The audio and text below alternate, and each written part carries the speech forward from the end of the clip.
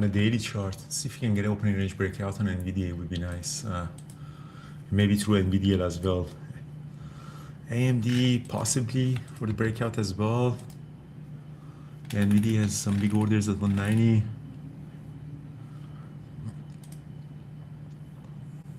Yeah.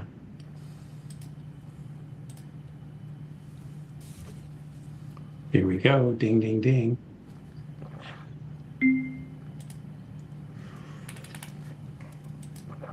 Right on a daily chart, NVIDIA, we still have the 190. A big order up there. See if you can get a good entry for the break of 190. Let's see how the open trades.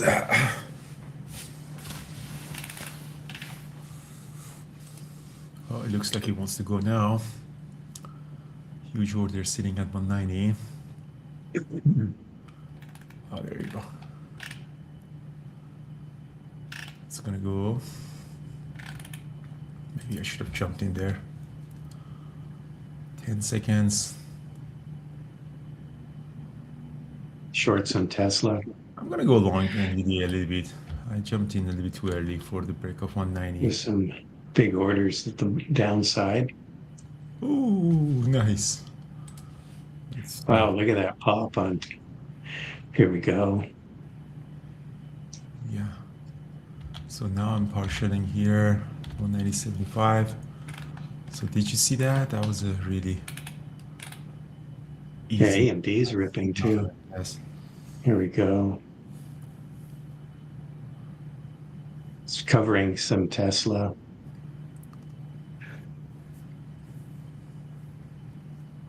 It's funny, you went for the long trade. I went for the short trade. There, Tesla's gone red. There we go. Beauty. Diddly doodly. 190.70. There's some big ask at 190.70.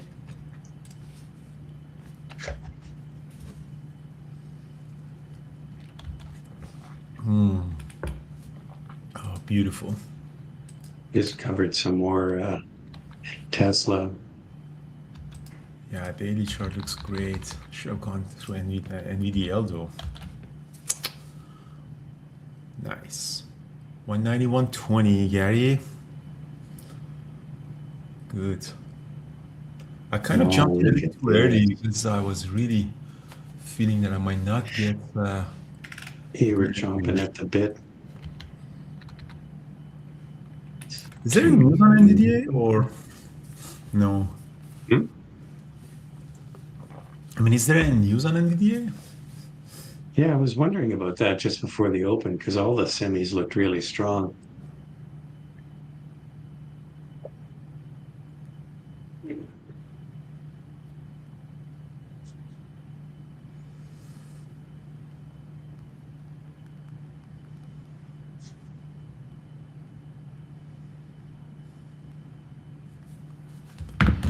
All right, so NVIDIA is coming back to my break-even point.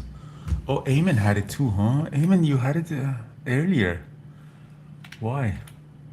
What did you see? I'm covering some more NVIDIA or Tesla, I should say, here. Might reverse here.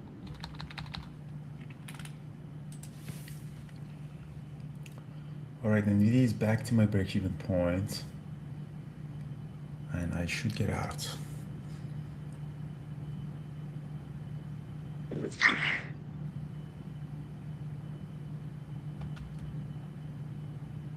All right, I'm getting a stop out on NVIDIA, guys. I'm all out. I gave a little for profit back, but Tesla's book still looks pretty bearish, but I've only got two puts left here. It's coming back to my break even. So Sebastian, you should be able to change the screen between me and Brian. So there is an option that you can select which screen you see. Yeah, up in the top left-hand corner.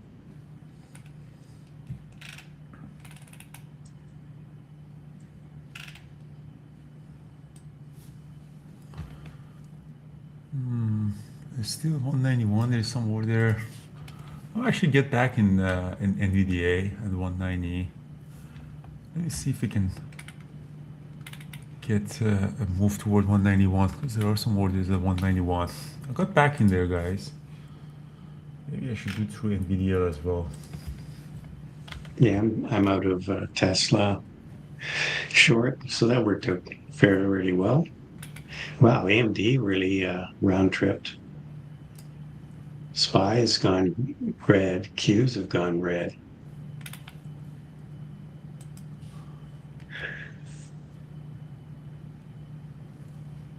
I'm back long on NVIDIA at 190. See if we can actually go toward 191. That was one big ask on Atlas. Well, I should have flipped my position on Tesla.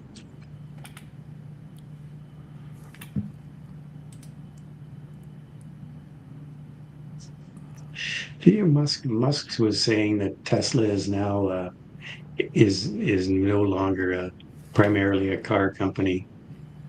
Primarily it's a robot company. He said that? He did.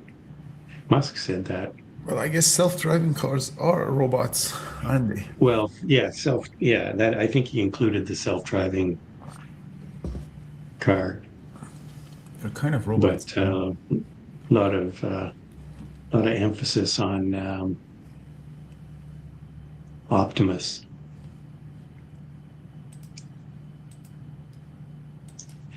Right. Okay, so 920 on Tesla. Shorted it again. Oh, so you're shooting Tesla? Ow, NVIDIA is Oh, dropping. beauty. What a beautiful 920. It was really early for a 920, but I'm getting out of I'll take it. NVIDIA, guys. I stopped out on NVIDIA. Oh, I gave all the profit back thanks to my decision making. I'm in the red now.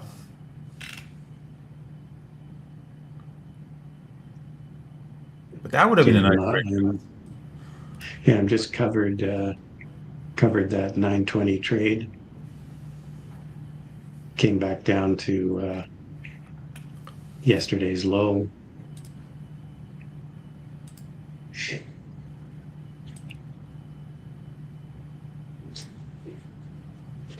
Oh, I'll take it. Wow, NVIDIA really reversed. Look at AMD. Look at this market selling off. Holy cow. Silver's going up. Hi-ho silver. Jared's trading Netflix.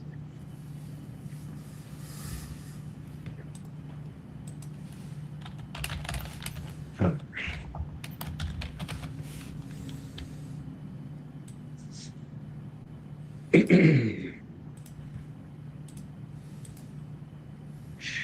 You're just trying to beat silver down. They can't do it.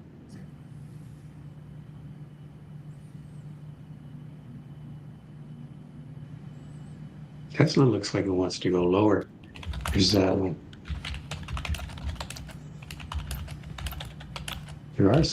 are some big orders to the downside. It does look pretty bearish.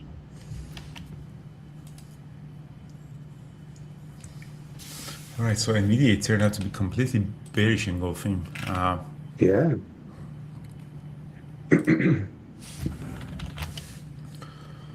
All right, so let's see. Situation is not good. Okay. Well, this is where Gary goes long on the SPY.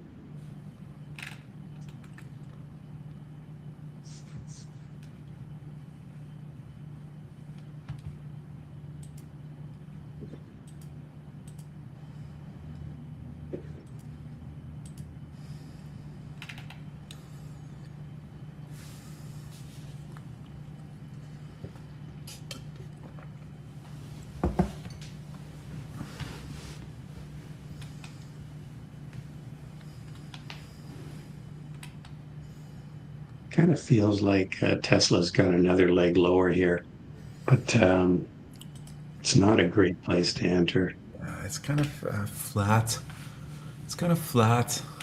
just below the VWAP. I don't like that. It seems choppy on Tesla. Yeah, but it's got some big orders to the downside. Nvidia is more I interesting. just uh, I just don't want to take a third trade on this. Nvidia has some big beat down there at 188.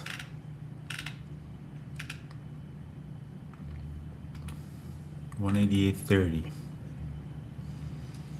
So it looks like Nvidia really wants to go. Why not shorting Nvidia, Ahmad? Because I don't know. It just opened very strong. It does look like a bearish engulfing. I don't want to short it right now because it looks like it is into some sort of support right now. Do you see these levels down here at 188, 189, and 188.70? It looks like a support area for me. If I short it, I'm afraid that it might squeeze. Although Atlas shows 188.30, there is big order there, but it's just I don't feel comfortable shorting it. So there's this order here for the short, but there is also this level, open the strong, still is positive even though the market is red. Got a feeling telling me that, again, it's that experience that is telling me that this might not be a short. I might be wrong because this is a bearish engulfing, but it's not a bearish engulfing that I want to take a trade. You know what I mean? You have to put everything in the context. Like it's right now we're trading right at the support. So it's now breaking, and every time that is hitting these levels, it pops back up. I don't see much of a weakness in there. It's selling off, but it's not. It's selling off with dignity. You know what I mean? It's not selling Selling off. off with tape. I just made that up. I know. Not a big person. Yeah, I like that.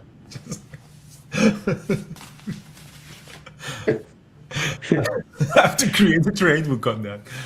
Selling off with dignity. Whatever you do in life, do it with dignity. It's fighting back. You really want to short something that is really falling down. Yeah,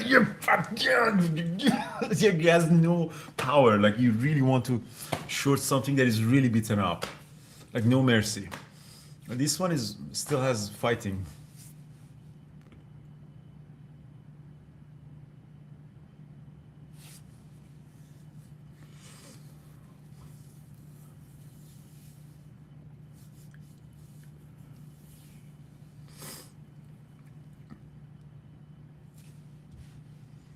Markets are trying to find a bottom here.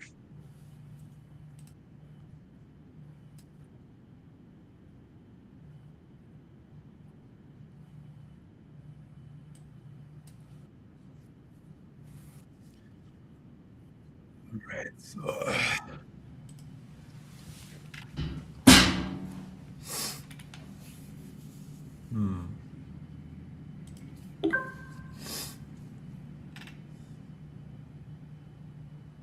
Rocket Lab.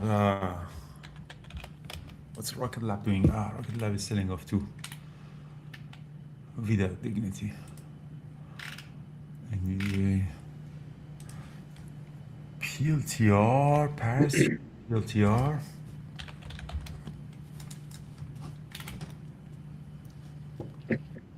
Pfizer's hitting the scanner, so is TSM. Who had TSM on there? I think Phil had TSM on his watch list. Yeah, trading terminal has only one level. It's access to everything, $99. If you want the futures data for Market Atlas, that's an additional subscription because there is a requirement by the CME Group exchange. But it's just one package for everything. And we added journaling tool as well, guys. I don't know if people can connect it. It's a soft launch, so you can connect your brokers in there. You have to connect your interactive brokers, Schwab, TD, everything in there.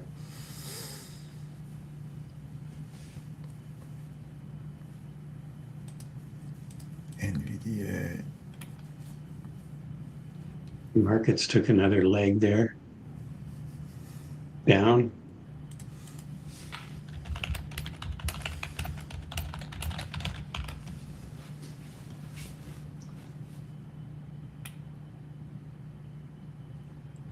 All All right, Nvidia is really holding this support. What are these levels? These are yesterday high and 2 days ago high.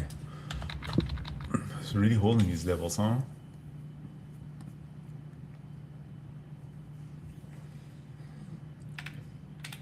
If anything, I kind of, yeah, this 188.30 level is bearish on Atlas.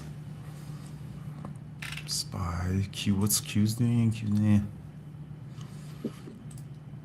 NVIDIA, something is telling me I should go long NVIDIA. Am I crazy if I go long NVIDIA, Brian? The market's still in trending down. Yeah, I know.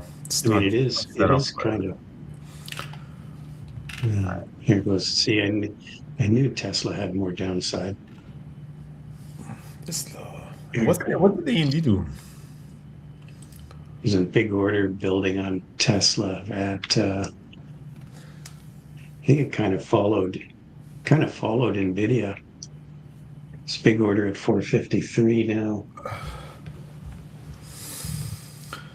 Ah man, I was up. I'm down $3,000 on this second trade. I shouldn't have traded that. All right, so Nvidia sold off. Nvidia might go red actually. Let me see. Yeah, so 188.30 hit that.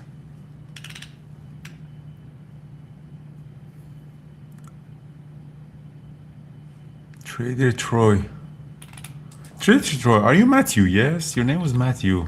You got the $10,000 funded account profit. Are you the same person or you're a different person? Am I losing my mind slowly? Trader Troy. Yes. You are Matthew, yes?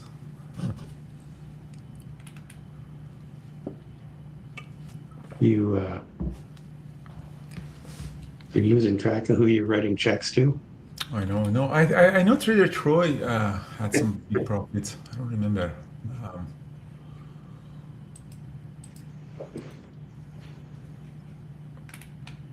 So Brian, we survived another year, huh? Yeah, it seemed that way. What a year 2025 was. What a year. Yeah, it was amazing.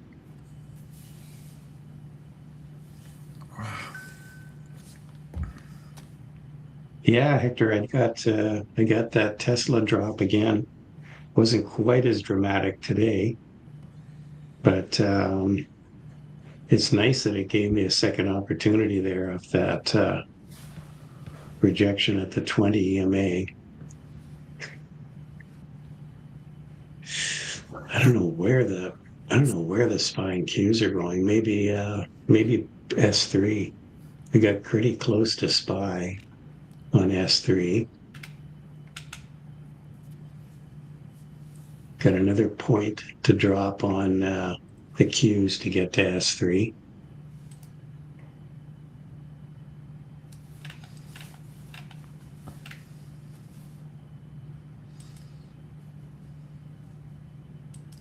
So that R4 level on the Qs, and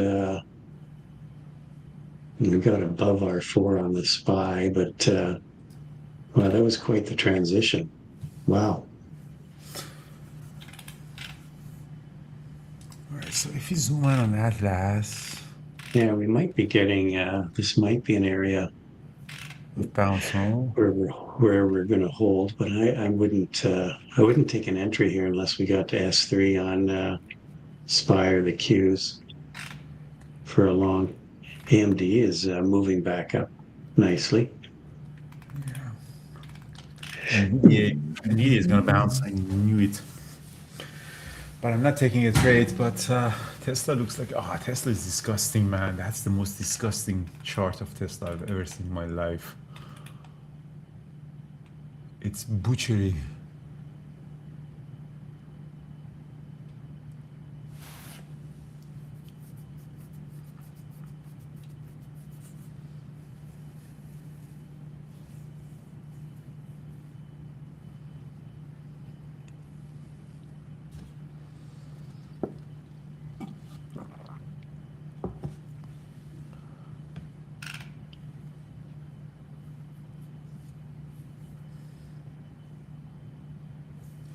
Jared, what did you trade?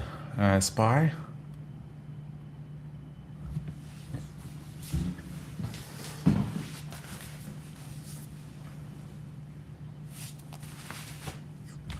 Guys, actually, I'm very admiring dedication of the people who are in the chat room. I love that.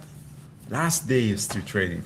Like I was so tempted to stay in bed. I was tired, and it was foggy out there. Vancouver is so foggy. And last year, I was like, oh man, just stay in bed. Don't go for trading. Nobody cares. Nobody's trading. I have to walk out in cold and dark. But I am actually really inspired by 585 of you in the chat room. I love that we're doing this. What is Peter doing?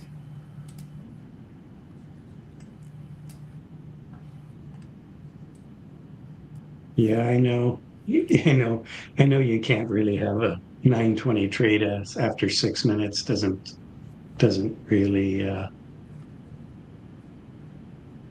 fit with the pattern. You really need a longer. But when you get such a big drop at the open, the 9 and the 20 really do open up the distance between the two EMAs. Wow, look at AMD went to high of day. Oh, Andy's staying strong, huh? Maybe we should take it. Yeah. Well, it sold off with Nvidia, but it turned around and went higher. Nvidia actually looks like it's going to head lower here. I want to get So we it got a bounced on long. NVIDIA. I don't know where exactly. Um, maybe at the previous day close. So we bounced on the averages here. We bounced right pretty close to the 9 EMA and rejected. So let's see if we get some bottoming action here on the indexes. It looks like NVIDIA looks like a really bottoming action. I'm going to get long on AMD. Sorry, It NVIDIA. does. It 188.40. does kind of look. Yeah, it's still green. Yeah, I'll take that. I'll take that along with you. See if you can get to 189. Looks like a double bottom. Although I think it's a little bit early, but SPY bounce back. The SPY and the Qs are going now. They're through the 9 EMA. That's good news. We're coming up to the VWAP now on SPY.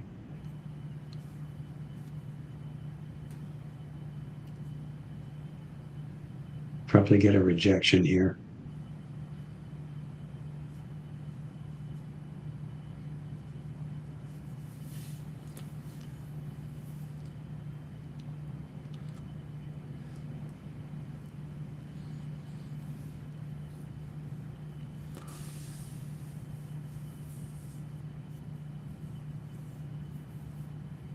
Still a big order on NVIDIA at 188.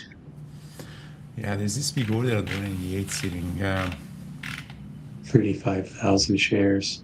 But there is some orders on the upside too. There's a big order at 190.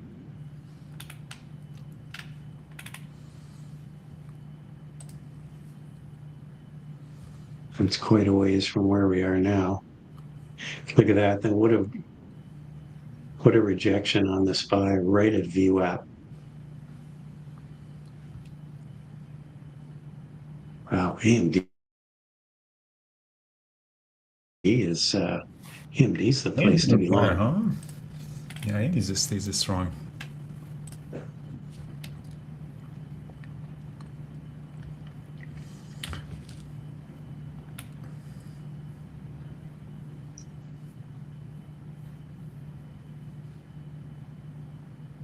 Let's see if we hold here. See if this is a higher low on NVIDIA. Yeah, NVIDIA needs this candlestick closes. If it doesn't make a new low, maybe it pops back up. But it's not a great trade, honestly. This is not a A plus. This is not even a B trade, I think. No. We are in some sort of a support, but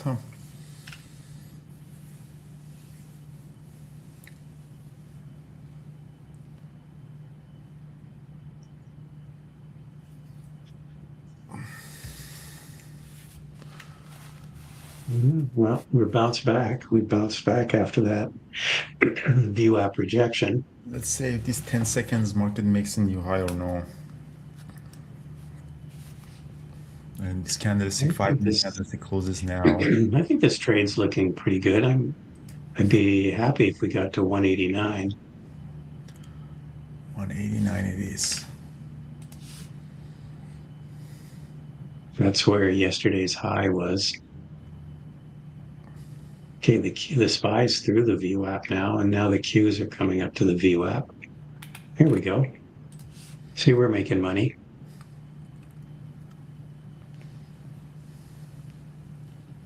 We're coming up with dignity too here. It's trying to come up with dignity.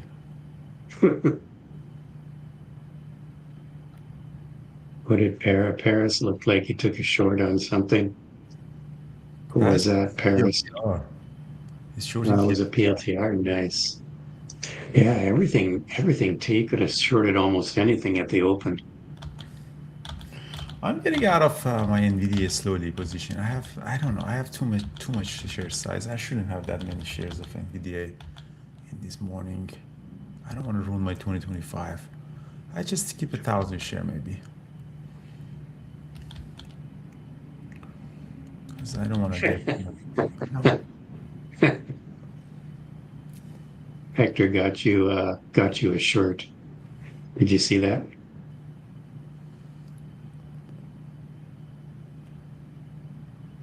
Did you see the shirt that Hector made you? Yeah, setting up with dignity. That was so funny. No, but you get what I'm saying. You know, something is selling off, but it's not selling off. Like it's like, you know, you really want to be brutal in the market. When something is selling off, is weak, you just want to short it, like it's beaten up. Like imagine there's a fight in the street and somebody is really like lost it. You don't want to go and hey, no, please don't hit it. No, you all want to be that person to hit that beaten up guy. So that's how trading is. You have to find that beaten up thing and just join the group. I'm getting out of NVIDIA completely, guys. I'm all out of it. So you want to be that person, you know, you want to be that person that somebody's dead, you're just beating it up. That's how short selling is. You know, you want to find something weak and short it. I know it doesn't feel ethical, but that's how trading is. You have to beat something up really bad if you want to short it. Yeah, I don't know, trader Troy. It does. Yeah, we got a rejection on the Qs now, right at the VWAP. Man, these levels are really being respected today. Wow. Yeah. I think it's a better example. It's the last day of the year, so we can use unusual examples. I'm all out of video, guys. I'm all out. I really didn't like this trade. I'm still in it. I'm just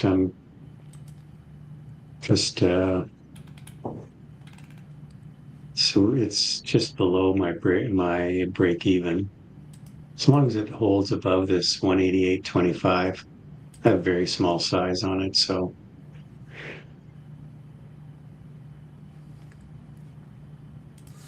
Nike's garbage. What's Tesla doing? yeah, I am out of it. Getting out of it. It's looking like it's heading lower. Tesla is There is a big order at 188. It looks like we're heading to now.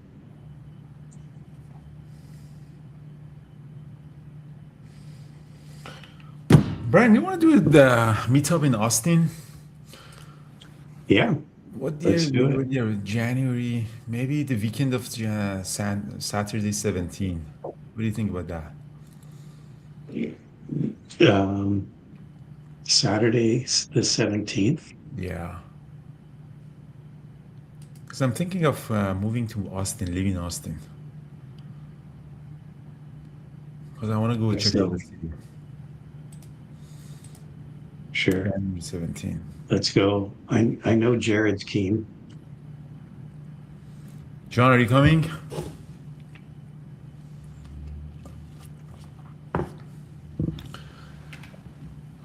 Yes. Okay, so let's set up a meetup on January 17th.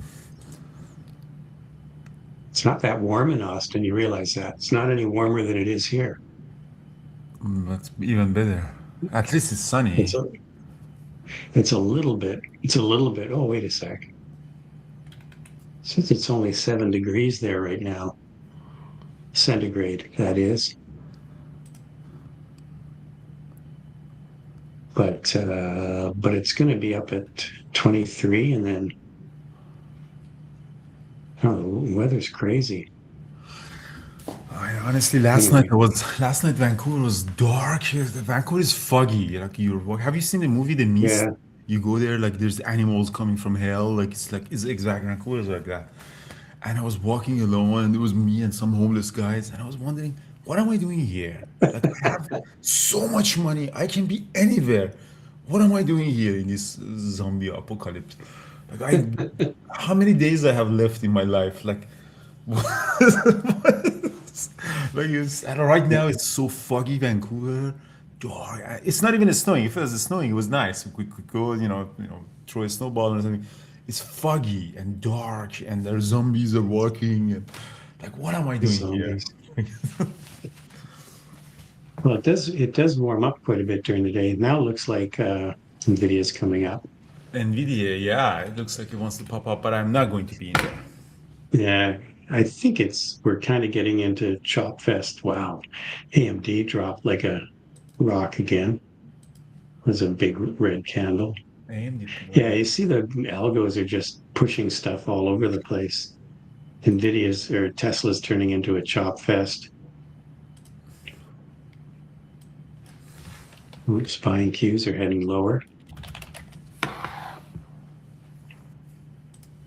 Maybe cues are going to retest low of day here. Possibly. Yeah. So it seems like it gets cold at night in Boston, but warms up quite a bit during the day.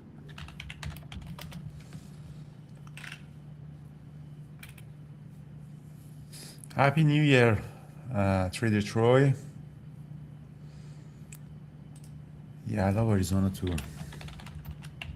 Arizona time zone is the same as Pacific time zone, yes? I think the Phoenix time zone is the same.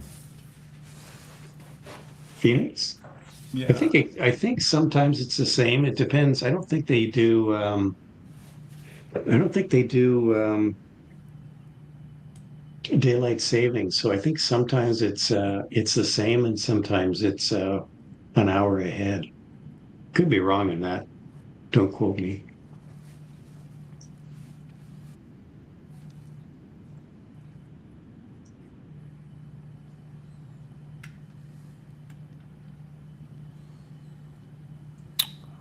All right, NVIDIA, guys, I'm out of NVIDIA.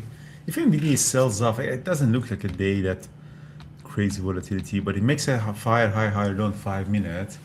I want to be out of it, but it looks like it wants to go to 189. Let's see what Atlas is saying. Yeah, 189 is there, but it's still 188. There's some orders there too. So it's one of those environments that you really don't want to mess around. So it looks like it wants to pop to 189. Are you still long, Brian? I chickened out. No, no, I stopped me out. Actually probably didn't get quite to where I was planning on stopping out, but I didn't like the price action, so I just got out of it, which wish I hadn't now. Okay, so maybe this is a double bottom on the Qs and the SPY here. You can move to Palm Springs or where Megan is. Yeah, I need sun. Decided, I realized that sun. Sun is very important for our life. You need your vitamin D. Hey, the time zone doesn't bother me. It's okay waking up early in the morning. I like actually trading early in the morning. The sun is very important. Like I like to be in sun. And mountains, like Vancouver is nice in mountains, but I'm not going into the mountains anymore in Vancouver. Like I usually climb in Himalayas or I go to Alps. I haven't been into mountains in Coast Range years. Like it's been climbed. Florida could be nice. Florida is really nice too. Yeah, You it's really go visit Thor. yeah. Maybe I should go and visit Thor. Hey, boss, my pivot bot, my pivot bot is trading. Is he here?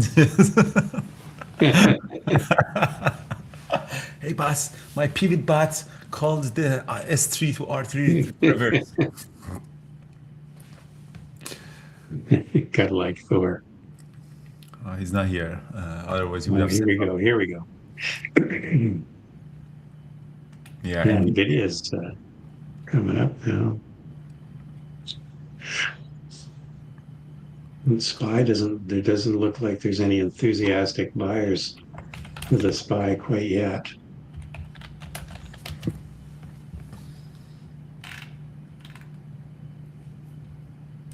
And the AMD is just jumping all over the place.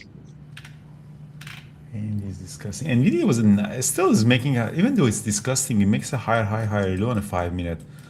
I mean, if we could have stayed in there, like it still is a uptrend. Hmm.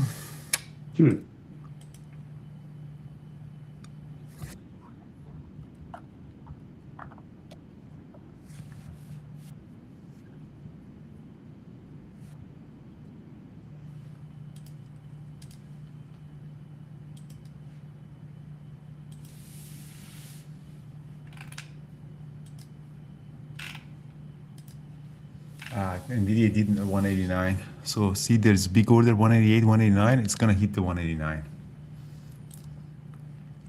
Yeah.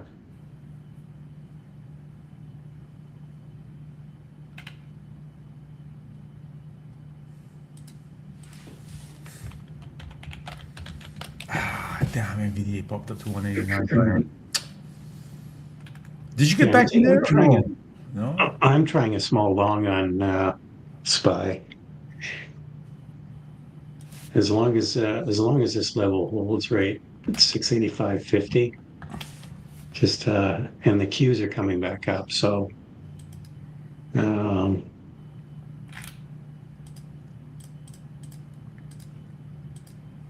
as long as we hold this low here, that's I'll stay with this. Just a very small risk.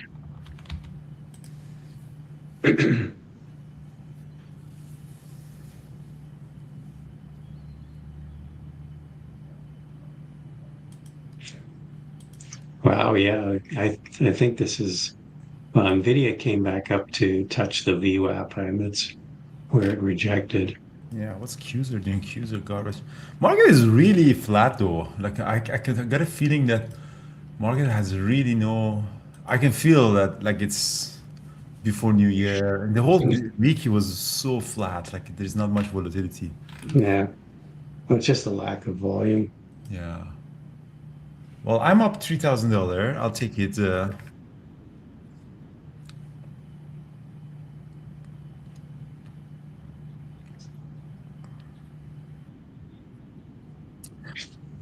So the algos are working, but the thing is the volatility needs more than algos. Like Nvidia trading is look like very algorithmic, but for good volatility, you need more, traders, more volume, more decisions in the market.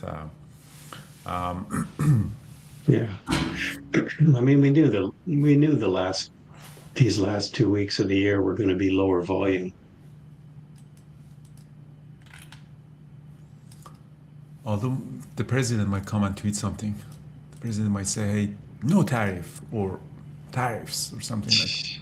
Then there would be. Although it seems that the T word is also over. Like the tariffs are not really changing that much, and the deals are coming Yeah, in. It's not fun anymore. You need another thing. it's no fun. You need something else. We need another interest rates even. We need another volatility. Hmm. Yeah, I'd go to Spain. Times in Spain, it's probably what, 8 hours ahead? It's Europe probably time zone is great for trading. I love Europe time as time zone. Spain is great. you don't think it kind of screws up your day? Because like if it starts at, if you got to be on at 6, Next. that's like what is that? Like 4 in the afternoon, 2 in the afternoon.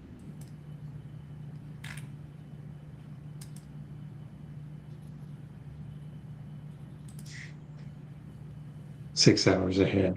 But oh, 6 hours ahead from Eastern time zone. So it's 9 hours ahead Pacific. So 5 hours, yeah, 4 o'clock in the afternoon. I guess that's not bad.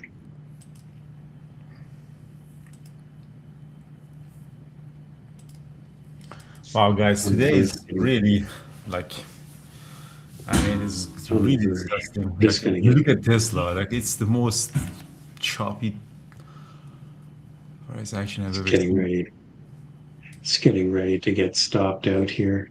If we drop below 685.50 on the SPY, still holding.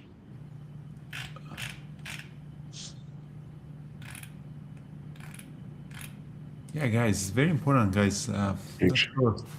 actually, I'm getting out. I don't like in the cues are looking like they're going to head lower. Anyway, probably might regret that. We'll see. There you go. It's going lower. Oh, Tesla's going over. No, maybe something is I don't. happening. Oh, nice. That's what I we don't want. regret it. Yeah, is that right? Everything closes down. Paris wants to move to Thailand.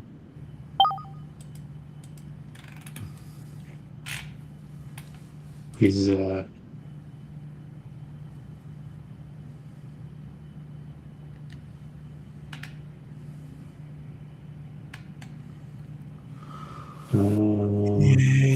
yeah, Nvidia rejected the best VWAP place spike to and got trade. I to mean, free.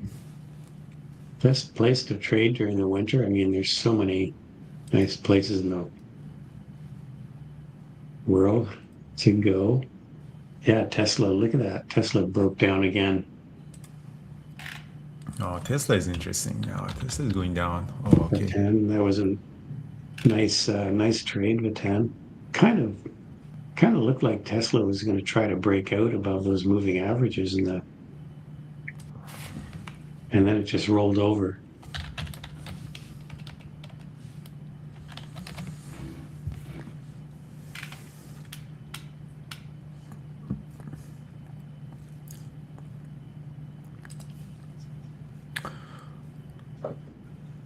Max, thanks for using Trading Terminal Simulator, and thanks for using the dark mode. I asked my team does don't spend too much time on the dark mode design because we had so much other things. And the dark mode is not great because we really didn't spend much on fixing a lot of dark mode issues. But thanks for using the simulator. I'm actually excited for 2026 for Trading Terminal. We have some really good features coming. So we want to have a complete overhaul of our design. The Atlas is going to be way better, faster, and with the adjusting the axes. It's going to come maybe next week. The journaling tool is out there. We want to expand our futures into real-time simulator charting and everything. So there is an AI project that we're working on it on Trading Terminal as well. I'm actually super excited. That's one of the reasons that I don't want to travel. Like one of the reasons that I didn't travel this week either was because I like to work with my developers. They're coming to the office, and I was thinking of going to Mexico or something for the new year, but I like to come to the office to work with them. This Train Terminal has been super passionate. Now that it's pretty stable, and real-time simulator works really well. People are making really good money on the funded account. So I'm actually super excited to continue expanding it. Starting tomorrow, I hired a new product designer, so he's really good. He used to work for one of the competitors for UI UX. So I'm actually super excited. And thank you guys for supporting it. I think 2026 would be something amazing. Yeah, really, trading terminal has really evolved. It's amazing. Oh, it was a mess, man. Beginning of the year was a mess. Like we really built it together. Like the data and everything was such a mess. Like right after the TEDx, we really started. Yeah, yeah, no, for sure. But now it's really coming along. I mean, on the back end, so the front end is still is not beautiful. The back end, we fixed it. Like the back end of the project, all the data and everything, it was so difficult to get to this, stability, and the code is now really get great on the back end. This year, I'm super excited, and that's why I don't want to travel much. I like to be in like that's why I haven't moved to Dubai, because if I move to Dubai, yes, I save a little bit of taxes, but I finish work at 9 p.m. and now all of my employees are waking up. So, I mean, you save a little bit of tax, but your life and your business gets impacted in a very different way, unless you hire completely over there, which is not possible.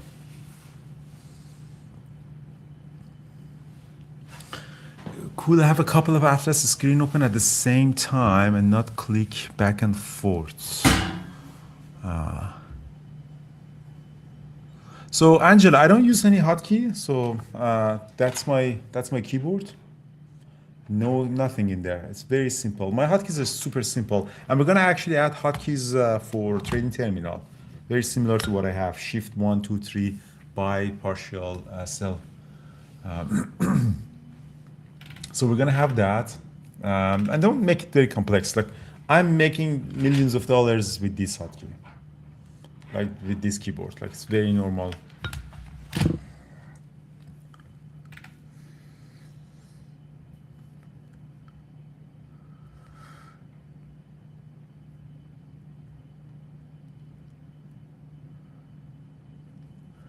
Yeah, that's another thing I was noting. You can have Atlas in two different browser. That someone asked. If I bring Atlas here, you can have that too. Yeah, you can. Somebody said two different Atlas. And you can actually have it app as well. So you can, on the browser, you can see my screen, guys. You can download on the app.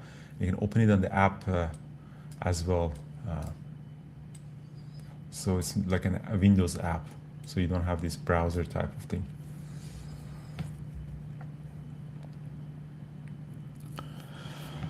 Yeah, bracket order feature for sure. I'm not. Yeah.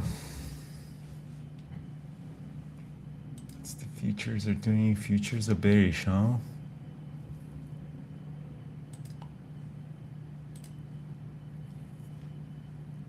Hmm.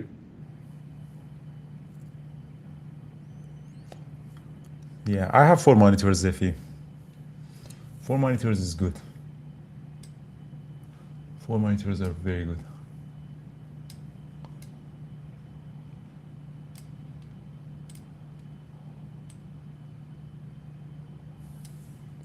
Did you guys know that you can actually open Trading Terminal in an app?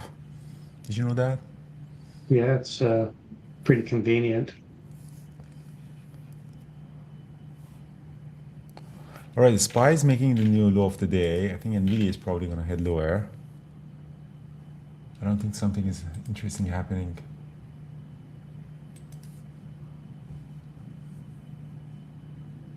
Yeah, SPY's down at S3 now.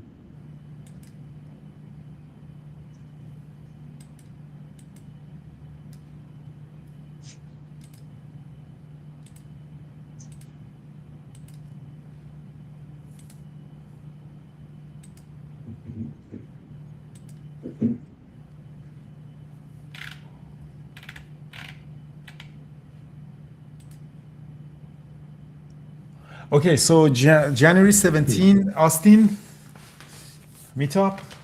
Should we do an activity instead of just going get a beer? Maybe going to a shooting range. What do you think about that, Brian? Go Maybe to maybe a shooting little range. bit of shooting range. Yeah. Sure. We're Anyone gonna in get that? we get Norm to take us. Yeah, Norm is in Dallas. He lives in Dallas, Yeah, but I know. um, what can we do? Because I don't want to go to a bar and have drinks. Maybe we can do something fun. No, Maybe I racing, maybe agree. do track racing, and maybe I ship my Lamborghini and then do.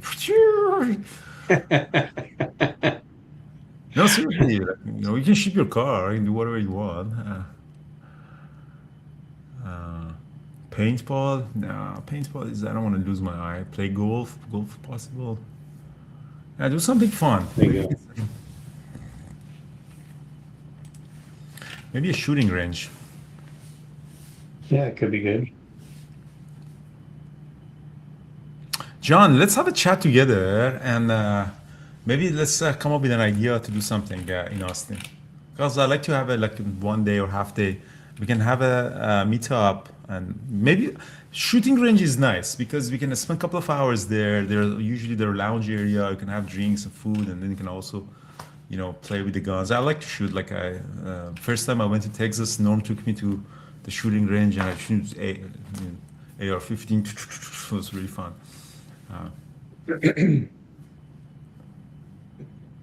No, not the drinks. Yeah, I agree. They don't have the alcohol there. Yeah, you're right. But there are usually like lounge areas that you can sit down. All right, so if Nvidia sells off, I'm gonna take a long on it on the previous day close, but I don't think it's gonna do that.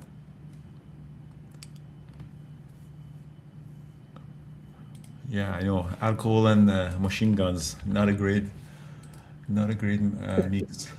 I agree with you.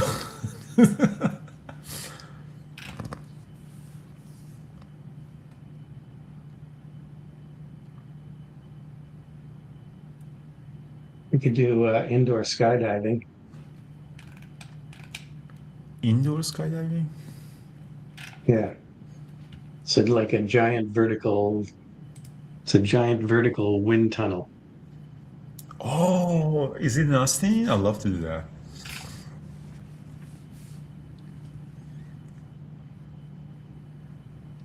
Jared, are you coming if we do a Texas? I know you don't like to come to different places. Jared likes to stay into his natural habitats, environments. He doesn't want to go too much into the cold environment.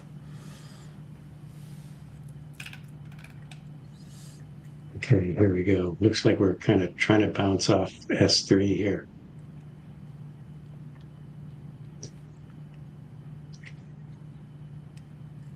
On the SPY.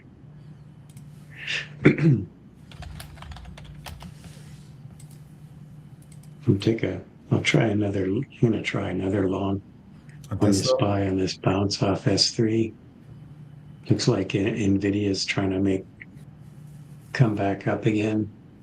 There's a big order at 189.30.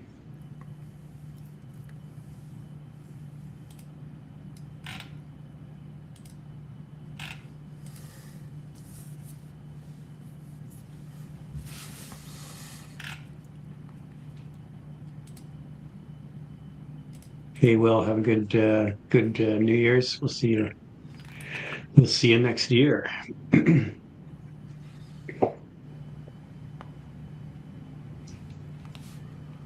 Hey guys, Happy New Year. Go. If you don't see any trade, go. I don't know why you guys are here. You should go.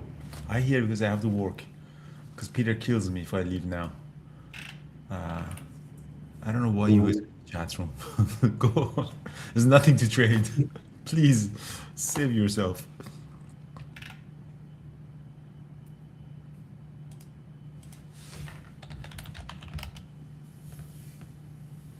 Scott, Yeah, 10 million. Unfortunately, I didn't make it, but I promise you the first week of January, next week. By the end of next week, 10 million. I promise you, Scott.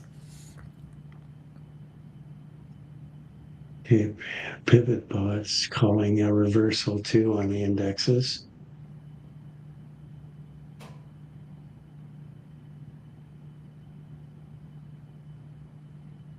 Scott, are you coming to Austin if you do a meetup to do a mind reading? Scott, you can see the future. Am I gonna be a billionaire? Tell me my future. I know nothing. Second, my ex-wife would be.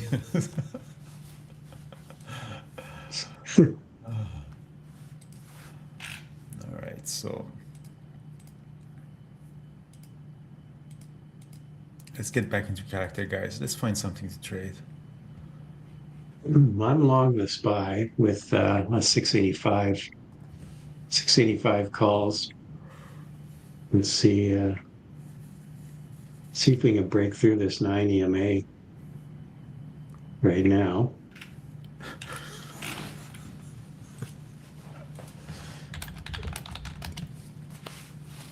Yeah, I mean, PivotBot just identifies levels of potential resistance and support. So, I mean, you take it as a trading idea, but you still have to decide whether it's a trade you want to take, if it's in your trade book, number one, and number two, if you're going to take the trade, you better be aware of where you're going to stop out.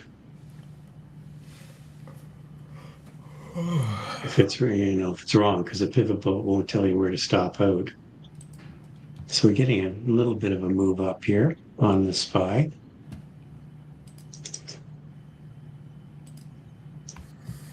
Oh, I like that. So He wants to go higher. I'm gonna sell some calls here. Oh, Nvidia wants to go to 189 now. Oh, does it? Oh, okay. Does it tell you that it tells you the target, but it doesn't tell you where to stop. PivotBot to me, I've noticed just is mostly identifying Camarilla pivot trade opportunities, and that's obviously one of Thor's favorite trades is getting a like a transition from a S3 to an R3 or something like that. Like we had a really nice transition here on the Qs from an R4 in the pre-market all the way down almost to S3. So that would have been a really nice trade.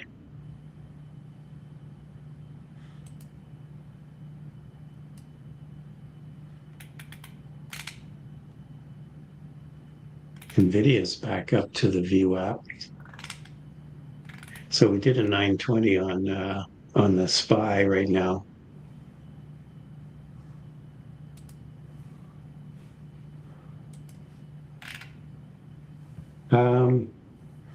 Nate, as far as what I can tell, I mean, Thor can probably add more color to this, but this is one of Thor's bread and butter trades is looking for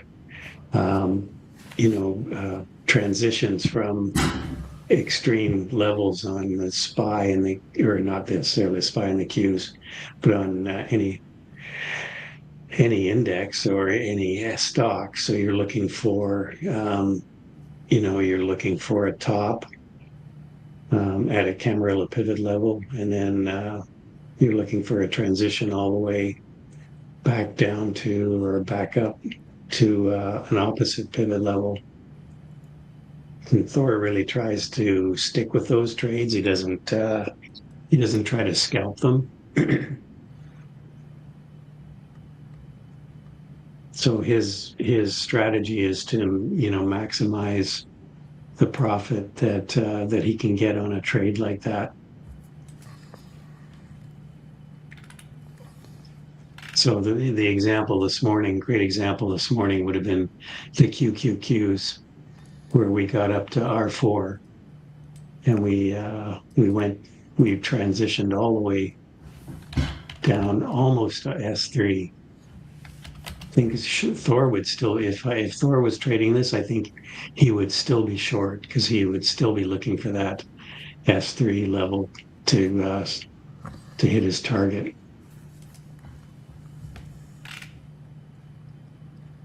So this is really comes from Thor's trade book.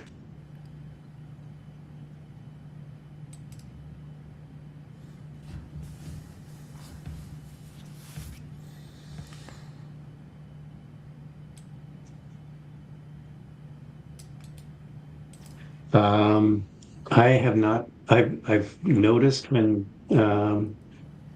PivotBot makes recommendations, but I haven't tried any of the trades. Oh, we're getting a nice move up here on the SPY. We're back at the 20.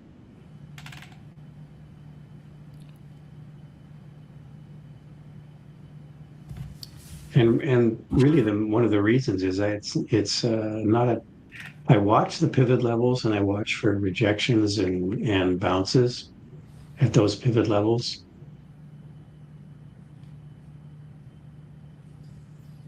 Like honestly, I took this SPY trade based on the fact that we got down to S3. And we seem to hold there. So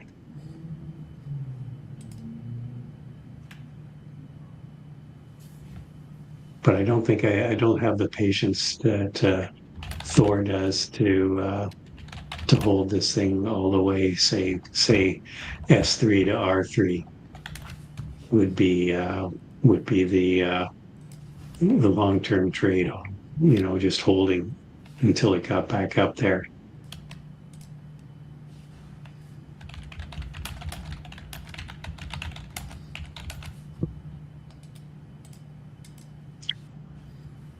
Yeah, I have. I put on my charts. I've got obviously the VWAP. I've got the 9 and the 20 EMA, and then I've got for the R and the S. I've got 3, 4, and 6.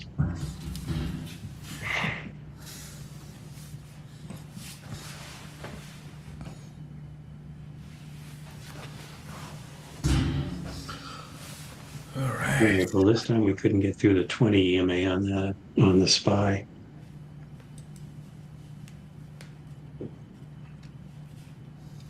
All right. I think Carlos is doing a giveaway something on YouTube without my Should permission. we? He's doing it. We're Yeah, going to go over there now. before Carlos give away my life for free too. Let's go there. Are we going to go over there?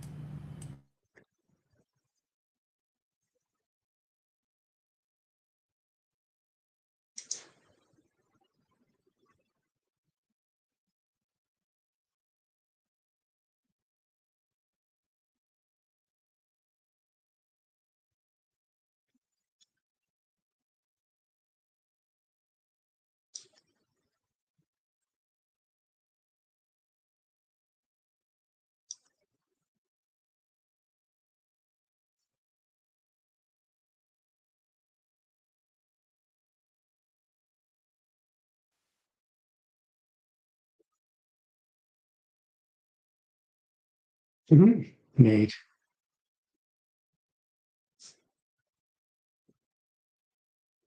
Yes, I do use. Sorry, Peter. for Why are you trading giving options. away Carlos without my permission? I'm See? giving away I told ya. funded accounts. Funded accounts every day. Fun. Not, He All said he right. was going to Yes. wait for you. Don't worry. All right. yes, Peter, how yes. was your trading day? I had one trade short on Tesla right at the open, and other than that, the market's gone so choppy that I'm just watching at this point. So just the one for me. Nice. I had an okay day too. I had a good scalp on NVDA. I had three trades on NVDA. One scalp right at the open, 1 minute to pre-range breakout with the help of Market Atlas. And then I went back in there. I lost some money in there. And we did with Brian, we did trade a double bottom on that, bounce back to 189, but it was a pretty small scalp. So overall, I made only $3,000. So that's my day, and I guess we're sitting with the rest of our positions here, sitting doing nothing. The market is really, really flat. Like it's very difficult to find any direction. Like this is the most disgusting chart I've ever seen in Tesla. And Carlos is Yeah, trying to but- short Tesla. He's been in it for a while. So Yeah, I've got yeah. a trade on with the SPY right now, 685 calls. I've already taken a partial. I basically took that off the pivot level S3.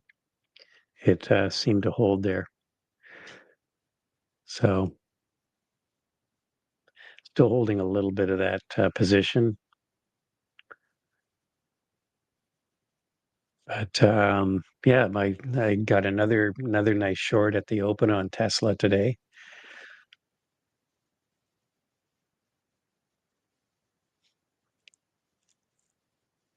Yeah, NVIDIA looks like we also have the Market Atlas open in the chat room for YouTube people that you don't see. Based on the Market Atlas, we can see, the liquidity, the orders as you see here. The 189 was the level that it got hit.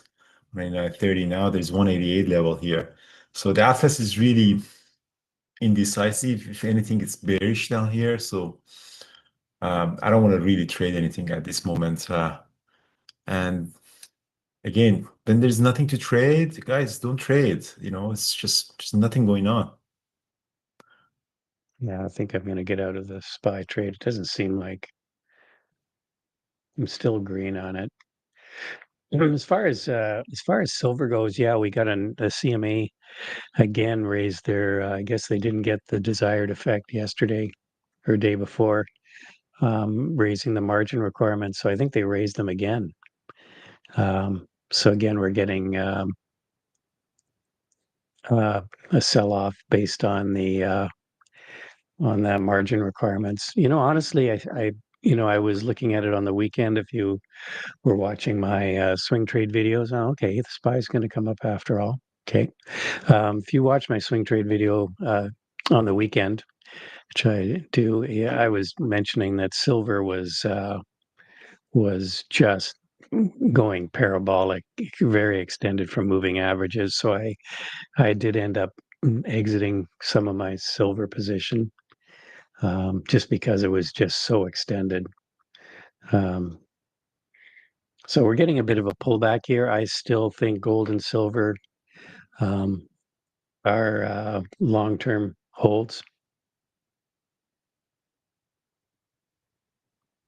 You're going to get, there's going to be a lot more debt floated in the market, probably 2026. Still, the whole fundamental reason for that gold's been going up and silver. And the other thing is silver does have some industrial uses in some of the, the new age economy, like batteries and solar panels, that kind military. of stuff. So I still think there's a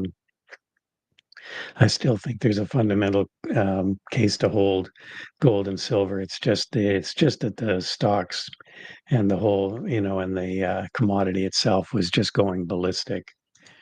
I'm getting out of the rest of this now. So I think we're due for a consolidation.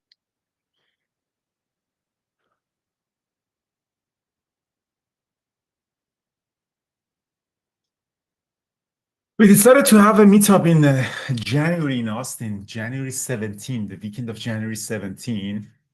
And of course, we're going to be trading live on Vegas Money Show in February 23rd. So Money Show. So we're going to do the live trading sessions in Money Show, 6 a.m. to 9 a.m. So 3 hours. Money Show, they gave us a room with internet and everything. February 23rd. And we're going to have a meetup in Austin, in Texas, for January 17. We're going to send the information for the people, guys, and then maybe we can do something. We're thinking of doing maybe a half-day activity, maybe going to a shooting range or something fun in Austin if members are coming. So we're going to put the sign-up links. I think that's nice because January is a place I like to travel in. I don't want to stay in Vancouver for too long in January. Peter, are you coming to Vegas or Austin if you put a meetup? I know John is coming to Austin and Jared. I don't know. I just first time hearing about Austin, so that would be interesting. Vegas, I hadn't thought about it. I was more focused. I'm going to Aruba at the beginning of February, but now that I know it's at the end, that is something that I could potentially make. Don't So, you have yeah. a place in Vegas? I thought you have I've got a place. I've got a timeshare that I can book. So Yeah, it's nice. not a place I own. So Can I stay there too? sure. We'll All right, book the so party room. I'll book a big party room. It'll be big great. party room, yeah. Is this timeshares are useful? I know it was big in 10 years ago, but do people actually use it? I never really signed up for that. Yeah, I was skeptical. I haven't ended up using it, but it's like my kids and friends and stuff use it, so I find it useful. I'm not sure that it's totally worth the money. You'd have to get a very specific one, I think. I got lucky, I think, with the one that I'm in. So, but yeah, I do use it. Okay, good. Well, Happy New Year, guys, everybody. I know I think in Japan and Australia, New Zealand, they're all already in 2026. So tell us what happens if you're over there. How is it in 2026? Tell us the future. How's 2026 looking? Is it the bull market or is it the bear market? So for Vegas, just sign up Money Show Vegas 2026. The links will come up. Yeah, there is. Money Show does not trade, so people don't do in Money. Money Show is more like a conference presentation, but they asked me to do the live trading, so we do the live trading in there. So I think it would be probably the first time. That's why it's 6 a.m. In Vegas. They wanted to do it in Toronto, but I couldn't do the Toronto time, so they had to do it in Vegas. But it's 6 a.m. So wake up. Or don't sleep. It's Vegas. You can just gamble, drink, and then come and trade, and then because in Just don't Vegas sleep. Exactly, yeah. That's right. Just go, That's right. Don't Yeah, just sleep, go and you right don't have to from the- wake up early. It's great. yeah, just go right from the craps table. Yeah. Craps table Why not? to the market. Lose money with dignity. That's the spirit, Brian. Yeah. Austin would Yeah, be, someone I mentioned- think, January 17. I'm gonna put it in the newsletter, and I'm gonna put a sign up RSVP, depending on how many people come, because we have quite a few traders in Texas. Maybe we book a shooting range or something to spend some time together, because I don't want to go to a pub and drink. Like, it would be nice to do something together. Maybe in the afternoon of Saturday, you can go to a shooting range. There's some really good restaurants in Austin as well, like really, really good food. We can do after that. I'm sure you could find a shooting range. You go axe throwing. You could, I don't know. Axe throwing, yeah. I had some really amazing time in Texas. Go cow rustling. Go to a rodeo. Get yourself.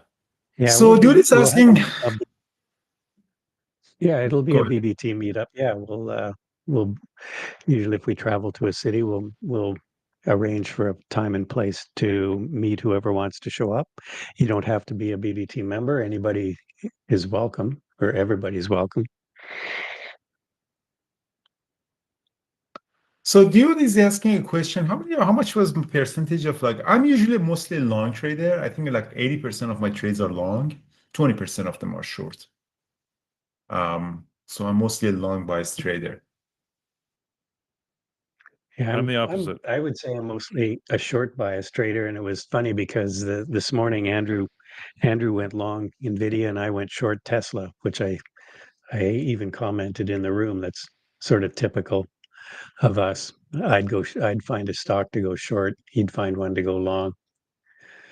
So You're mostly short trader, yes, Brian? I'd say more so, Yeah. more inclined to take a short than a long. Although you have to obviously have to be flexible.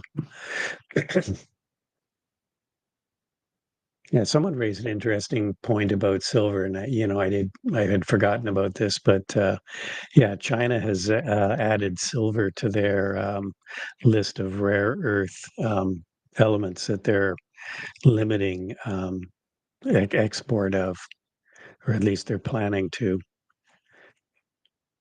So I don't know. I wouldn't have associated, China as being a heavy exporter of silver, because I think there's a lot of other places in the world that has gold and silver, like Africa and South America, and Mexico has huge silver deposits. So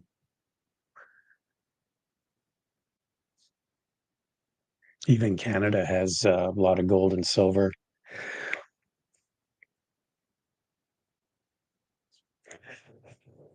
Yeah, we may come to Toronto just a little later in the year.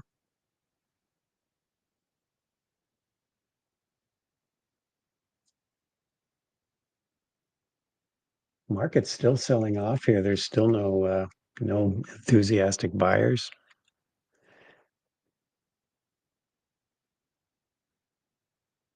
And Tesla's sort of trying to crawl its way up here, fighting the trend.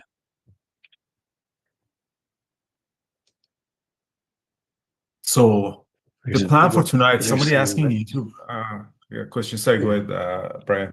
Yeah, I was just going to say there's the order book on Tesla. Looking at Atlas looks a little bit bullish, actually. Looks like Okay, a so big this is order what I at want to do. 497. Bullish on Tesla.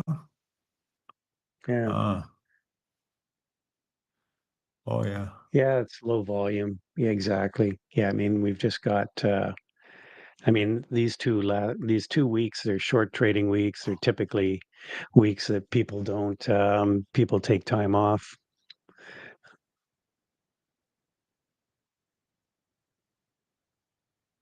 Yesterday was the last day if you were going to do tax loss selling, that was the last day. Yesterday was the last day you could do it. So any trades you do today sort of are officially 2026 trades, because of the settlement date will be on January 2nd.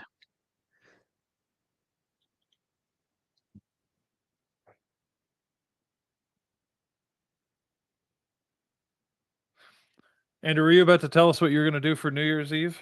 I We signed wanna up for a sauna and cold plunge session. There's this sauna and cold plunge. I really like sauna and cold plunge. There's this session that they have for the new year. So for 3 hours. So for the new year, I think I'm probably gonna be in the sauna and cold plunge. Like there's this place that I love that I go. They have this special session. So I sign up for that. What about you, Wow. Peter? What are you gonna do? Wow. Is that the place you took us to when we were there? It's very similar. It's a different one. It's better. The one that we Okay. went together, yeah, but it's very similar concept. Yeah. Ah, cool. Well, my daughter's here. Her boyfriend's coming into town, so I think my youngest is going out with a bunch of friends, but our middle daughter and her boyfriend, we're gonna stay home, so we're not going out. We had an Uh, invite to a friend's cottage, but we said we just wanted to take it easy. Take it easy. Yeah. Yeah. So, what about you, Brian? What do you do for the new year? Uh, got some neighbors that have been friends for about 30 years. So I think we're going to go over there, have dinner, a few drinks, play some cards probably, or some games. Hmm. What's your card Trade. game? What do you guys play? Uh, well, Gin, usually it's when gin, we go over gin there, rummy, euchre? we play euchre. But there's Yeah. going to be I think there's going to be 6 or 8 people there, so I won't be able to Ah. play euchre. Got to play Screw Your Neighbor So then or something. One of those.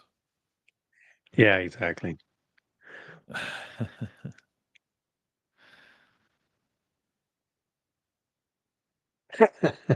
Too many. Himu. All right, well, Carlos, looks like his trade on Tesla's finally maybe going to come to an end. We'll see if it jumps any higher here. Yeah, I'm just giving my stop 455.40 comes up there. That's the stop for me. So I'll just leave it. Let's see what Okay, happens. This that's 455 level, man, it just keeps selling down. There's something here for sure on Tesla. hmm Are you long You're Tesla? long Tesla? No, no, I'm he's short. short. I'm short. He's been Took a short for partial like an already hour and just now. waiting to see if we get any lower. So I'm looking at it thinking if it looks like it's long to me, Well, let me know when you but go long. I'll sell you my it's just shares. but I'm not taking that trade. It just feels too way too choppy right now. Wow, and the markets are heading lower, so I'm not especially not inclined to take a long trade right now. hmm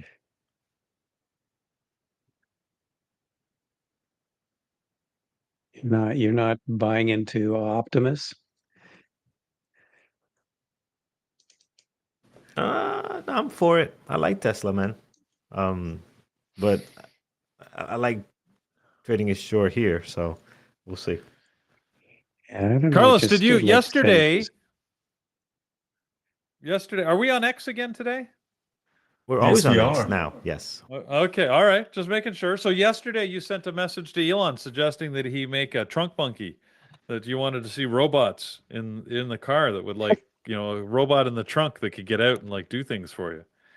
Did he get any Yeah, answer from him? change your No, he didn't respond. your- I'll He didn't tag him here again and respond. say Yeah. hello. Did you get Disappointing. my message? like like if you Yeah. get a flat tire, we get out and change it for you. Exactly. Just a robot that Yeah. would jump out of the. Again, do you remember the old trunk monkey, Brian? That was a great set of ads.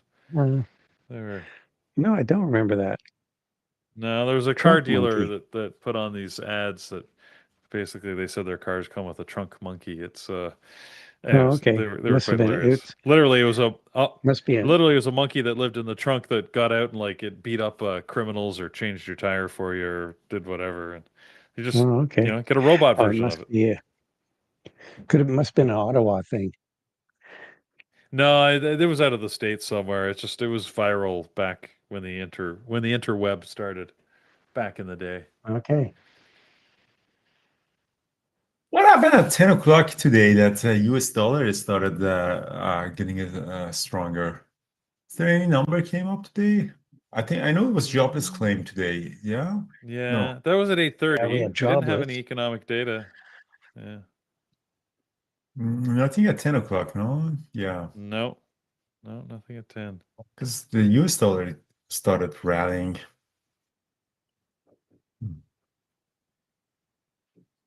Yeah, the market is really flat, guys. Really, this is the flattest I've ever seen. So unless you have a strategy, you probably shouldn't be around trading.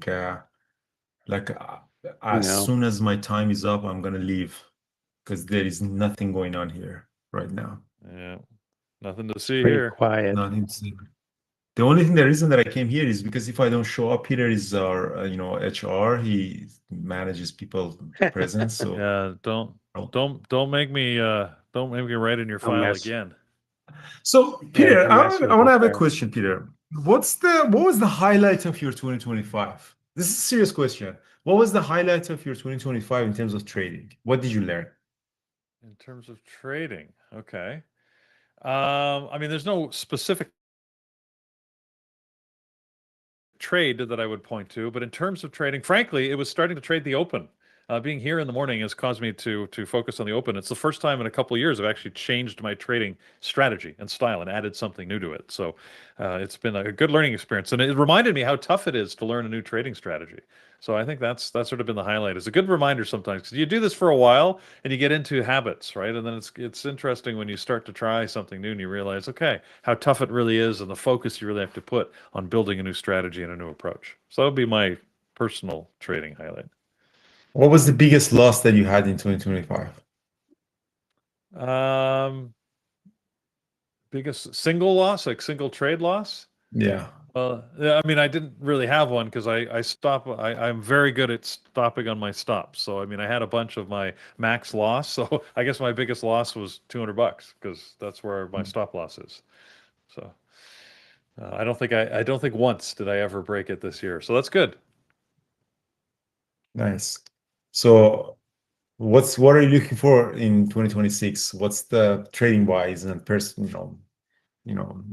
something that you want to share with people? What do you want to do for 2026? Well, we were talking Forward. about this earlier. I think, yeah, my trading objectives for the year are I had two trading related objectives, Andrew. The first one was to focus more on the open. I want to perfect that, and I want to get less. I'm very fearful. I'm risk adverse at the open. So rather than taking too many trades, I take too few. So I need to take all the trades that I see. And that's been a constant problem in my trading. So I'm going to focus there. The second one, I think you can appreciate. I want to create less controversy. So don't try and like goad me on. I'm trying to be good. I want to try and like just focus on the markets and not create so many problems. So that's my goal. Awesome. Well, it was great, really pleasure trading with you in 2025. Everybody, that. it was really amazing. For me, it was a great year. The highlight of my 2025, if someone says what was the highlight, it was the TEDx conference that we had. It was just amazing. Like it was a 3 days conference, a lot of traders, so much fun. It was just one of the best moments of my life in that time. I had the biggest loss of my life also in the Liberation Day. It happened to be exactly around the same time, April 2nd, which again, over leveraging and these policy changes makes events of abnormal volatility. But looking forward to 2026, 2026 would be interesting because these new changes in the market that they want to be 24 hours and stuff. So we're going to see how it kind of impact our strategies. I don't think it's going to impact that much, but it will be interesting to see. I think it's next year is, I don't know if 2026 is the election year or the next year after, but that could impact the market as well. So that was amazing. And I'm thinking of actually having, instead of one retreat, maybe you can have 2 retreats per year. So one in December that we did in Thailand, and maybe another one different part of the world. Maybe I was thinking of Africa, South Africa, or somewhere in Africa. We do a BBT retreat. That would be really cool. That'd be cool. That would be really cool. Yeah. Or Morocco or something like that. Yeah, I really Trading in regret missing America. the one in Thailand. So the Thailand one sounded awesome. It's the first time I've ever missed one of the BBT trips, and I got to say they're usually a highlight of the year. So Yeah. anybody Why out did there- you miss it? Your wife didn't allow you to come? Because people were asking me. No. I wasn't. I just said that when we did the last one, and I was away right before Christmas, and I had actually tacked on a personal trip because I played in a poker tournament, and I was in Vegas for a while. So I'd promised my wife at that time that I wouldn't go on the next one, and that was the next one. So that was.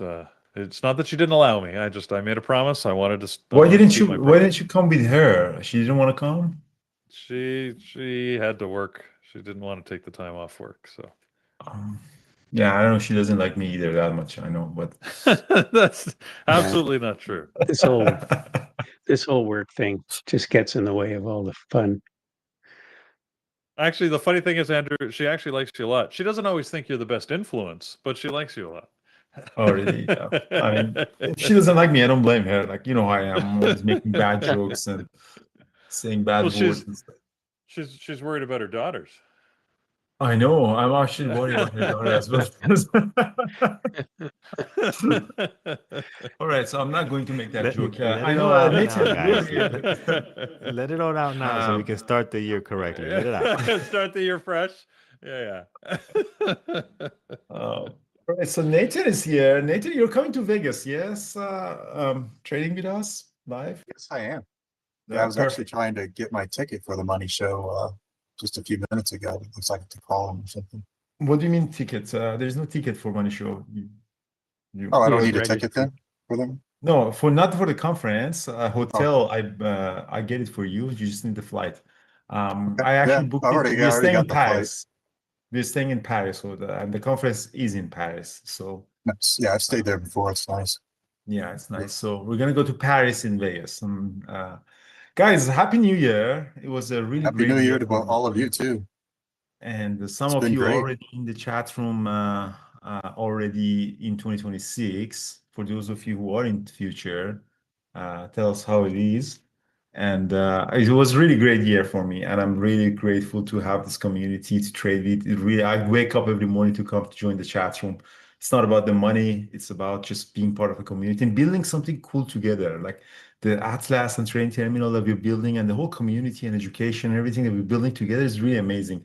I'm not really fascinated about, money or just, running it like, for IPO or something. It's just we're building something cool like Wikipedia. The whole world is building an encyclopedia.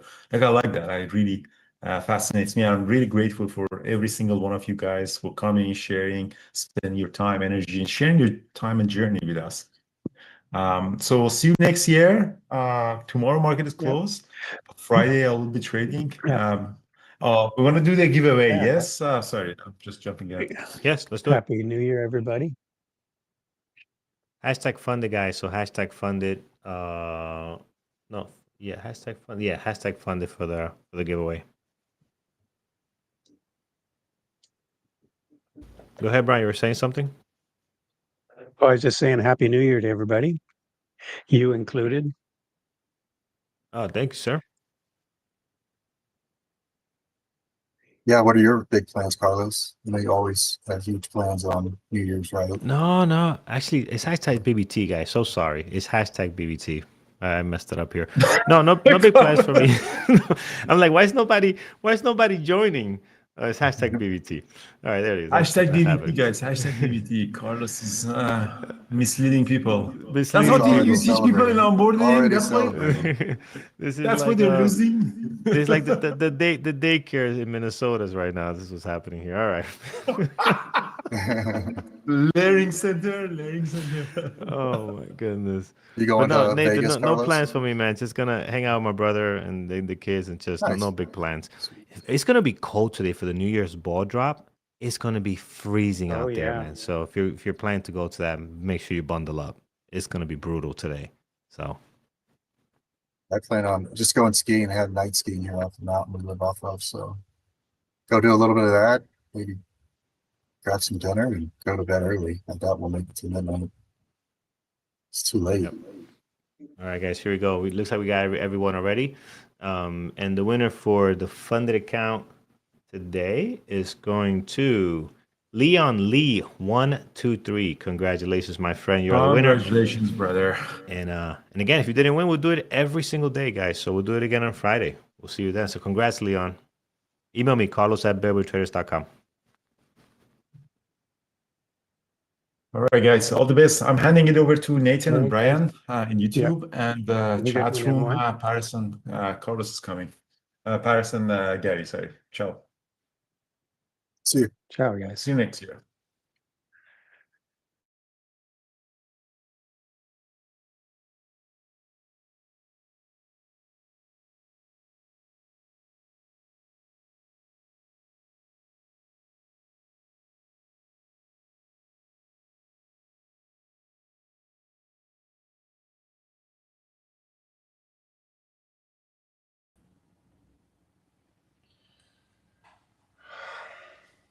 Hey guys, how's everyone doing?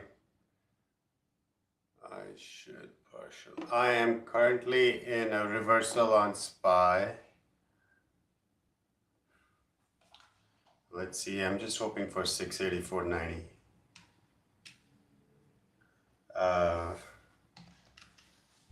This is what I want to see in a reversal, right? We hit, there's S4, there's big volume. This is like stopping volume. Then you have huge volume coming in. So I went long at this doji small size. As the volume came in, I added more as it retested here. And if you can get 685, I am happy with that. And yeah, this was literally my risk, 10 cents. And I'm basically at 3R right now. But I want to hold it for another 40 cents. Let's see how it goes. I am not liking what I'm seeing. It's rejecting the 20, but on the 2, we are still under the 2, so we just might fall back, which would make me get out at break even. But let's see what happens. I did also trade NVIDIA. Morning, Christian, George, I says. But we'll go over that trade once we exit this. Yeah, this is not a good sign. But what do we have for 5 minutes? 5 minutes, we have a green candle, but it's not an engulfing candle. So I am ready to get out at break even, which is about now. But this could be the test candle. So let's see.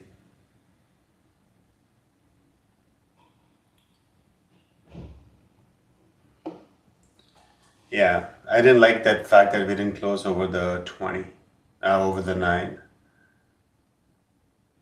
So we can go to 24. I mean, a double bottom is, so you know what?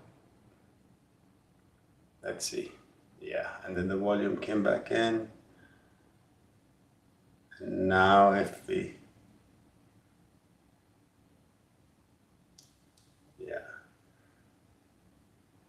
if I see sudden selling on the tape that we suddenly lose like 6 points, that would be concerning and I would get all out. Until then, I'm going to hold. So I just had $1 risk on this, 24, 25. And well, I guess we were at 2 hours. But yeah, this candle should be a down candle. Let's see. I mean, this is the test right here, but yeah.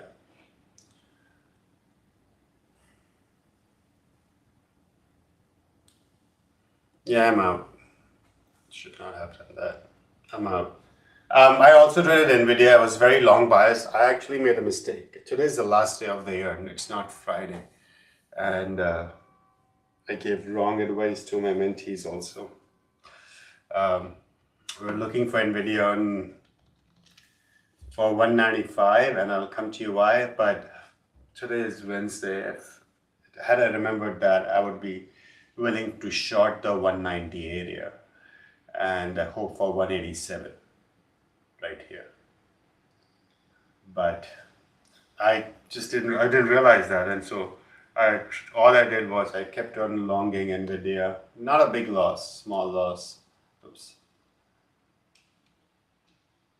So my first trade was as we started bouncing off VWAP, I went long. I added a small size here, and as we came back and started bouncing again from VWAP, I added more, stopped out. Then a trade off yesterday high. Oh, sorry, this was what do you call it? An error trade. What's the right word? By mistake. This one was the trade I was taking from yesterday. I got stopped out. Then as we held R3, took a long, broke even. This was like too early. Took a long, broke even. And then took a long, broke even. And now I'm done. So I'm not trading NVIDIA anymore. But yeah, SPY looks like we should reverse back to over 685 or higher. Just looking for a better entry now. The reason is, again, based on open interest.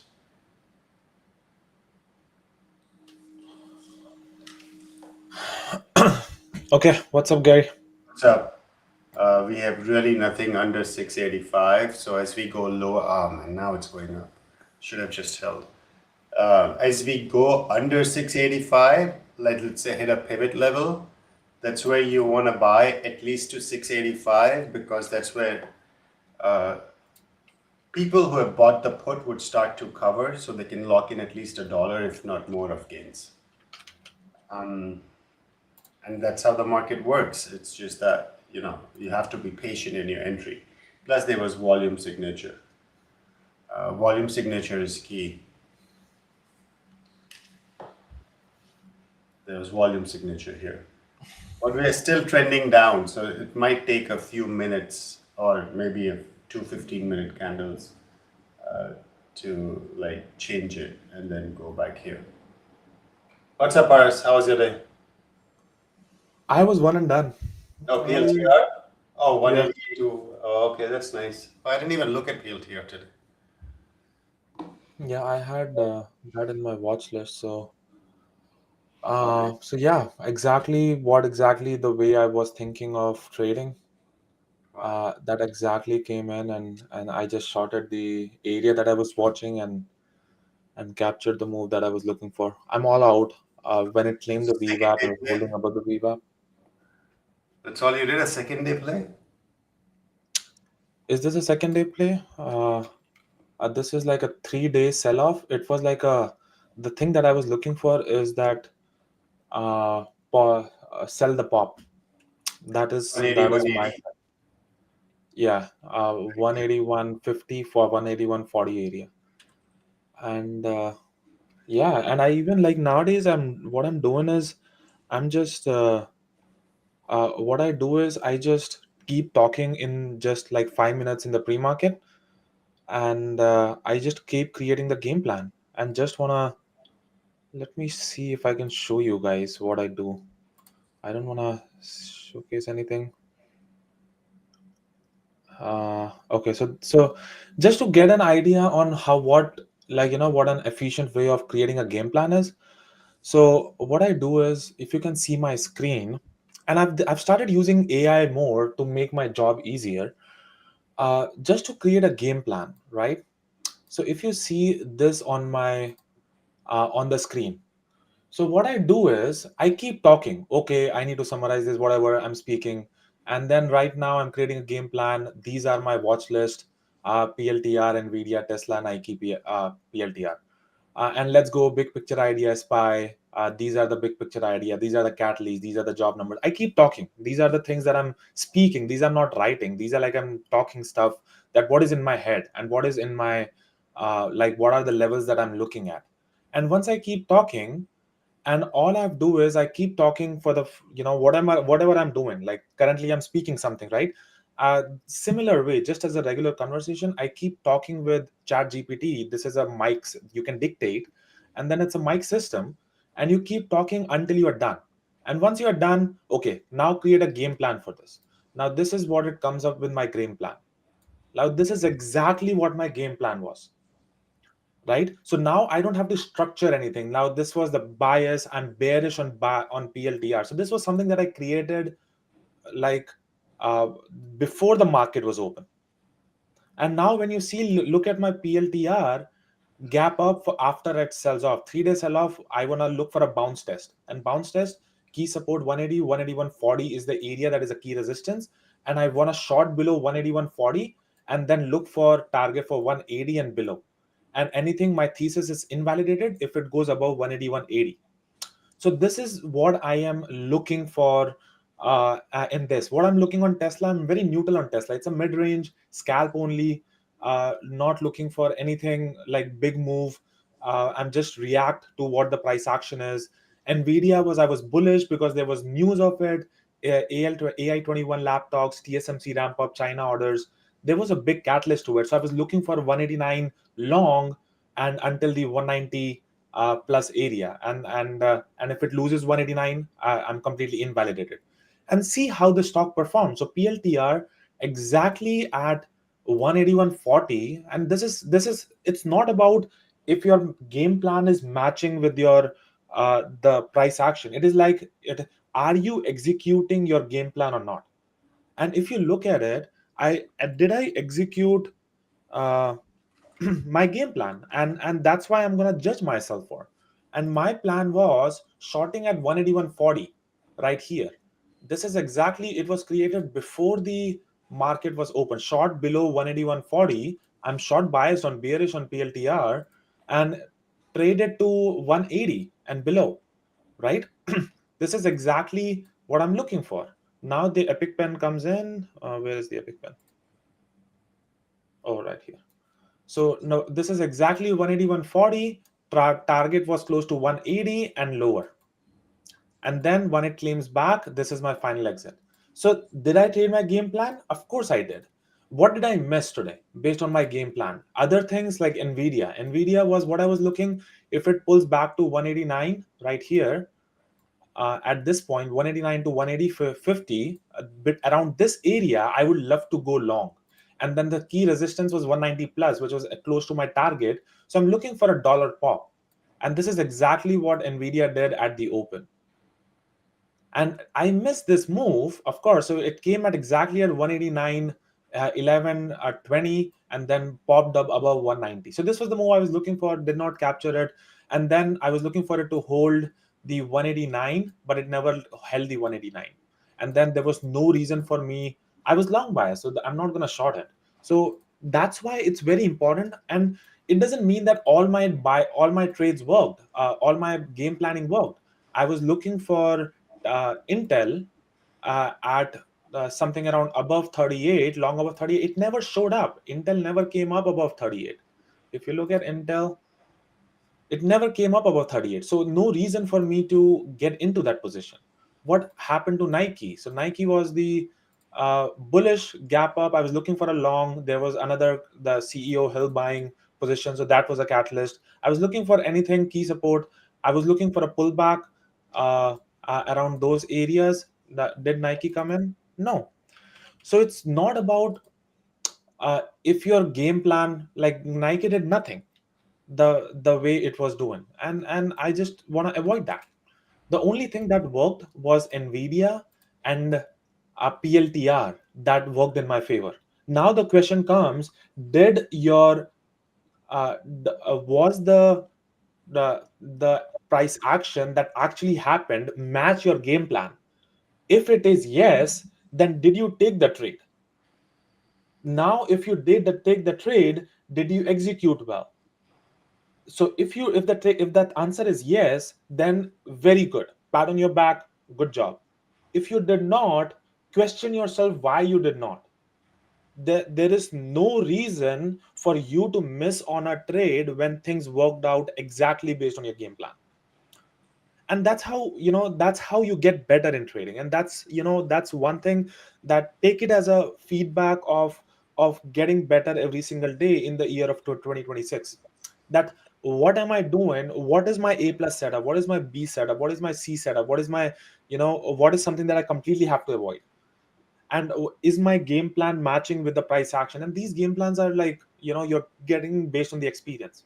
Sometimes they work, sometimes they don't. But the bigger question is, are you following your game plan or not?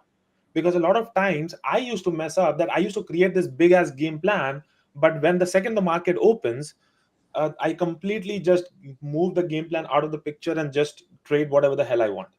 And it is a struggle to follow that game plan, but it comes with practice, and comes with you know uh, being aware that are you trading your game plan or not.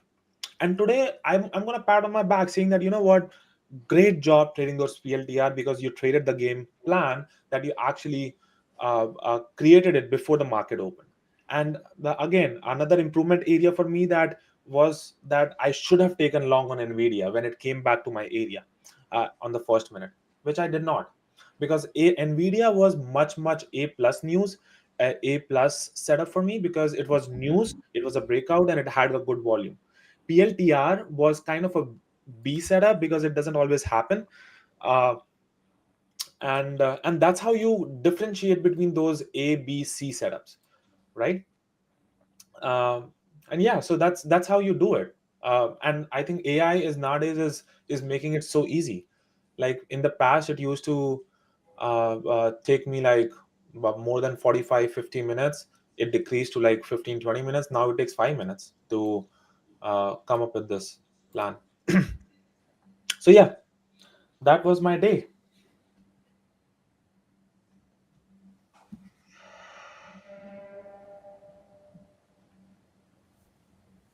Yeah, thank you, Duane. Yeah, that's I do talk about it in the price action mastery series. SPY hitting 685, 684.90 would be the area actually. That was easy. And now Nvidia should go up. Now we have changed directions.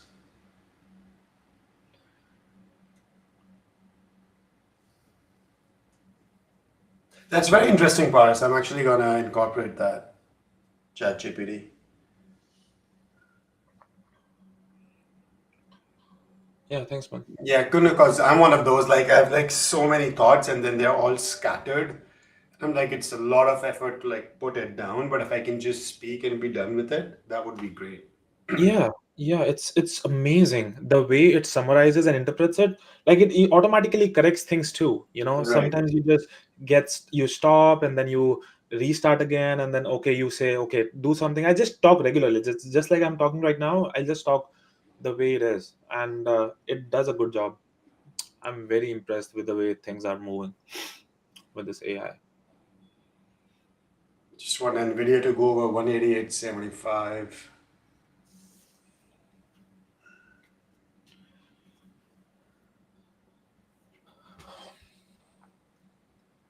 And people who don't have the like chat gpt, they can do it in the comment browser too. Same thing, exact same thing. I've tried both and they both work great.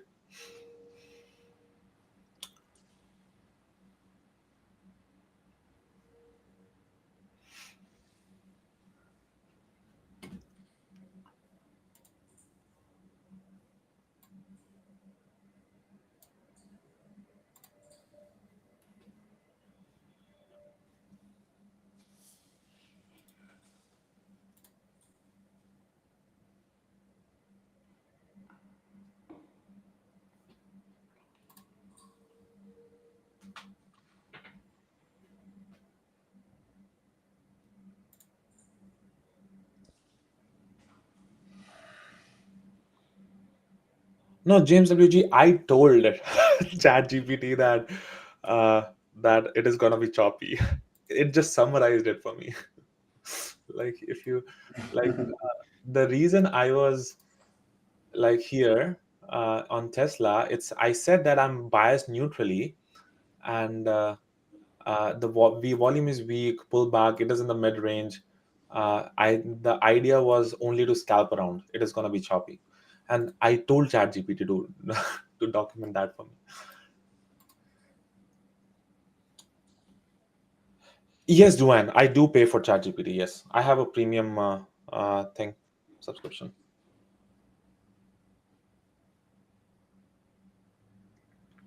Yeah.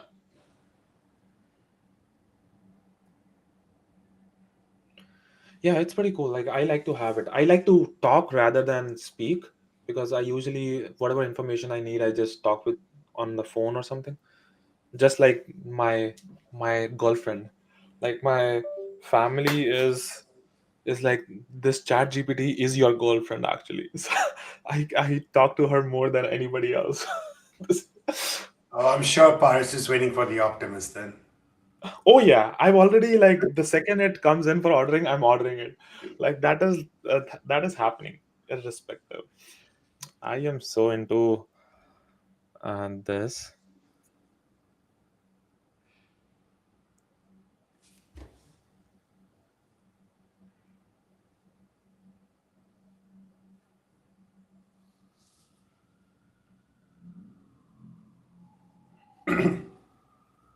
Expected reaction on SPY at 685. I'm kind of bummed we didn't take that trade properly. Like this candle here, this is the perfect test candle on SPY.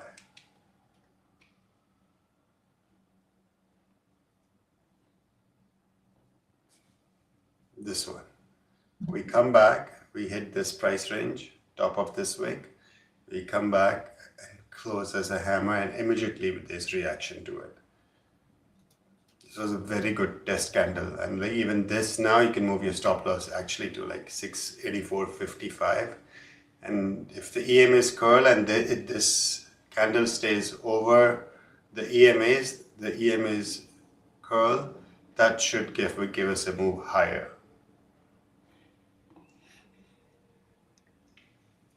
Wow, Nike, man, that's completely squeezed. Nvidia. Yeah, Ulster, it did. That's the So basically, what you do is, this was the thing that I spoke. Like this is the entire thing that I spoke. Ulster. I just kept speaking for like whatever I was in my head when I was documenting my game plan, and it just creates in the format like this, the game plan.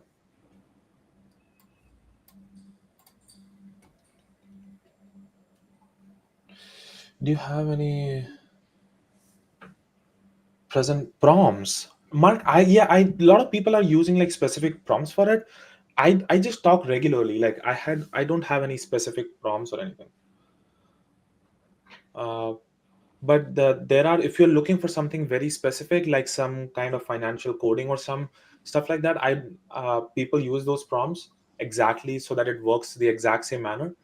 But I don't personally. I just type whatever, ask whatever.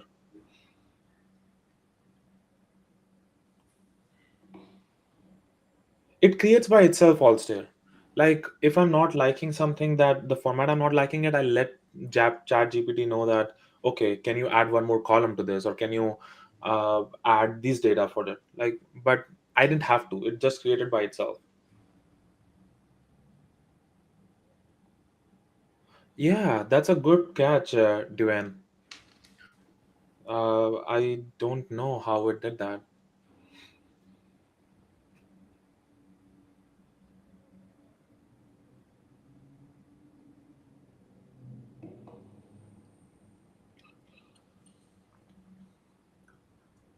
But Nike is getting a lot of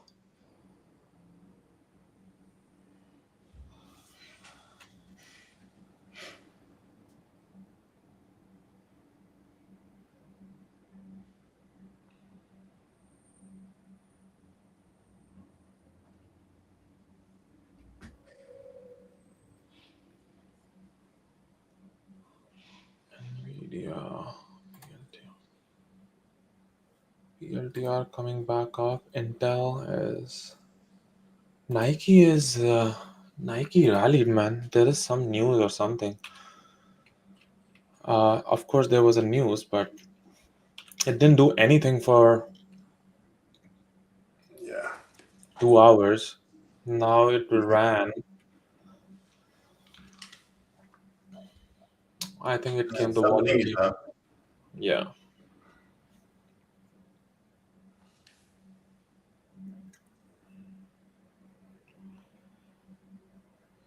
Now, question on Nvidia is this a fake breakout? Are we going to pull back in, or are we going to go?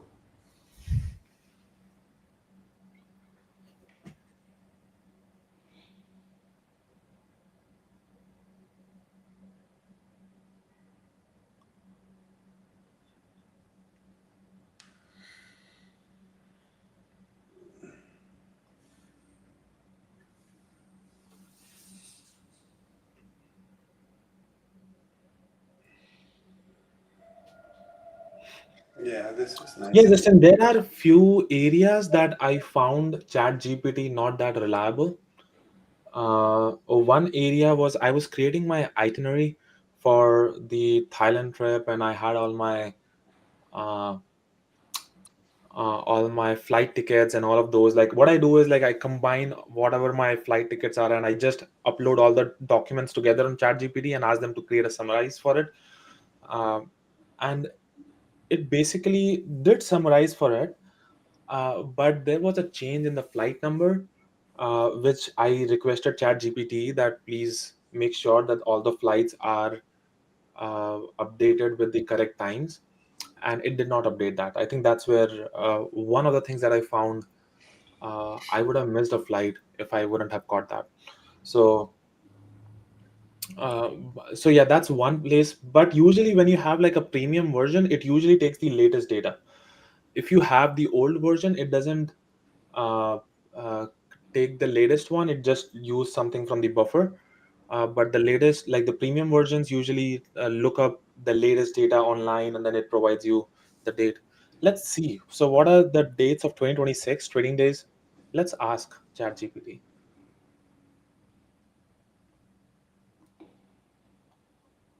Let's new chat. Let's look in this.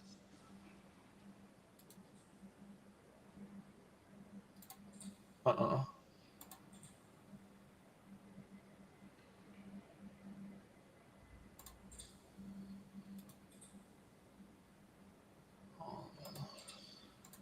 Okay, let's ask ChatGPT. I'll just use the. There you go. I'll use the study and learn or just web search. 2026 trading days NYSE. Let's see. So this is the data for 2026. 252 trading days in 2026. The standard is this. This is this. I hope this is correct. 10 full market day holidays on weekdays in 2026. How about half days?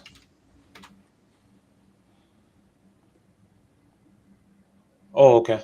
Okay. Yeah, I think sometimes it's when you have like premium or something, it's takes the latest data. The NRCS schedule early close half days in 2026. Early close is on November 27th, which is a day after Thanksgiving, and okay, and Thursday day before. And if observed early close, many schedules list or early close. Okay. Additionally, for broader holiday guidance, may depend on their year specifics. Yeah, it's pretty cool on how it does that. Like, let's say,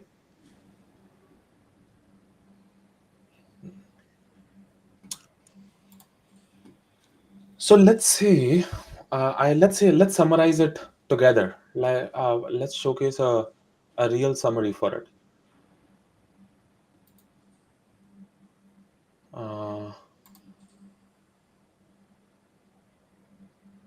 Okay. Okay, so can you summarize the below game plan for me? I am actually looking at Nvidia, Tesla, Intel, Nike, PLTR. I'm looking to go long above 189 and go short and 189 for a long, and then take a target of 190 and above 190 continuation, and then short below 189. That would be my trade on Nvidia. And then Tesla would be, I'm not biased in any manner. I'm neutral on this. It is in the mid range from a daily standpoint, and I am actually not biased on any sides, but I would like to scalp around if it breaks out depending on the price action. Intel, I'm actually looking for a long above 38. I'm biased on the long side. Had some news. The daily looks good. Can you create a game plan? I'll talk about Nike and PLTR later. Let's do it. What the hell happened? In which language did it translate? I swear. This is this is so embarrassing. I don't know what this language came in. What the hell? Oh, man. This is so embarrassing, guys. I have no idea. Somebody hacked it. But I think maybe it's taking. I think it's not taking the source of my mic right now. I think it's connecting to do two different places, and that's why it's showcasing that. But I swear to God, guys, this is not how it works. it's, it's so funny. But this is the way that I talk usually.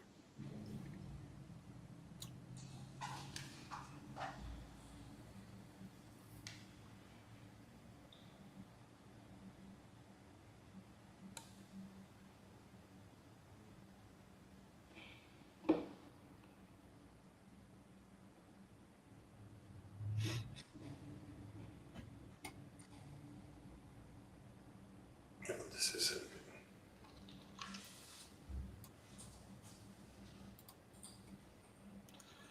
So Nike, Nvidia, RKLB. Any plans for tonight, Gary? Yeah. Of course, man. Where you Gonna going? just a party, a dinner and a party. That's it. What party are you going to? Some Bollywood thing Oh or no, just at my friend's his lounge. okay? So yeah, I mean it's not gonna be a late night. Back home by like 1:30. Okay. Have fun, man. Yeah. What It's about already you? new. I am taking a risk somewhere. I'm going somewhere which is very shady and risky. That sounds fun. It depends on how I come back. I'll keep you posted on how it turns out. Yeah, So just turn on location sharing, man. If it's yeah. bad. But that sounds interesting. I would totally do it if I was you. Yeah, and that's exactly what my plan is Yeah. to be honest, because uh yeah, this I somehow came across this Yeah, Nvidia party is gonna where go, man. Nvidia is gonna go. Looks so nice on a 30-minute chart. yeah, no Thailand or Colombia, but some underground party that All we did is retrace, hold the moving averages, come back, hold the moving averages. Can we get 189.50 to 190 area? That's the question. But I'm not gonna trade it. I'm done. It's not moving much.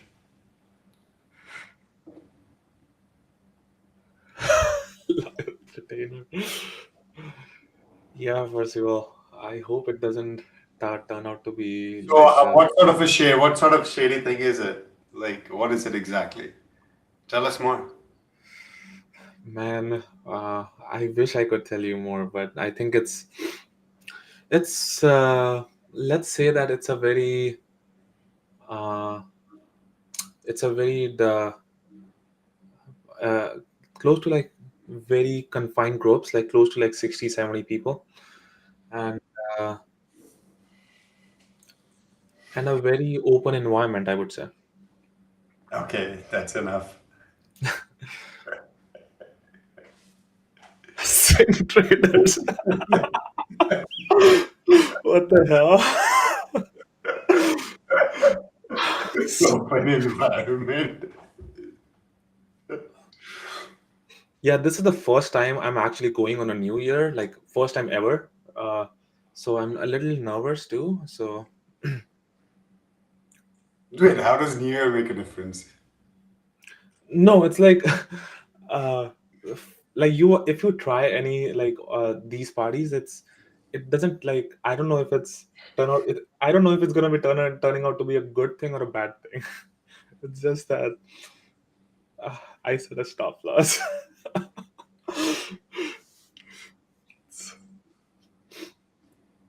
We're gonna do one last trade on Nvidia. Yeah. Let's see what happens.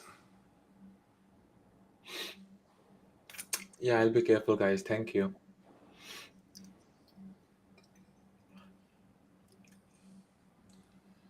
It's just a very poor entry, actually. 188.97. can pull back to 188.50. As a whole. But we were held. And we are out if we go below the moving averages.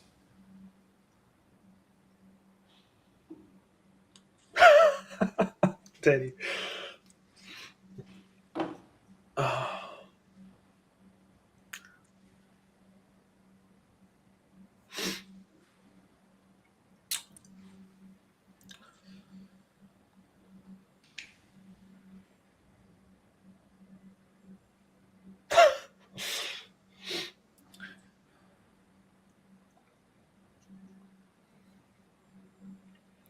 When everybody was mentioning how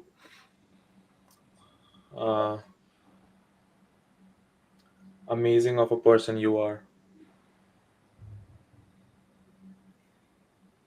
Dwayne is I haven't Dwayne, we haven't talked for a long time now. We should talk. I think you're an amazing person to talk to as well.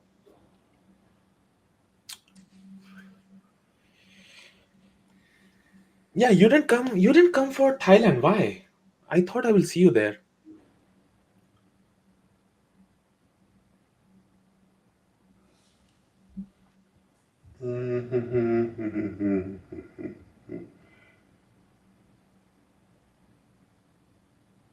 Go back to 75. Yeah.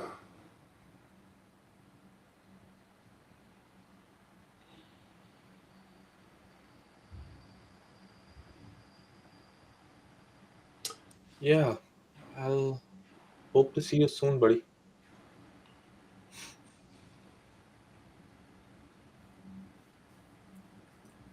The thing to keep in mind in any price structure is also the pivots. Remember, we're still over R3. So we can John. technically break out.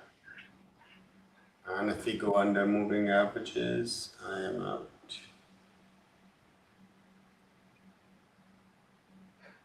It is definitely. I don't think it's a high-end party. I guess I'm This is I'm where I'm very gonna add side. pessimistic about it. And now let's see what happens.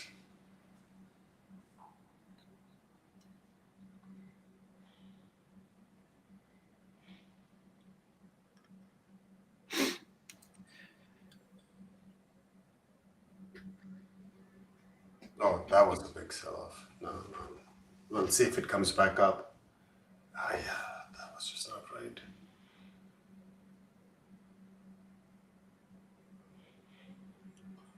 Yeah, I'm gonna.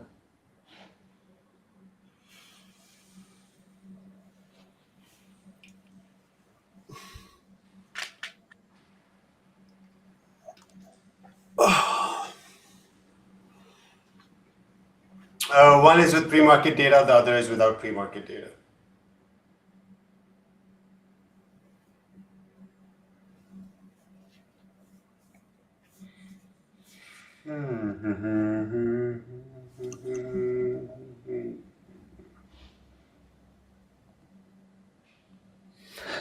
Guys, it's not even something that you guys are thinking. So, so No, let's. you made it sound like that, Paras. Oh, it's You not. definitely made it sound like that. It is a lot. It has to do a lot with spirituality too. So, let's say that. Yeah, I've heard. Yeah, I've heard a lot of spirituality and music go together. Let me put it. No, it's not any kind of. Uh, All right, I'm gonna try one more long. And this is my last trade on NVIDIA, and then I'm done. yeah, something to do with tantra. I've never tried it. Never gotten into that. But for some reason, I just hope I am in my sanity after I come back.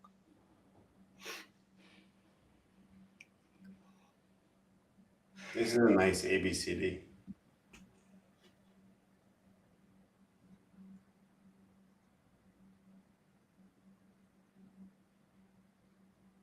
That's why I'm a little pessimistic about it. No, I don't think so. I don't do any of those. Uh, I don't.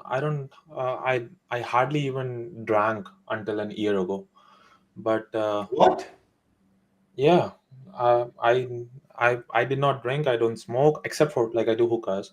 Well, that's Um, but I don't do any of that stuff. It's not that I am against it, but I just don't like it. enjoy it. Fair Yeah. enough. Like I am, and I'm full of energy without it. Like, did you find me out of energy in Thailand? Not at all, man. You're like the Energizer Bunny. So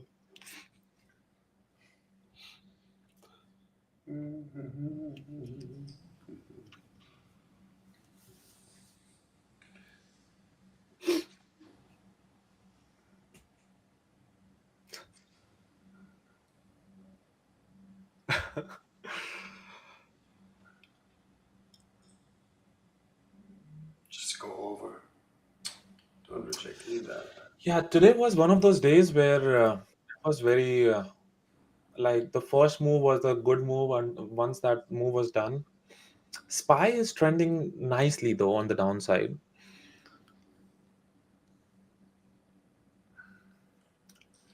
Well, you'll have to piggyback me on a ski trip. I have like I can ski, but I am like a just a basic slope I can do. I can only stop myself using a pizza. What do you call? Yeah, pizza. Yeah, something like that. Now, see, yeah, next Monday, I will be sending out emails. Yeah, I just need a sky. A sky lodge is good. Like I would watch you guys do whatever the shit you want. I'll sit by the sky lodge, ski lounge, and sorry, I'll just relax, have some good drinks, and then food and stuff. It's always fun. So this was our heavy at 7 cent loss. Now we're at 10 cent positive. And now I want it to at least go up over this price once.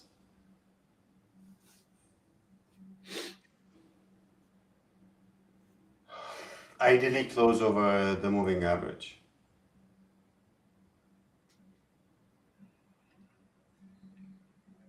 But I don't like this price action. This is too stair-steppy. We can have one more stair-steppy move down. Like, and then, but if it holds trend, then we are fine. Okay, I have a question for everyone. What are you? Give me one thing that you're gonna leave in 2025, or you're gonna let go in your life or in your trading, whatever, in your life, in your trading, and one thing that you're gonna adapt in 2026. Just one. Like something that you would let go, and you are writing it in the chat, so you are accountable to it, and then Trading related? anything. It could be life, it could be trading, anything that you feel like letting go for the year, and then adapting one thing that you want to do in 2026.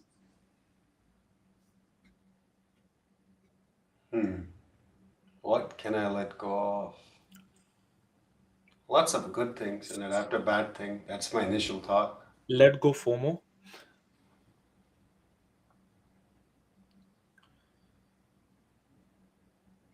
Saif, come on, man. You have been trading for such a long time, dude. You should not have FOMO. Oh, it doesn't matter, I have FOMO, come on. Like I have when I miss something, and it's I think it's want to let go the fear, doubt, be more risk taker in life. Still happens. Over trading, Srini, let go of over trading, have a trade plan and follow it. Very nice. I wish I can leave any of these emotions. Come on, baby. Mustafa, I think you joined just now or something. I literally gave like a half an hour detailed review of PLDR. Please break out. Please break out. Make me green for the day. I don't want to be like I don't want to have a red day on like the last day. That's not a big red day. I can cover it up all if I can get a 40-cent move.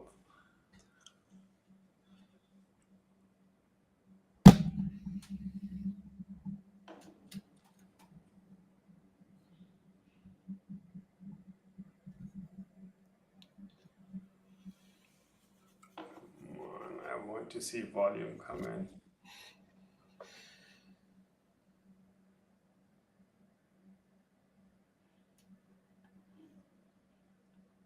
I didn't like the fact that we closed under VWAP on this trade.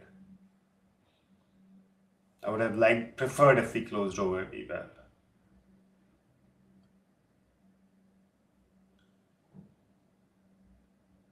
That's the reason why. Now do we hold trend?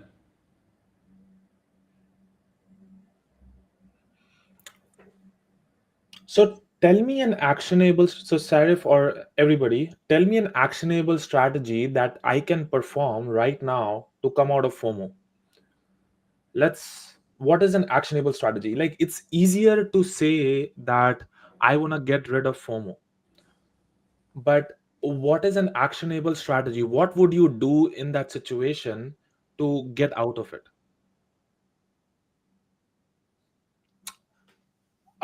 It is, let us say, it's a fear of missing out, and that will happen when you have a game plan. Uh, you have some plan that you wanted to take, and it perfectly works out in your favor, and you did not capture it.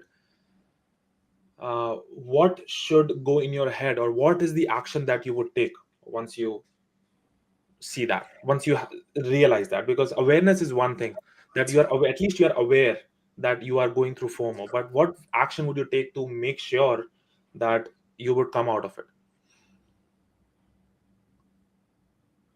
Let's go. Let's go. Patience, discipline is equal to success guaranteed. Okay. Wait for trades to come on your levels.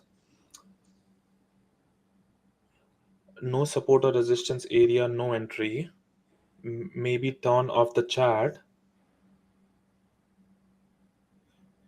I don't know, Ahmed. Let's see. Sarif, I think that's another thing. Like, you see other people taking it, you feel that you are missing out on it, and that's another FOMO, kind of a FOMO, where you are missing out on a trade that others are taking. So one very actionable part that you can do is just turn off your chat.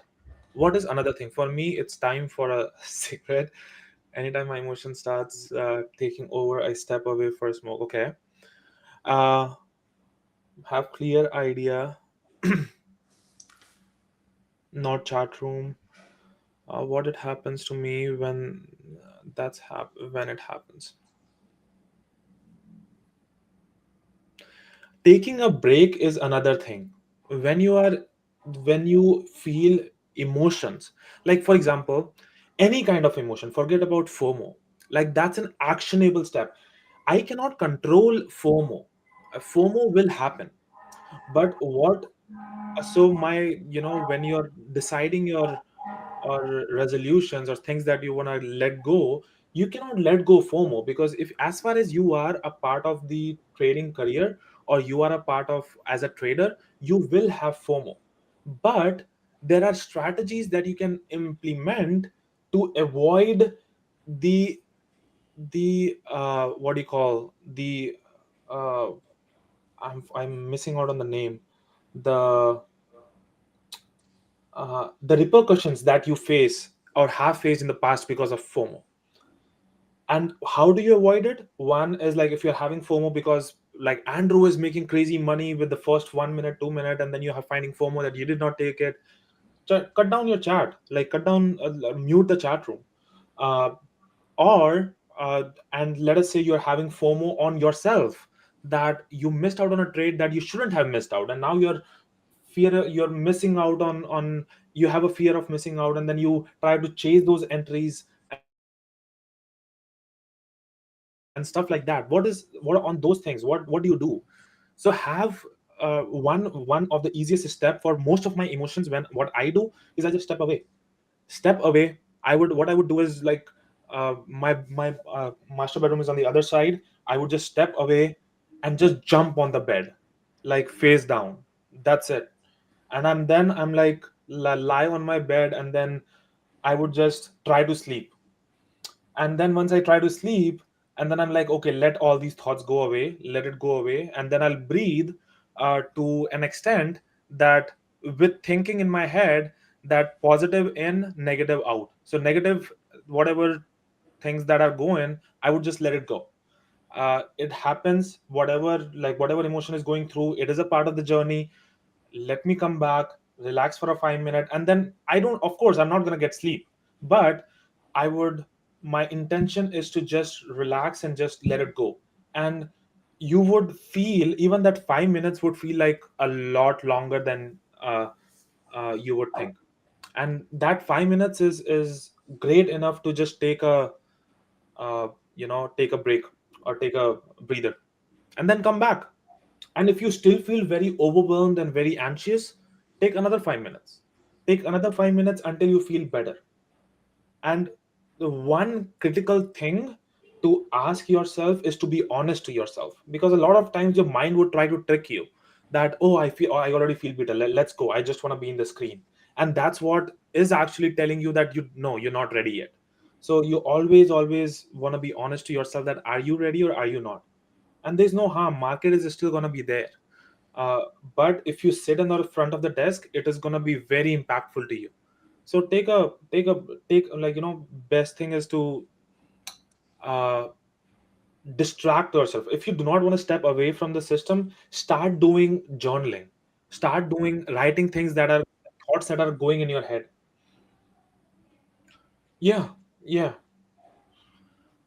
So so start distracting yourself for a little bit, and then you would be, it is usually those, the 15-20 seconds or 1 minute of emotion that basically, messes up the entire. So it's always important to just step away to a different thing. And that's why it works really good uh, when you're trading with in a group or in a chat room or in a setting. You can you can change your focus from one place to the another.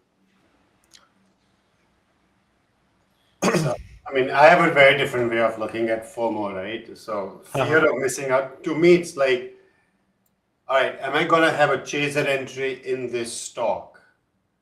And to me, so that's where I start categorizing trades. Let's say it's a cat B trade. Like this was a cat B trade right here. And I was fully aware that we might come down. So to me, it's in two parts. One, if I'm going to take a cat B trade, it has to be an ultra small size, because I'm looking to add into that trade if it works or if it doesn't work. And my stop loss has to be a true stop loss, right? So in this case, my stop loss was like right below this. It's just that the way we fell, I got out, but I was willing to come back in.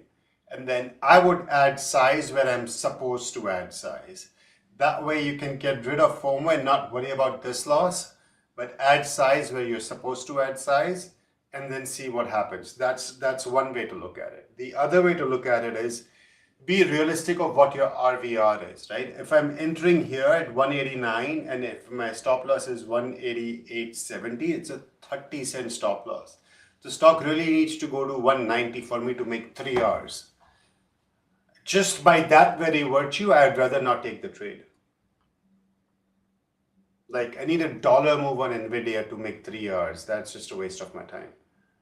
And given that 189, how 189 is reacting, what I'd rather see, if I'm missing it here, what I'd rather see is the stock break out over 189.14, start visualizing chart patterns, go higher, perhaps hit open price, come back down, and if it starts holding this again, which might happen like an hour and a half later, ooh, yes, baby, then you get back in here.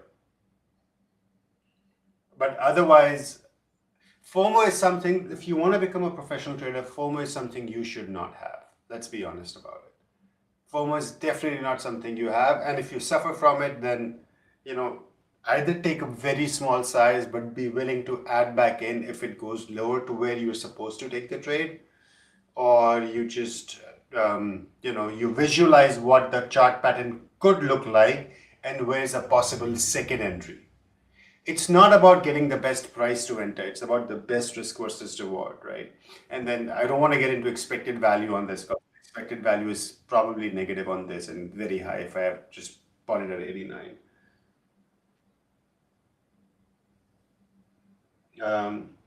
You can get a while. So I don't know, man. One thing I have developed over time is if you are trading the right size, then your losses should not bother you. And if your losses are not gonna bother you, then emotions should never take control of your trading.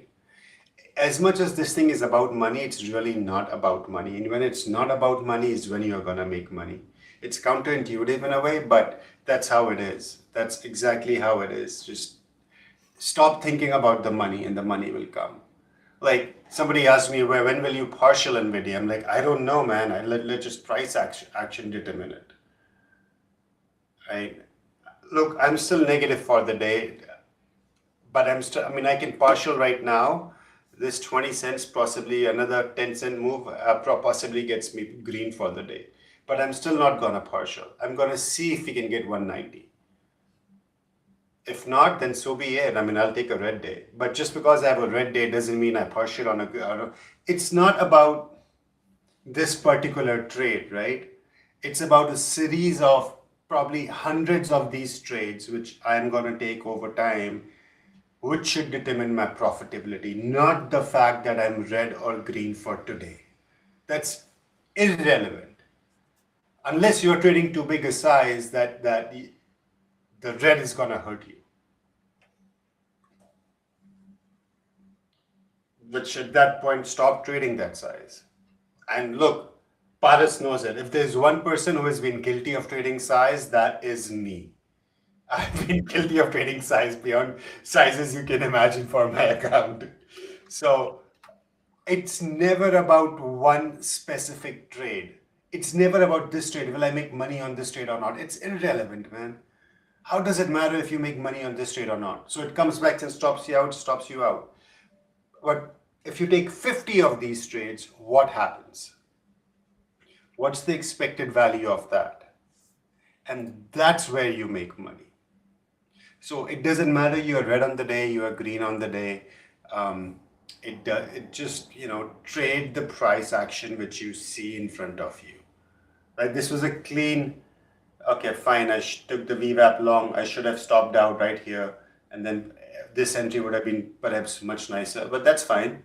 And then I'm just gonna see what happens. As long as we trend over the 9 on the 2, I'm probably gonna move it like to VWAP, slightly under this moving average. So maybe make 5 cents on this trade and let it come back and stop me out, and that's fine.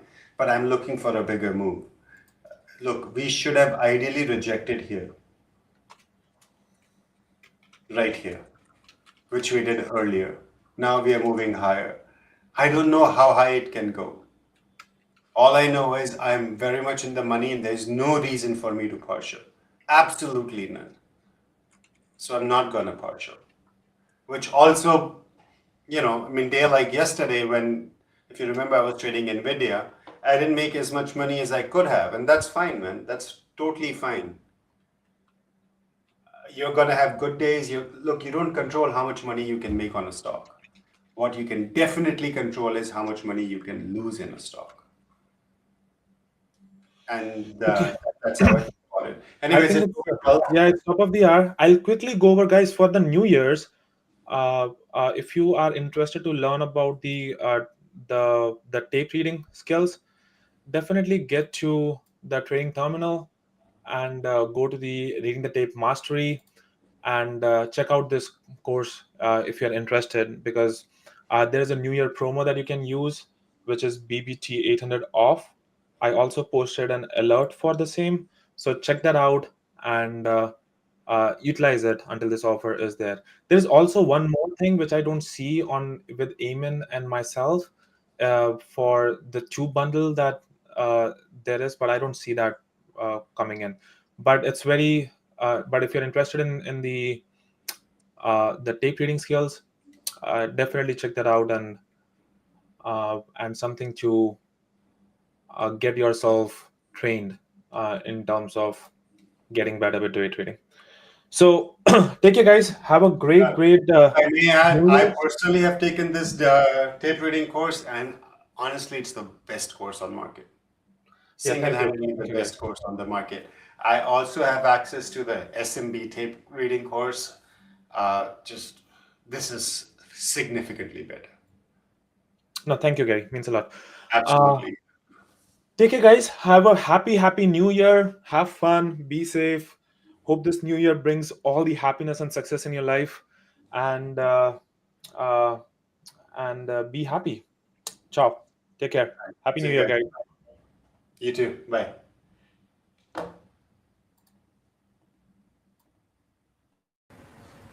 Hey everyone, good afternoon, guys. How's this slow last day of the year going for you?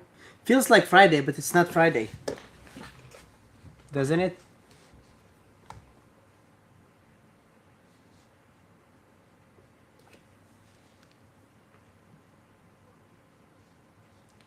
Yeah, it does feel like Friday, definitely.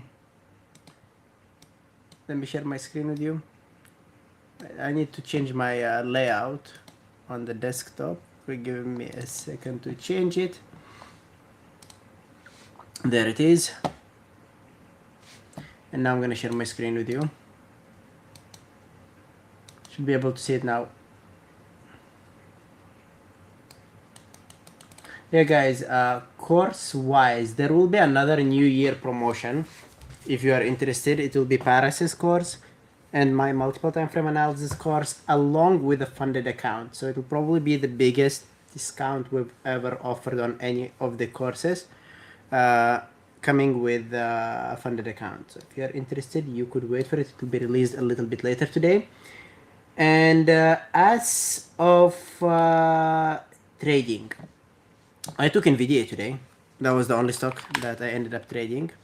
It was a quick 4-hour trade. Let me just link this, and link this around here. Fix the time frames 5 and 1. That was the wrong layout. Yeah, give me a second. Something is going wrong. Give me a second. I will quickly restart my Dash Trader. It's just that I prepared a new layout for Moscow. It's not my trading layout. It's a layout that I use to stream for Bearable traders. My trading layout consists of 6 screens: 1, 5, 15, 30, daily, and weekly. But it's too many charts, or so I've been told. Okay, can you see my screen now?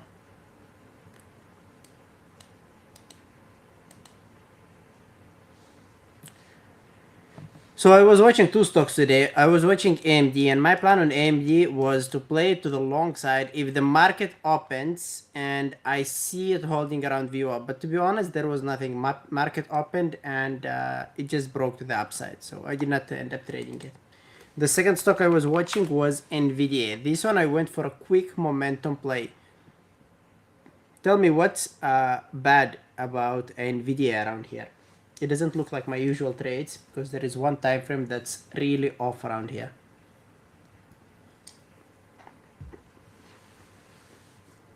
Yes, the 60 is extended. Normally I don't play these type of stocks. Ideally, when I play breakouts at the open, I want to see consolidation during the pre-market, just sideways price action.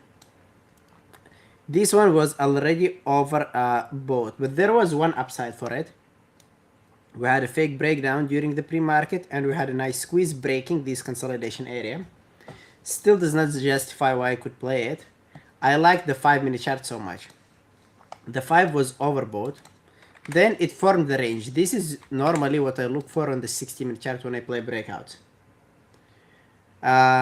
Market opens and it fake breaks. It went to VWAP, and that was basically my trading plan for today. Both AMD and Nvidia, and like I said, after a pullback, if they base around VWAP. So Nvidia did pull back all the way to VWAP. It did break the range. Normally, if the price breaks the range, what would you expect it to happen? So there is this consolidation area, and the price breaks. What should happen normally? The price action that should happen, I mean, logically, it should end up selling off. This one, instead of selling off, it instantly got bought back up, got inside the range, and this told me that this wick around here was a fake breakdown. So what did I do? I played it to the long side initially with the stop loss part of the wick. Continued going higher and it broke the range. I add to my position and I move my stop loss to the low of the wick. Now I have an average around here with the stop loss at the low of the wick. Broke the range and made a 1-minute open range breakout. I added one more time, so I have an average around here, approximately, more or less, with the stop loss at the low of the entry candle. Kept going in my favor. I saw the 4 Rs in my unrealized, hit the sell button, ended up having 4.5 Rs in a matter of 2 minutes. And this is the power of scaling in. If you just simply played it to the long side around here with a stop loss somewhere down here, you would have barely made 1-to-1. But knowing market stages and knowing where the technical stop loss needs to be allows you to size in the right way and have the best technical stop loss at the moment. As per my rules, if there is an obvious range and my entry is within the range, I use the low of the range as a stop loss. In this case, I could not use the low of the range because I already entered at the low of the range, and having my stop loss at the low of the range would not make any sense. I could easily get wicked out within 1 single minute. So I just gave it some extra room for safety. And according to my rules, if the price breaks the range, I do not need the low of the range as my stop loss anymore. I can use the middle of the range. But again, this is really tight of a range, so I could not use the middle of the range as a stop loss. I could easily get wicked out. So you also need to be familiar with how much the stock moves per minute. So after I added, I moved my stop loss to the low of the range. And as I saw it getting more momentum, I added to my position, moved my stop loss to the low of the entry candle, small spike, and out. Why did I not hold longer? Normally, when I play stocks, I would hold for a bigger run, maybe at least one more leg, and then add on an ABCD pattern like this. It goes up, pulls back, and then an add. Why did I not do that? Those who are familiar with my trading style, those who've been following me a lot. What is the downside of adding around here? Why cannot we do that? Anyone? Any idea?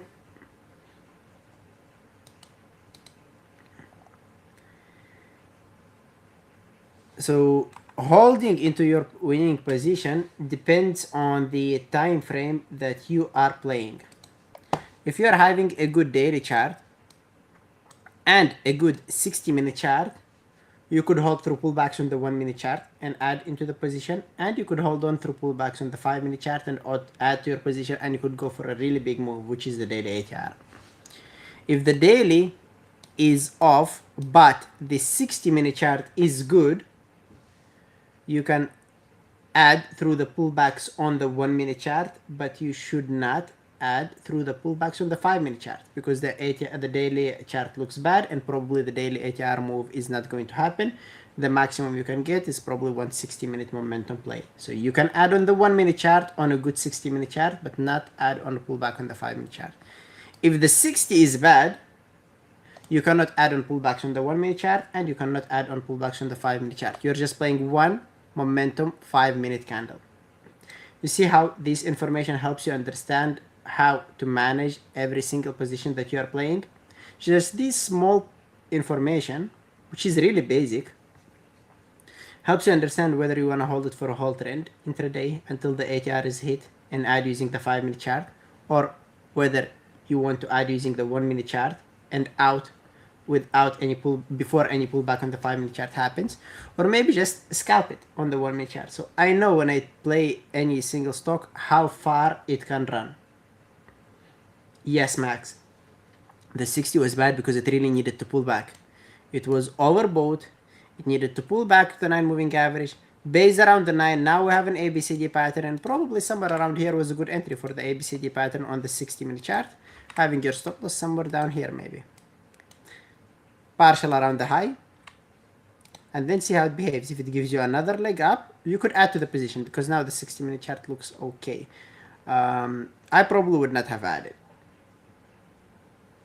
Probably would have just played this one because the daily is off. If the daily looked good on NVIDIA, I would have used the 5-minute pullback for an add.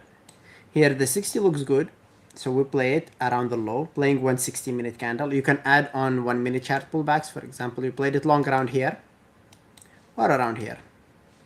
On the first bull flag after the retest, you could add to your position. And then out around the resistance area. 5-minute pullback, okay. I mean, on a good daily chart, probably I would have used this for an add, but on a bad daily chart, it's not worth it. Did that make sense, guys?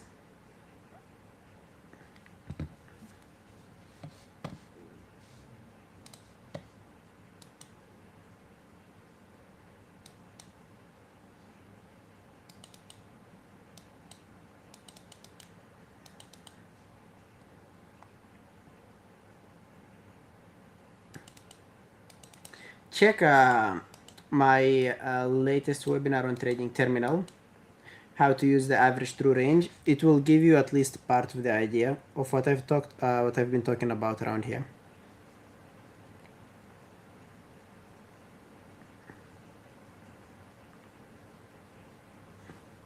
And it will help you time your reversals, plan your targets, and a lot more.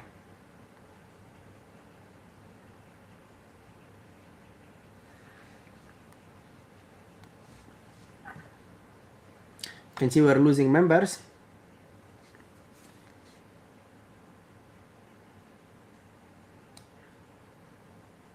Yes, Samer. Did you share it on Discord?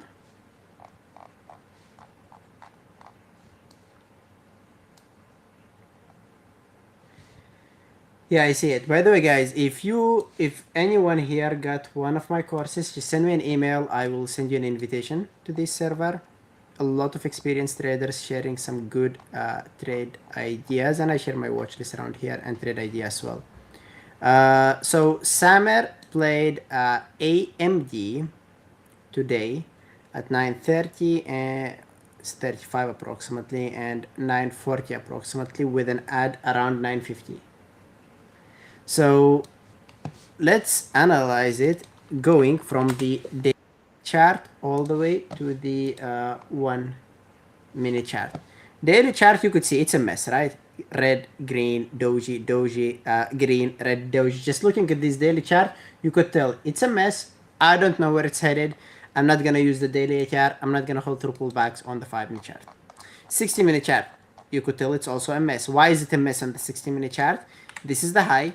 Every time we reach the high, we reject. Every time we reach the high, we reject. Every time we reach the high, we reject. And that's been happening over and over and over. So if I am to play AMD today, definitely my target is around the high. Yes, Alan, I actually forgot to respond to your question. The group mentorship session is going to be in January, probably the first week or maximum the second week in January. You're welcome. So going back to this. So based on this 60-minute chart, I know that I do not like playing AMD based on the daily chart. I do not like it based on the 60-minute chart. Probably similar to NVIDIA. It's going to be a 5-minute play. This is our tiny range. We want to see a fake break. We want to see a recovery. We want to play it somewhere around here. Out somewhere around here. What happens at the open? It hits the target instantly. That's why I did not like playing it. Look, you played it around here. You added around here, which was a little bit risky because it could have been a retest before the drop. The ideal entry, in my opinion, on AMD was this, where you played it with a stop loss around here after it failed. Second entry, not here, because that's a break, retest before the trend, before the downtrend. The retest has failed, making a higher row. That was the second possible entry. No reason to add on the 1 minute chart because we do not like the 60-minute chart. We're playing a 5-minute candle out around the level. And what you did, Samer, is you also added to your position at a place where you should not. It was exactly the resistance area, right? 200. After it rejected it, you even added after it rejected this area that's been rejecting for a long time now. And the fact that it is above the level does not actually mean that we broke it and we are going to trend to the upside, because we did go above it around here. We did go above it around here slightly, right? We did go above it at the open. The level is a zone. Going above it does not mean that we broke it. The real evidence that we actually broke a level is if the price breaks on the 5, retests on the 5, and holds. That's a good confirmation that the level is broken. I can add and I can go for a next leg up. Before you see that, there is no point trying to go for a bigger move on it. Another good selection on AMD would be if we end up having a 60-minute range closer to this area. A flag at the edge means that we'll probably break and have a nice trend. So if on the 2nd of January, when is 2nd? 2nd is Friday, right? Tomorrow the market's closed. Yeah, 2nd. If on the 2nd of January we're going to have a consolidation around 216.70-ish, that would be an amazing selection for a trend. You see, Samer, Atlas is a good tool to use, but it only tells you so much. It tells you enough if you have a good setup. If the setup is not there, if the context, just to say it more better, if the context is not there, then Atlas is not helpful. If the context is there, Atlas is helpful. It's just a small extra confirmation, small extra push. It's not a magic indicator. It helps you managing the trade after you've done all your homework.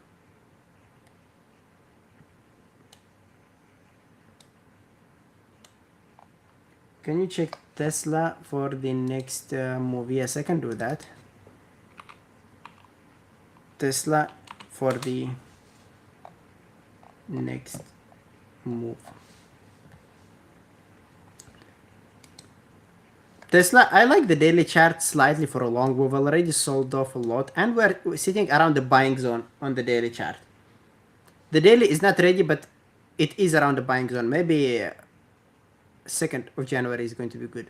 Same thing on the weekly chart. Now let's take a look at the 60-minute chart. Looks like it's bottoming. We did break this tiny consolidation. We've had a double hammers, which is a good signal for a long, to be fair, but it's too close also to the retest area.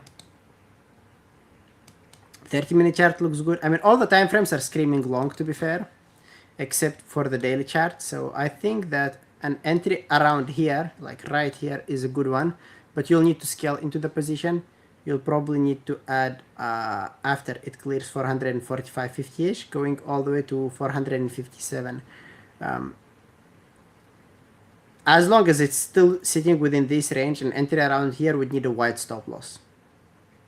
You probably don't want to go for a wide stop risking 1R. You want to go maybe half position, adding at the breakout, and then just going for a maximum of 2-1. This is not A+ setup. This is what I would rate maybe as a B- setup. Why B-? Yes, we have the hammers on the 60-minute chart, but not on an oversold stock.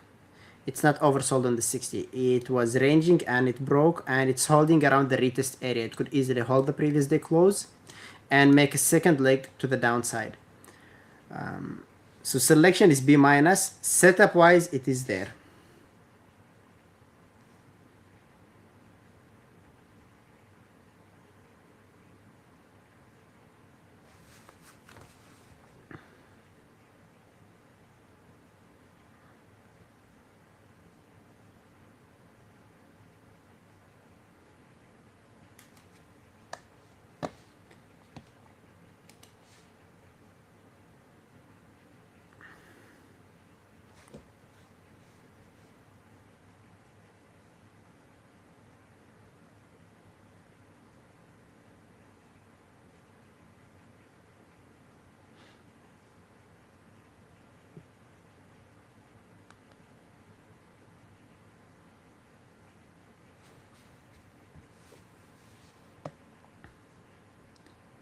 PLTR for a short. Let's see.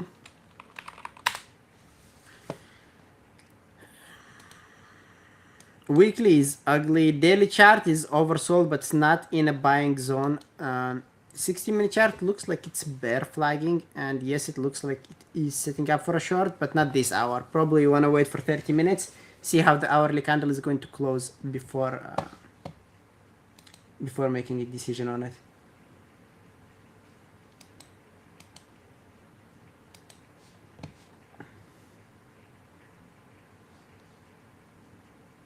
SLV.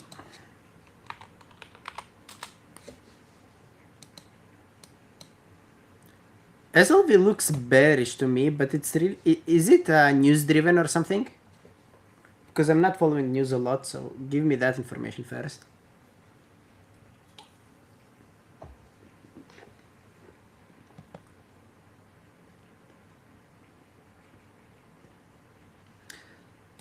Daily is overbought. It needs to pull back. This looked like an ABCD pattern, but this is a what I call a fake ABCD pattern. Why fake ABCD? Anyone? Why is this a fake ABCD pattern? This here, move, pull back, continuation. Why is that fake ABCD?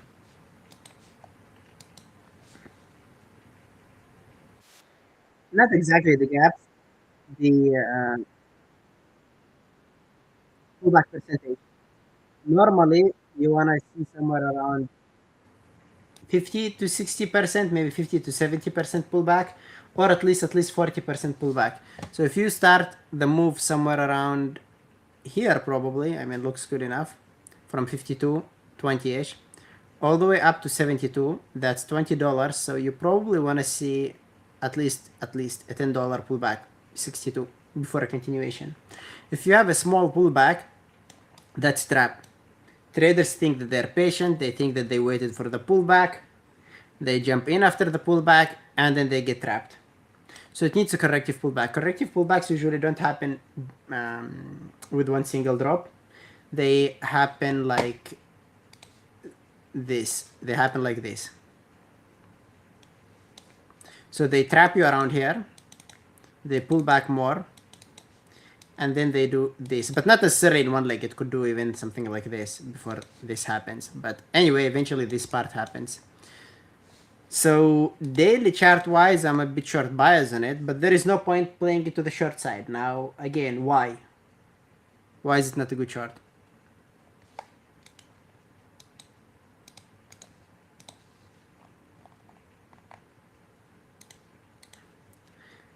The average true range is around $2, maximum 3. 3 is because of the gaps.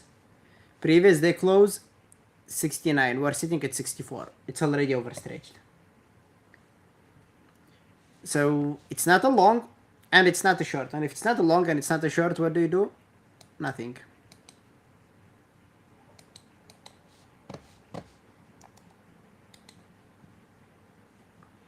Samer, that was amazing. Well done. I think you did good.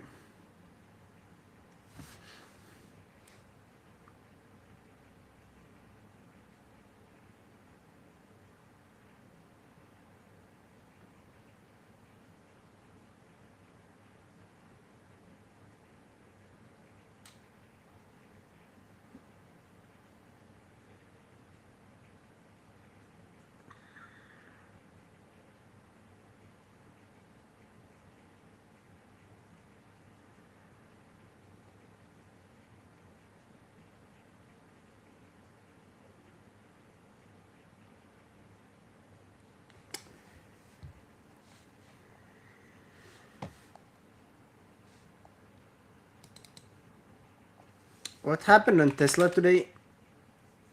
Oh yeah, we just took a look at it. See, I'm already celebrating the new year. ONDS.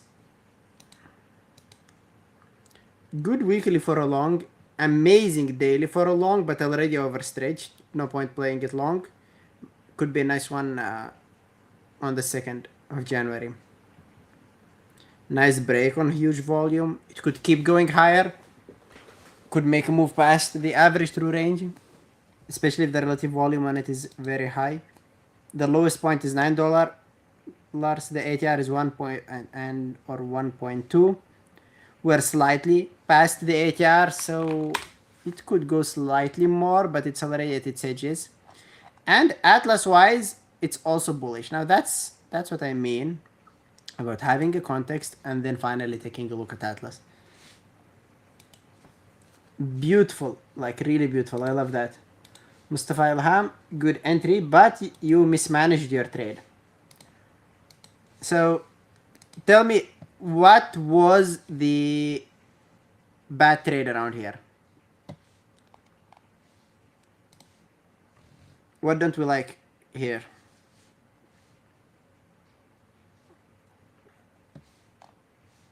First trade, was it good or bad?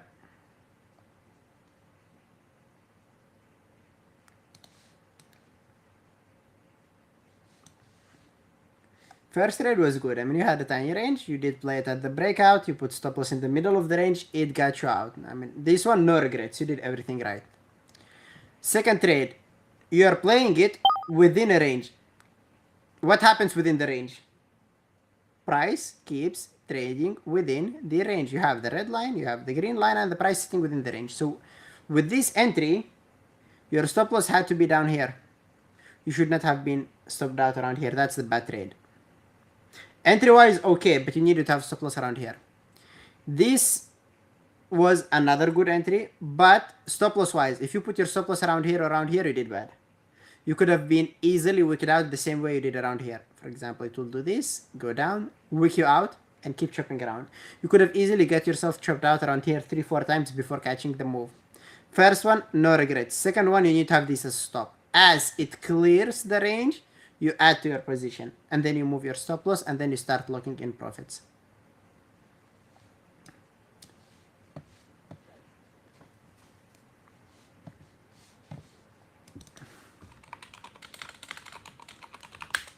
Nice one on Tesla.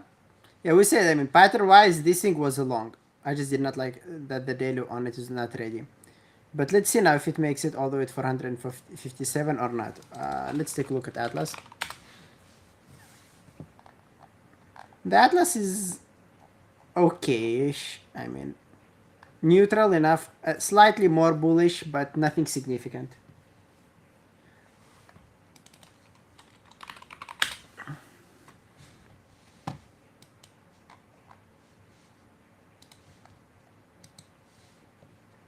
What do you think of MSTR chart?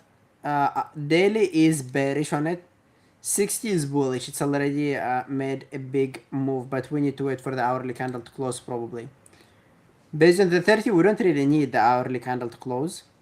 Could be played around here for a long, targeting 154.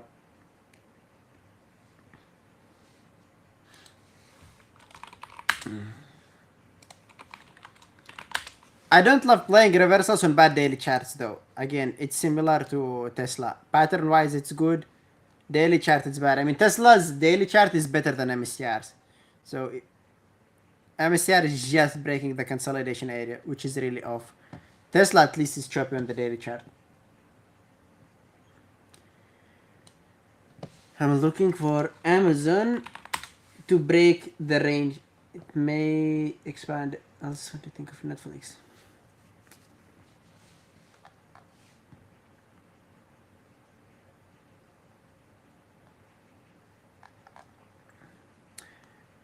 Are you talking about intraday or daily? Daily, it might expand after it breaks. Weekly is okay for a long. I don't think it's ready. I don't think it's ready yet. You will be catching a really good move on it soon once this daily chart sets up.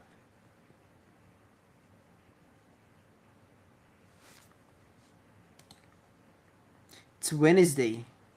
Why does it feel like? I thought it felt like Friday, but I thought it's Tuesday.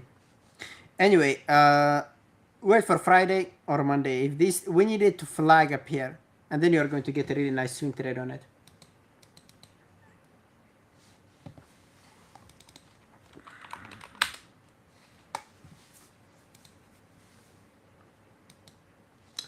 Netflix catchable channel play. Netflix looks interesting for a swing trade, to be fair.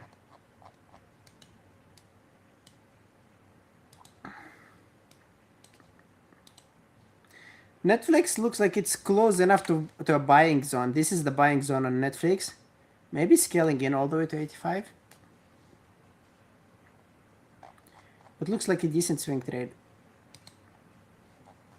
Anyway. Channel wise, you're saying? I don't like it for a short for a channel. It was good for a long. A resistance that's acting as a support. It was good long down here, but not anymore. Yeah, it looks interesting for a swing.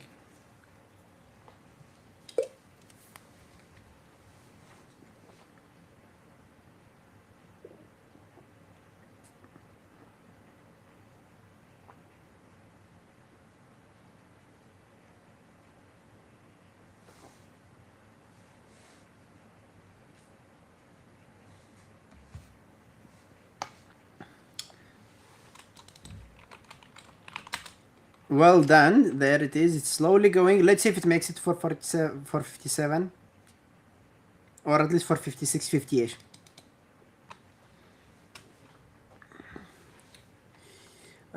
Zeta for a long. I don't like the daily and I don't like the 60.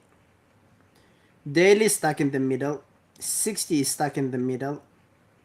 And 5-minute chart is stuck in the middle of the 5. It's chopping on literally every single time frame.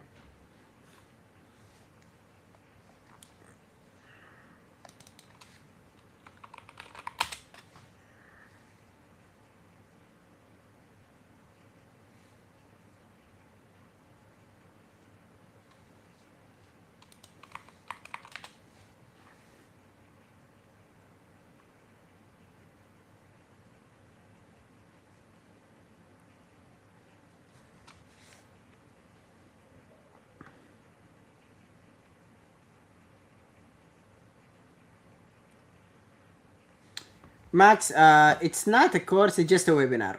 And it's free.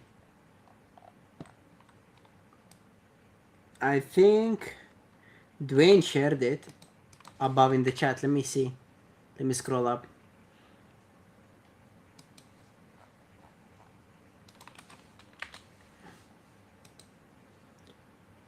There it is.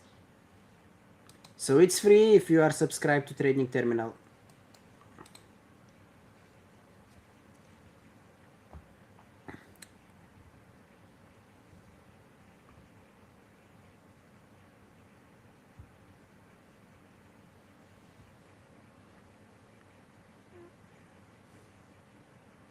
That's good then. Take a look at it. You are not going to regret it. Most of the information in my webinars and in my courses is not information that is available anywhere. Everything that I teach you and I share with you guys is information that and knowledge that I've acquired throughout a decade of trading, almost a decade, and working with a lot of traders. Soon going to be hitting the 300 traders that I worked with one-on-one. I don't think there is any moderator or mentor at BBT who has worked with that many members, and I could pick small mistakes from every single one of them and figure out why traders fail and what they could do to improve. And I share that knowledge in my webinars and in my courses. It will decrease your learning curve by a lot.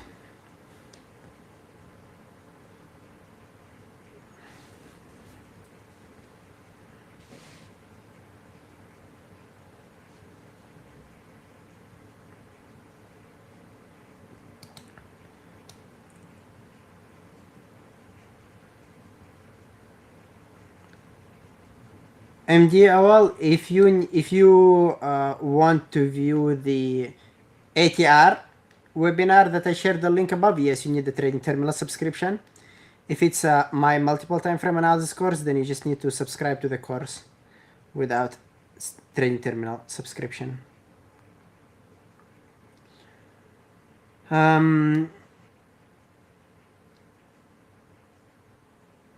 How was the MU analysis for a short? Oh yeah, Tom, you were watching MU for a short today, but you ended up playing NVIDIA, right? Daily chart looked good for a short. I like it. Overbought, fake ABCD, reversal candle definitely needed a pullback. 60-minute chart had the breakout type of price action, both up and down. Probably a B1 because the 8 a.m. candle was against you. 5-minute chart gave you the 5-minute consolidation area at the high of the 60-minute range, similar to how we were talking about. And yeah, it was a good short, Tom. It was a good short. Yeah, you got a bit late on Nvidia. I don't blame you. I was really ready for Nvidia. My hand on the trigger.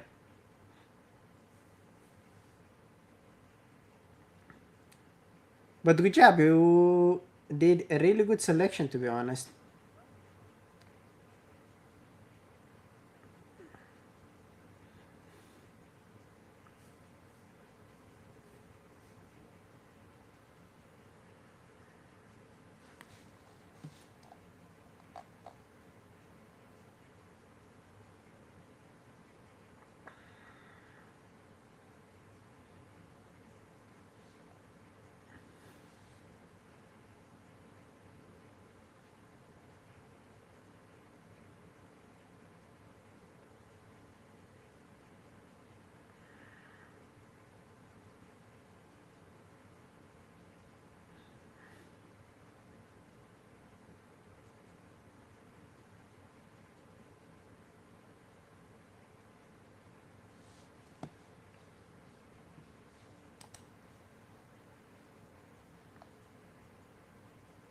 Yeah, be careful, guys. These few days, like I told you, will be really choppy. I also expect a choppy 2nd of January. And hopefully we're going to get back to beautiful liquidity, beautiful trends, and beautiful trades starting next week.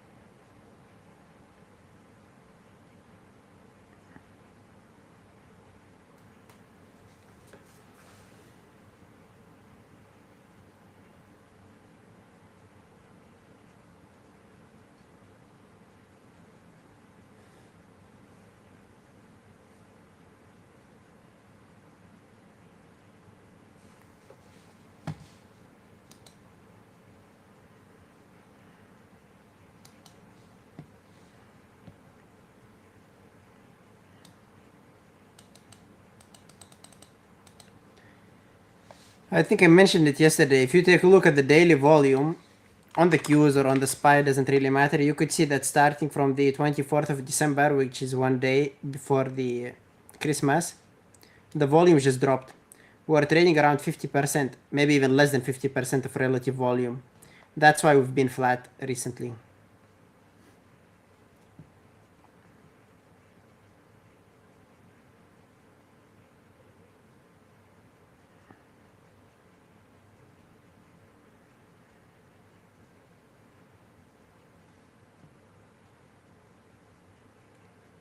That's why it's not much profitable playing it to the long side after it breaks this consolidation. I'm not expecting a move more than like $2 maybe. I doubt it's going to make it back to the highs unless a miracle happens, but it's 31st of December, so who knows, maybe a miracle is going to happen.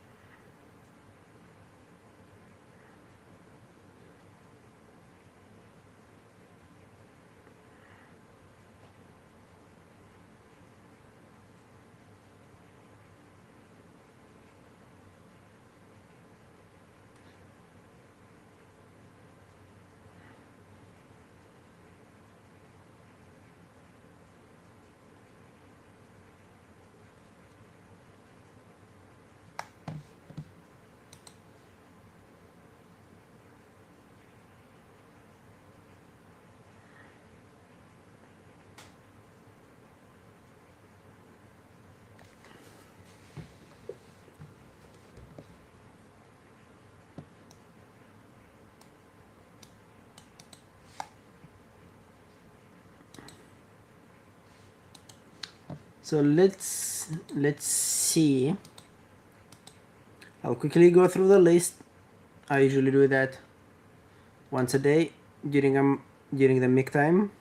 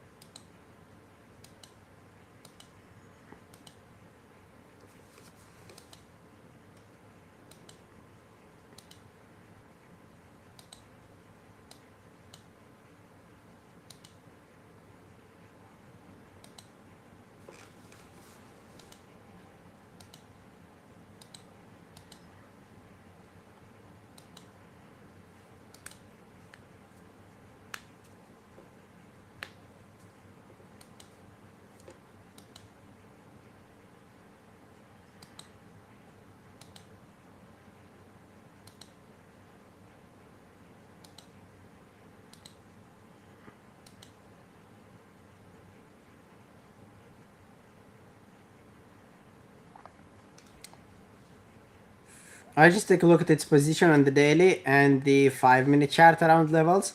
Ideally, you want to switch to the 60, but I can tell how the 60-minute chart looks like by looking at the 5-minute chart. And I try to find either range plays opportunities, quick momentum breakouts, or reversal plays.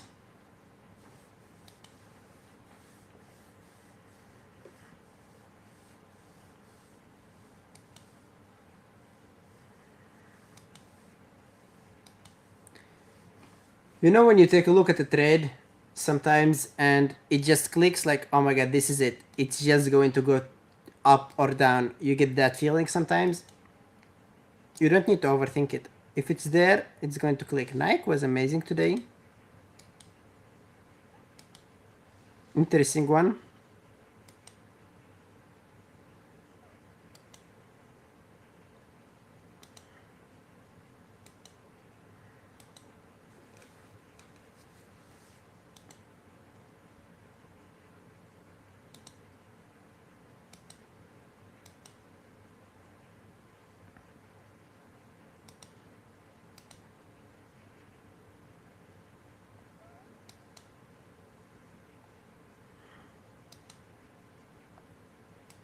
Good luck there, Justin.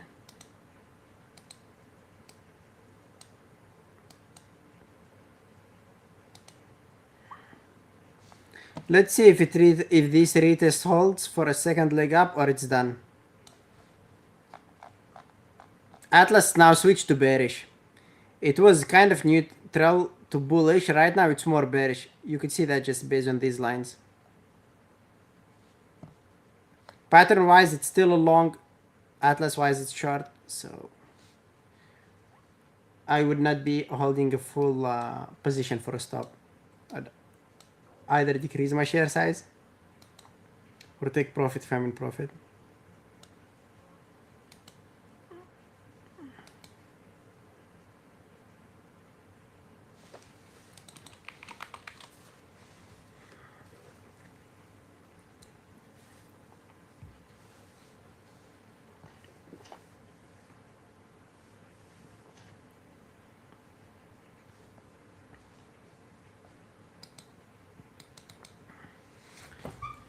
I think nobody did better than Andrew last week or couple weeks.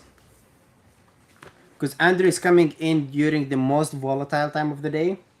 He takes his 1 or 2 trades. Then he locks in whatever profit he has. Later during the day, we just have nothing. Except for sideways price action.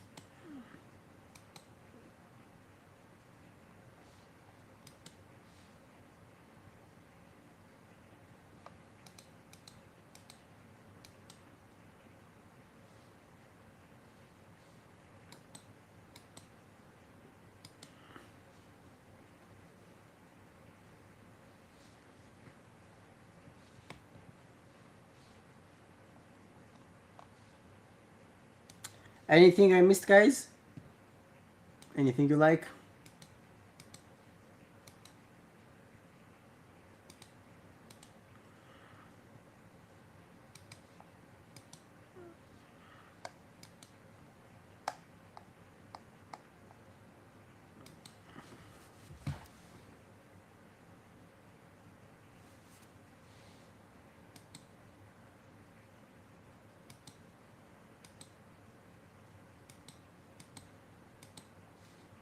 Yeah, it is choppy. Unfortunately.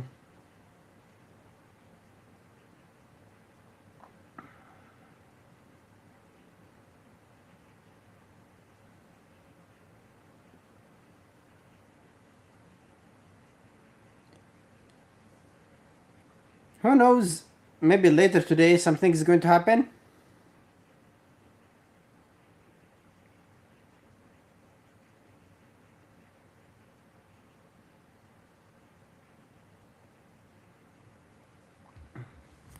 I'll just put an alert down here and see what's going to happen if it sells off. If it sells off down there and holds, maybe we're going to at least have a decent couple dollars or $1.50 reversal. Should be 4 p.m. today, right? Correct me if I'm wrong. Anyone knows when the market closed today?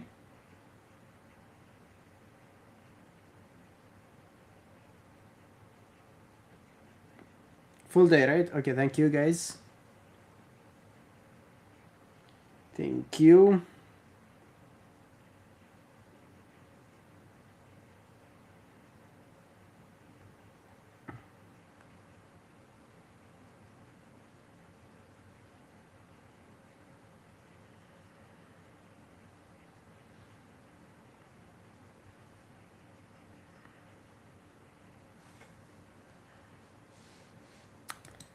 Yeah, something might happen around 1 or 2 p.m.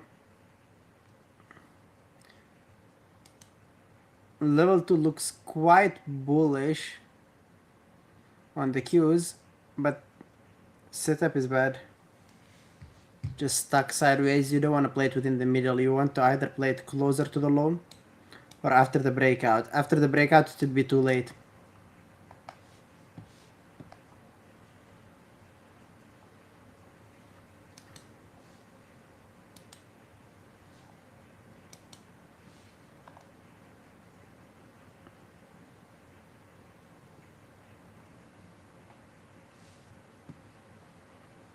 Yeah, like I said, Tesla, we took a look at the level 2 and you could see how empty it is on top, how many shares there are at the bottom. So it did break nicely and I thought it's going to go for 57. Pattern wise it looked good. Atlas wise it looked good. 60 and daily were bad. Then the Atlas just flipped. No orders on top, a lot of orders at the bottom. This is why I said around view up. If you are long in it, you probably want to decrease your position or lock in some profits. So far it's horrible for a long.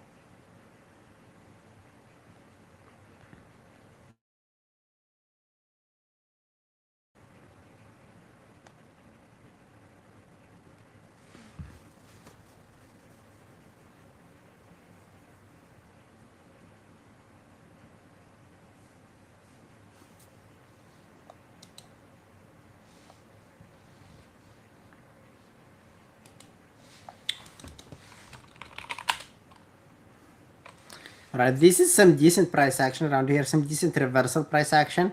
60 is still bearish, and it will probably close bearish in 5 minutes. If the 15-minute chart manages to go up here, that would be a decent reversal setup. Could go in maybe 1/3 of your size and add on a higher low, targeting this area. If that doesn't happen, then forget about it. It'll probably sell off more. Let's take a look at Atlas.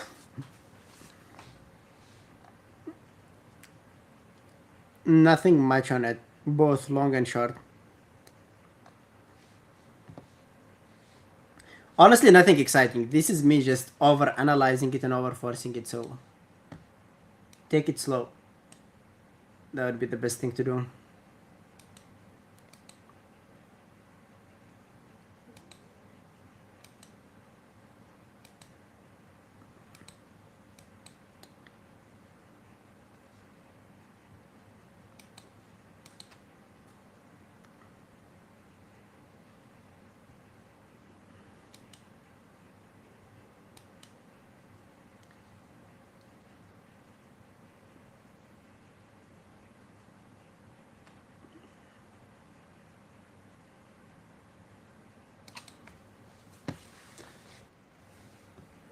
Were there any good break of 5-day setups? Midday, I'm just curious. What have you been doing here with John during these afternoons when everything is just stuck in a range? Do you see MSTR holding this level? Like I said before, setup wise, it's looking good for a reversal. Okay, at least. Yeah, not bad. But the daily is really bearish. It's the first day after the breakout.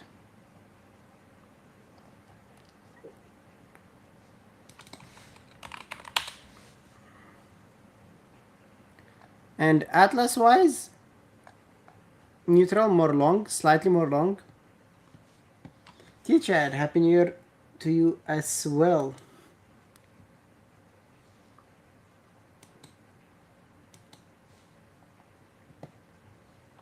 How have you been doing?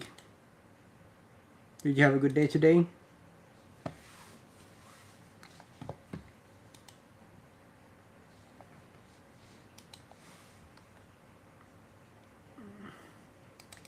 Tesla is ugly, forget about it for now.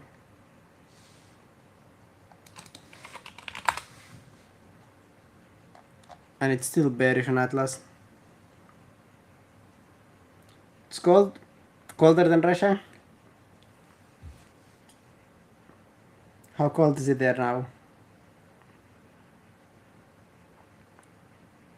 To be honest, doesn't matter how cold. Cold is cold and it's annoying. People are cold. That's even worse than cold weather.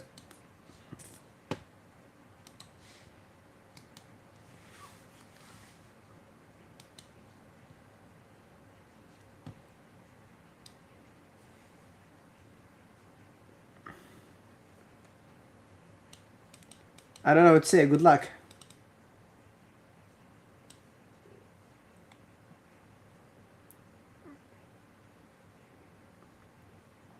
Feel good sitting in my warm house.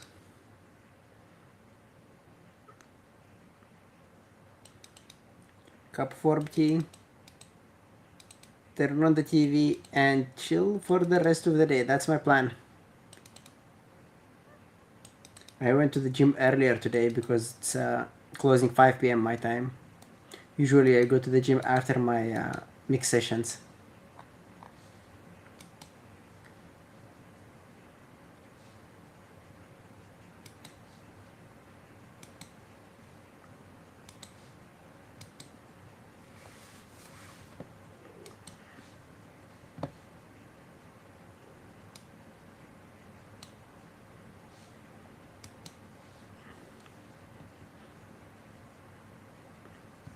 Yeah, here it's closed. It closed today 5 p.m. So I decided to make it quickly. It's closed tomorrow, but it's opened after tomorrow.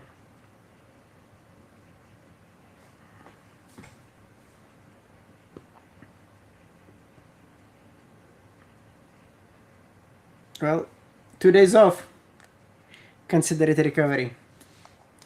Your muscles deserve that. Well, guys, I'm on top of the hour right now. If you get any questions, feel free to email me, ayman@bearballtraders.com. It was an amazing year. I hope it was a good year for you as well. And if you are still a struggling trader, you probably know the issues. Plan it in 2026, and hopefully 2026 is going to be the changing year for you, or the best year for you. So thank you, guys. Happy New Year, everyone. Don't forget that the market's closed tomorrow, and I'll talk to you next year. See you guys.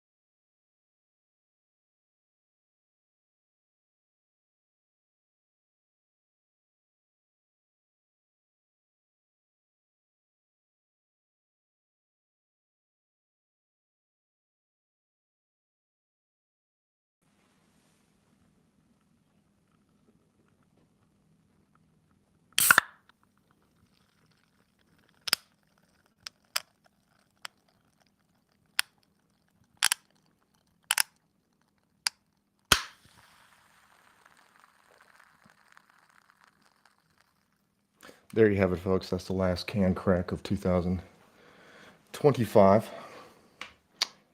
It was a kind of a meh one, to be honest. It wasn't that great. Couldn't get that slow gas release from the can. Oh well. They can't all be great. They can't all be good for trading days either, obviously. Because look at today. Oh, jeez, I'm trying to mute my mic when I do that. I'm sorry. My cold is turning into a... Well, it's still a cold, but I'm getting a cough now.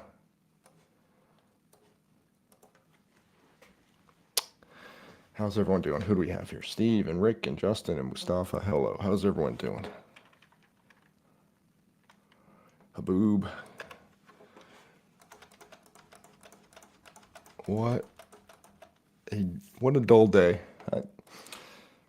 No exciting end to the market in 2025, huh? Exactly. This market's flat like a can with no hiss sound. Pink balls. Pink balls in the house.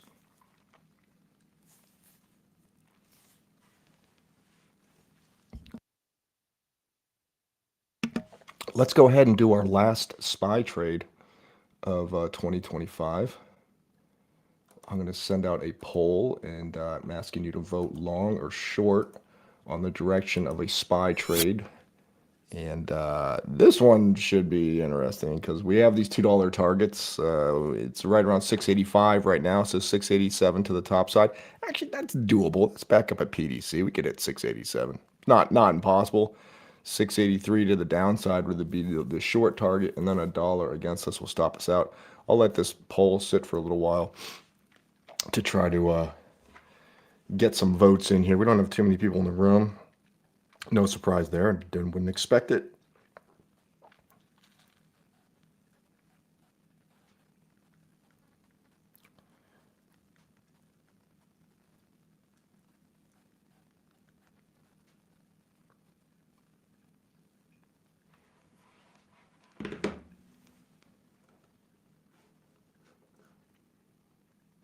And 20 votes are in, so we're gonna need some more, folks. I don't know if we'll get to 50, but we should be able to get more than 20.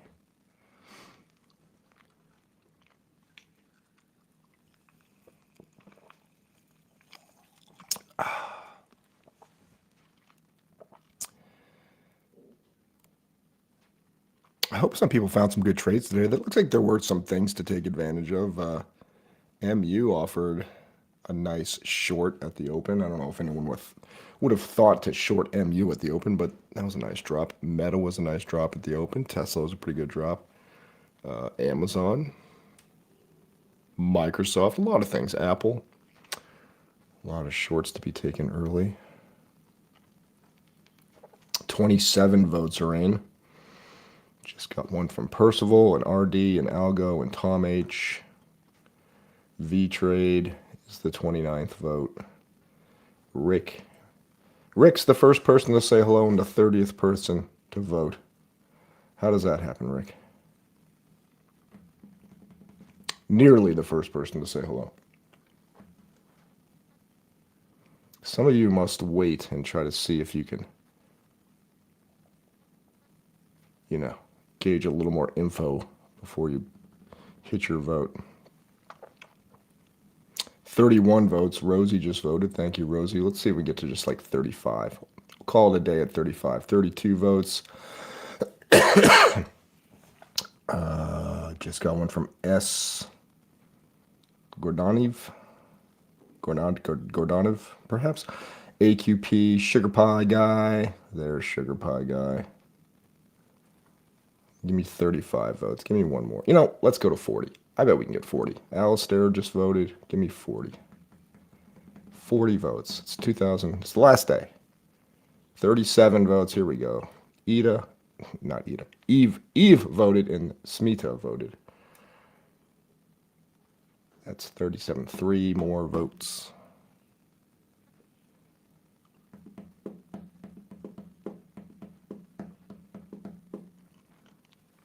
3 more votes. 2 more votes. Laura just voted. Thank you. Need an auctioneer voice. Give me more votes. Give me more votes. Got to get more votes. I don't know how to do that. David just voted. 39. And Sigma. Thank you. That's 40 votes. That'll work. Room wants to go long.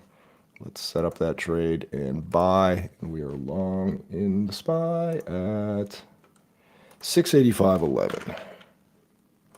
685.11. That'll be our 22nd vote of this 5th experiment.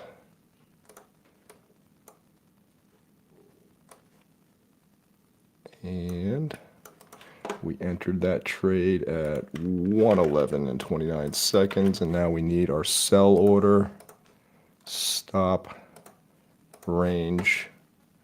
Stop will be at 684.11, which is below the low a day. All right, that's good. And our target is 687.11, which is actually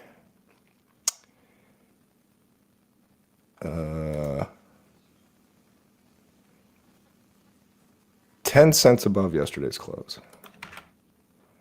All right, position, sell. We got it. We got our order in. French trader looking at Tesla. Look at Tesla getting a little love. This is where it's kind of been problematic all day. I guess it finally got higher. I wasn't around when it did this. Tesla did make a run to up above 455.50, but it seemed like much of the morning the 455 to 455.50 level, somewhere in there was the problem area. But I guess that did eventually get broken and then sold right back off again.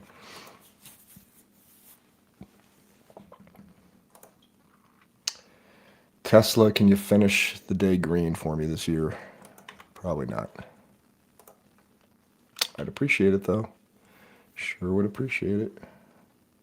I have no trades today. My sentiment this morning was this. I didn't actually get to my desk till about 9:45. At 9:48, I had surmised that these charts all look terrible, and that's of course, beauty is in the eye of the beholder, but to me they look terrible, and I've not taken a trade.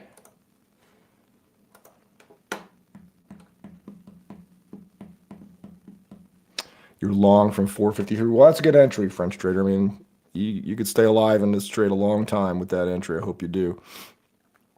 But yeah, this 455 in 455 to 455.50 kind of, it's just a tough little area.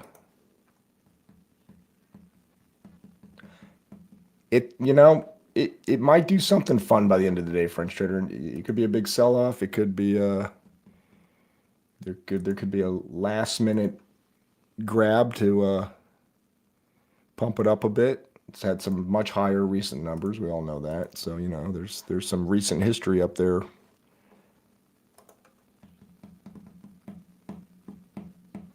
It's a tough place to get away from in the daily. I had a feeling, I had a feeling Tesla would come back to all this mess. If you look on a daily chart, there's just a bunch of traffic and resistance somewhere through I can't even say where it is. I don't know, the low 450s up to the low 460s, somewhere in there. It's not very precise looking, but there's definitely some kind of problem as Tesla tried to break higher, and now we're back into that area. So it's a place we need to support, or else Tesla could definitely lose a lot more.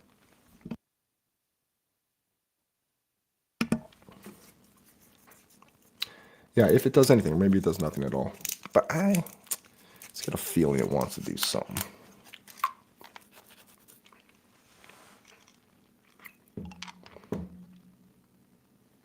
Man, what's Friday going to be like? That's going to be a really crummy day to trade, huh? You think? Can't imagine Friday's going to be any good.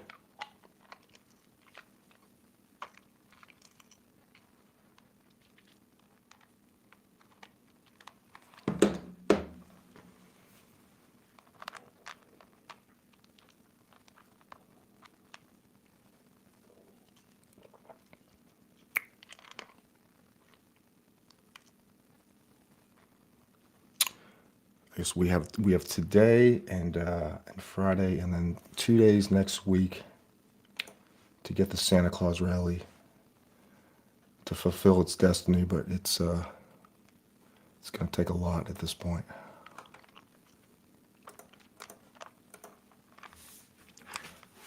We've had the opposite of a Santa Claus rally.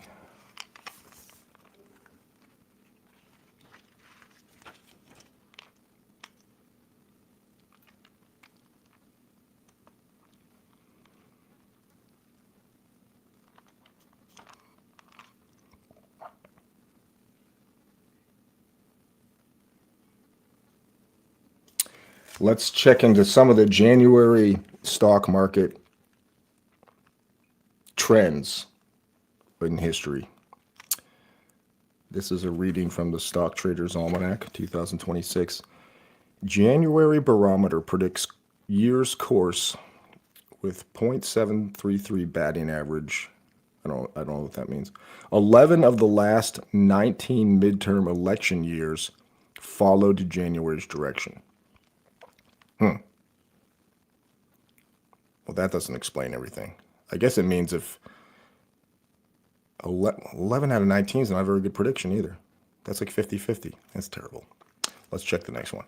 Every down January on the S&P since 1950, without exception, preceded a new or extended bear market, a flat market, or a 10% correction. Now that's interesting.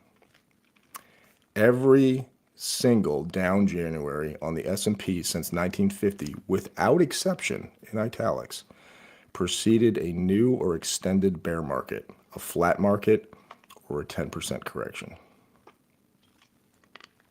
We must keep our eyes on January.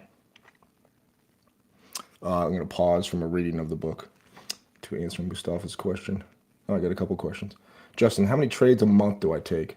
If I trade a whole month, which is usually about 20 trading days, probably 60 to 80 in a month, I would say. Something like that.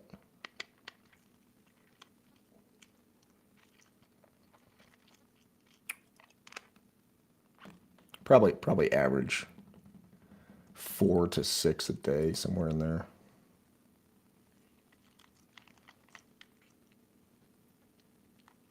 Oh, so maybe more. What's 20 times? Oh, that'd be 120 trades. Yeah, probably 80. I don't know, somewhere around there.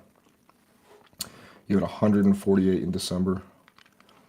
So that's like, again, you divide by 20 is a good rule of thumb. 20, 21. 7.5 trades a day.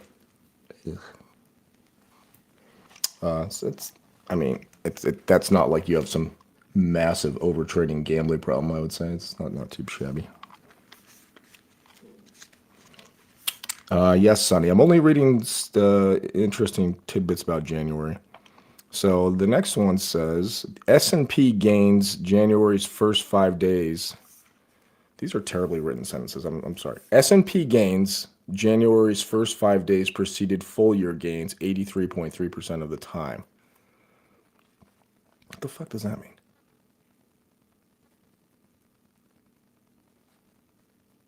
Okay. I guess this is what it means. This is all very squirrely stuff. If the S&P gains in January's first 5 days, it preceded a full year gain 83.3% of the time. So if we see a gain on the S&P in the first 5 days of January, then we have an 83.3% chance of a gain on the year. Okay. There's all these like goofy bulletized sentences in this paragraph, and they're trying to squeeze it all in, so it's got some poorly written syntax. 9 of the last 19 midterm election years followed. I don't care about 9 out of 19. That doesn't tell me anything. November, December, and January constitute the year's best 3-month span, a 4.4% S&P gain. Okay.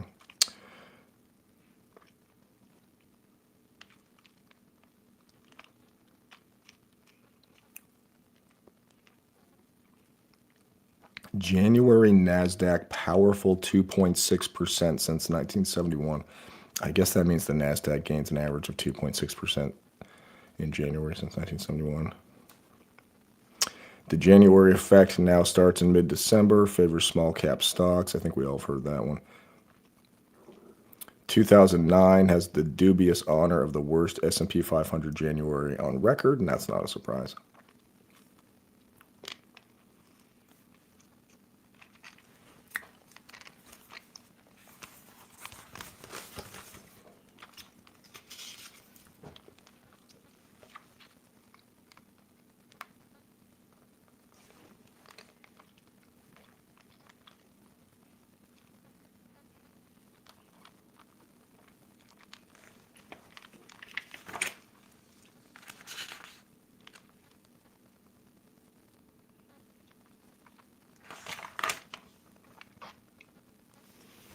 Here's a fun quote. This is a good one for Peter.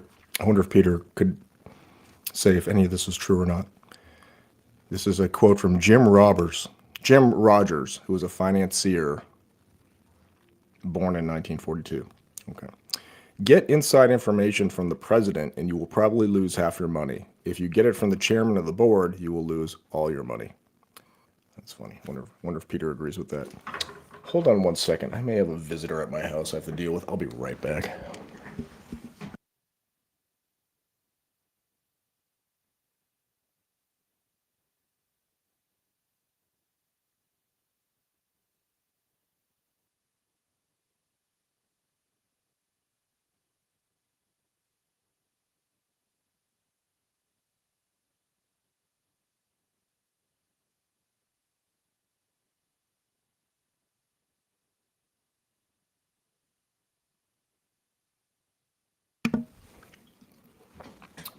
It's my son.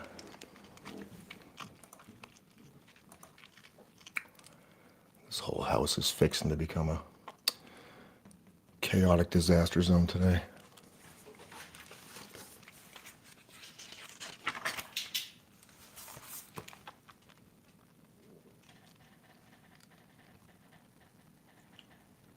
And now you want to come in, buddy?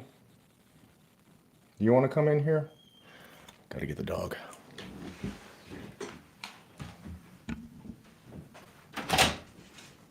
Entree.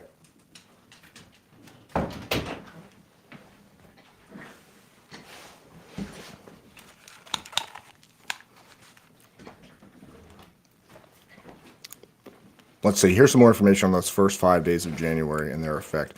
January's first 5 days, an early warning system.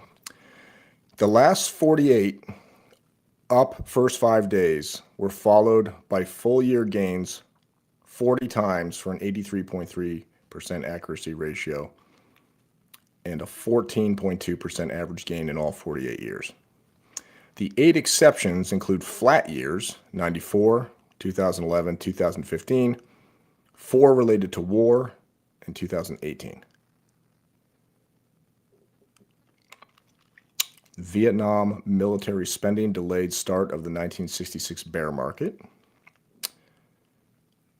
Ceasefire imminence early in 1973, that would be Vietnam. Raised stocks temporarily. Saddam Hussein turned 1990 into a bear year. That's back when Saddam invaded Kuwait, for you young kids. The war on terrorism, instability in the Mideast, and corporate malfeasance shaped 2002 into one of the worst years on record. In 2018, a partially inverted yield curve, hate those, and trade tensions triggered a fourth quarter sell-off. The 27 down first 5 days were followed by 15 up years and 12 down.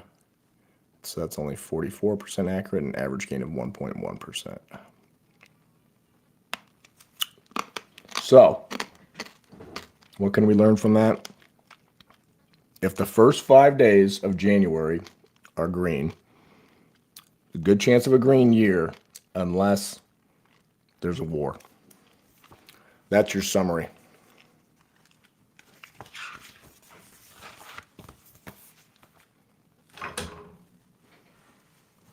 And since you got about 3 chances for a war to kick off, I don't know. I don't know what to make of 2026. We'll see how these first 5 days shake out. Now I'm excited. Google's back green again. Google's been trying to get through some levels up above PDC itself, and then it's got the pre-market high above 314, and then it's got a daily level.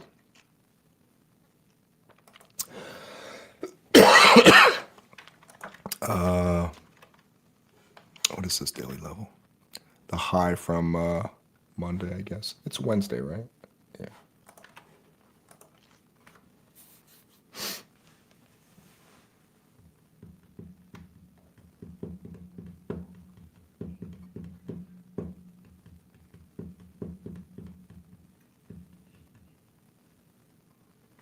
Oh, I'm sorry, Mustafa. I missed your question earlier.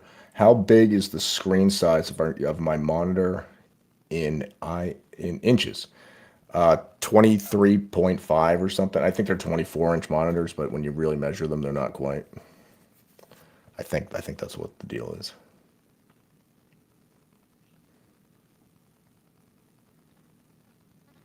So you created a layout and put 12 charts, but it was pretty small. You have a 32-inch. Well, it's bigger than mine. This looks fine to me. I don't know. It's right here. It's like an arm's length away, not even. It's plenty big for my needs, I guess, but I'm looking for a pretty simple setup.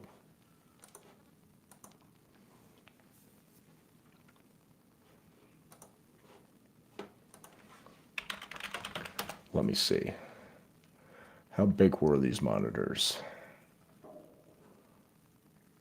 These are Acer monitors, 23.8 inches.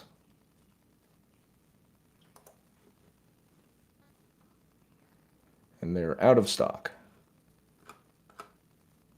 on Amazon.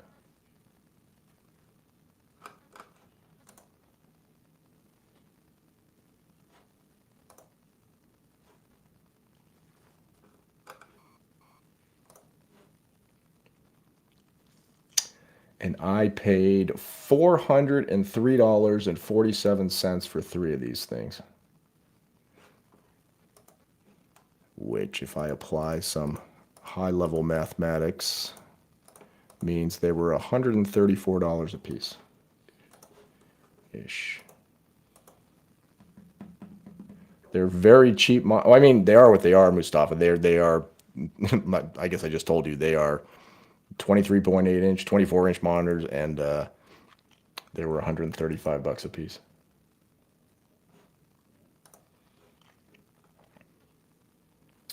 They're 1080p, no HD, LED backlit. Pretty basic stuff. They were suggested by Andrew. When I joined Bearable Traders, on the Bearable Traders website, there was a list of items to buy, suggested items to start a day trading setup. And I bought the actual ones that were there. That's how what's the word? I don't know. how desperate for assistance I was. I was like, whatever. If Andrew says buy these monitors and he's a good day trader, then I'm getting the same damn monitors as this guy. That shouldn't matter at all, right? But you know, when you start out, you're like, oh my God. I just want to do the same thing as somebody who knows what they're doing. So tell me what you ate for breakfast. Tell me what monitor you use. Tell me what kind of shoes you wear. I'll do anything. In the end, that wasn't the path to day trading success, but that's where you start out. Can't blame anybody who feels that way.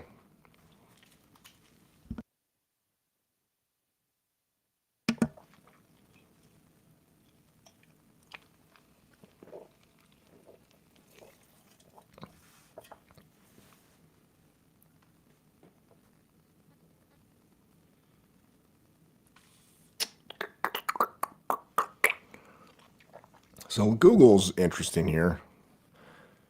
Kind of wondering if that wants to finally get going. It's made some good runs. It's about the third time it's really run with strength up into this level. The SPYs had VWAP. So are the Qs. Yeah, Steve, I can't stand trying to. It's been years since I tried to trade on anything but the setup I'm sitting in front of right now. I don't do it like on vacations anymore or traveling of any kind. But it's a very when you do the same thing every day, and I talk about this a lot. You know, having having a reason to come to your desk to trade a certain way, to have a strategy that you are committed to in a way of doing things. When you do that, a lot of this becomes very robotic feeling, which is good. You know, you come in doing the same thing, same charts, same everything. Just get everything ready the same way every morning and watch everything the same way. Everything looks the same. When you mess with that, it feels really bizarre. Even to the point, like sometimes the cleaning people will come through my house and knock these monitors around a bit. They like to knock a lot of stuff around. I have to try to get them back where they were, and I can tell like when they're like not quite exactly where they were, and they feel weird to me. They're at a slightly different angle or whatever.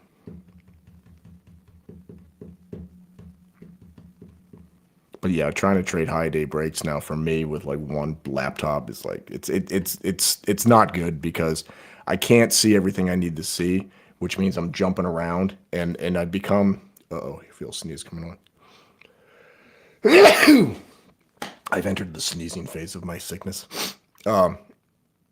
But trying to jump around on one monitor and go find stuff, it makes it what it does to my brain is that when I think I've found something, because it's so much harder to go find something, when I think something looks kind of good, I take it because it was a lot of work just to get to that point, as opposed to just sitting here and being able to watch at least 12 stocks at one time and then click through my secondary list. It's like, you know, it makes me feel desperate to get into something because my whole game is off.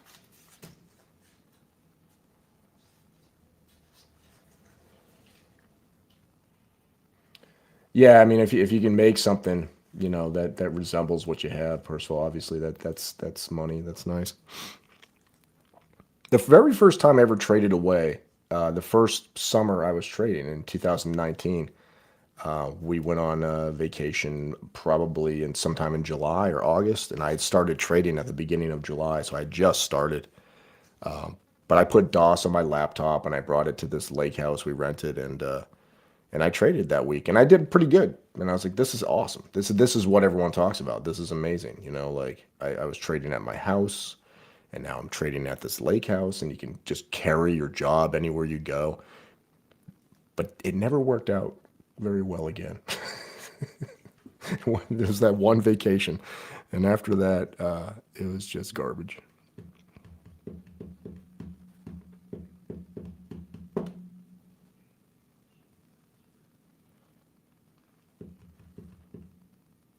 I don't know if I ever told this story here.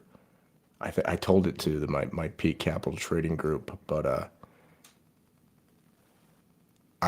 we went on a winter vacation once. My kids were on winter break, and this is years ago. And I had about 15 to 20 minutes to trade, but we had to get out of the house at like 10 o'clock. So, you know, the market opened at 9:30. I really had to be done in about 15, 20 minutes. It's a very bad idea, I found, at least for me, over the years, to try to squeeze in my trading into a short window of time, because it's another thing that makes you desperate. You feel like I only have 20 minutes, I got to find something. And it puts my brain in a whole different place. And so anyway, I took a trade on something. It went very bad immediately, and it was a loss, and I didn't sell. I didn't obey my stop, and I was letting this thing play out because I just felt like, you know, I can get this thing back to break even before I go. And it was coming close to break even, but not quite, and I was going red again, and it was just a problem. And I did the thing you should never do. I closed DOS. I didn't close the trade. I got in the car with my family, and I drove 2 hours to another house we rented up in the mountains. And we got to the house. We pulled in, got settled a little bit. I opened up my laptop. I don't think I even had DOS on mobile at that time. I guess I could have checked the price on my phone or whatever. I don't know, but I didn't check it till I got to the house. I opened up my laptop and I opened up DOS, and I was sitting on a giant loss. like really, really big. And I was, yeah, of course, the whole 2 hour drive. Yeah. Do you think I was a pleasant person to be with, Steve? Do you think I was all there with my family, like having a good time? No, probably not. And so, yeah, I got to the house. I saw it turned into a giant loss. I sold it, and then I started my vacation quite, in a bad place. Like just, you know, it's not even like anger feeling. It's just like you're so disappointed in yourself, like what the fuck did I do that for? Like what a stupid, stupid thing. And I probably told myself like, this is a pretty good start. I bet it's going to have a good day. I found reasons to, to do the stupid thing, but it did not work.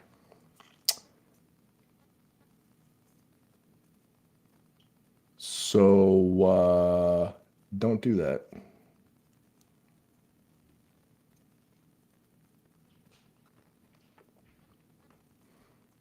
Yeah, I'm sure there was some anger, Sharif, but yeah, it's disappointment and just like shame.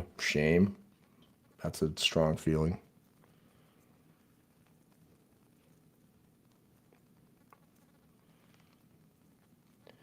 Humiliation. Well, I didn't tell anyone about it. I kept that to myself. So I guess I was self-humiliated, I guess, but I think that's what shame is.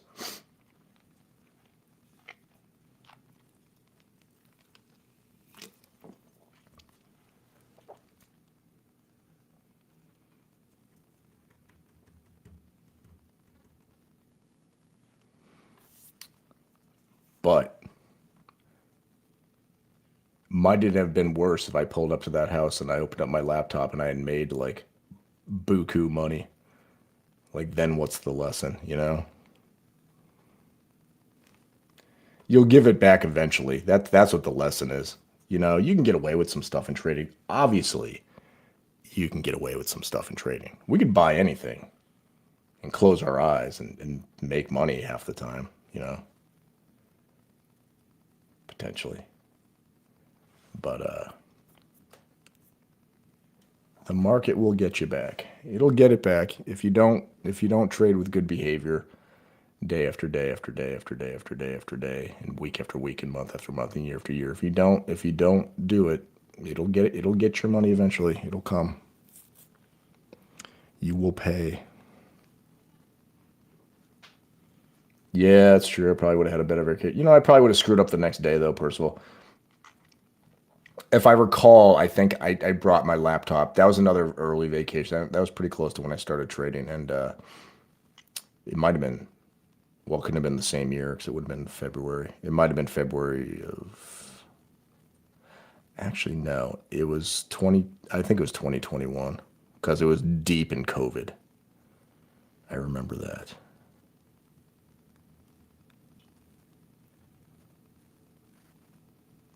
We went skiing on that vacation, and no, wait. No, it couldn't have been 2020. No, it had to be 2021. Yeah.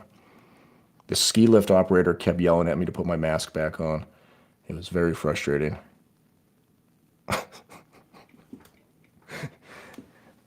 There was that.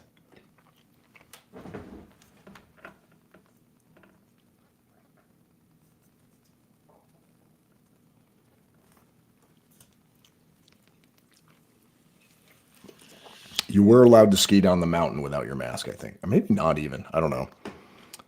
But man, the ski lift guy did not like it if you tried to get on the chairlift without putting your mask on.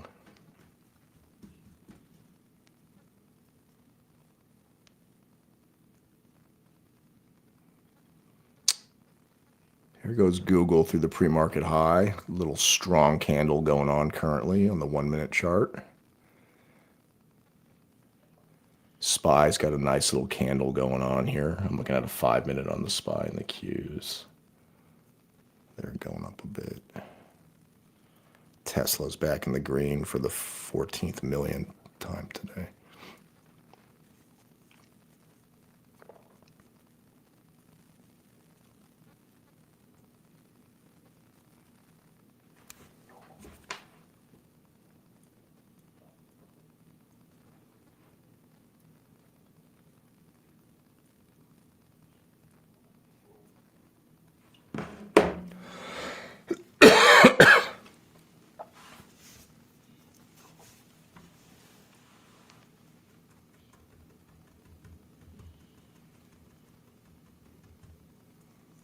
coin just made a new low of day.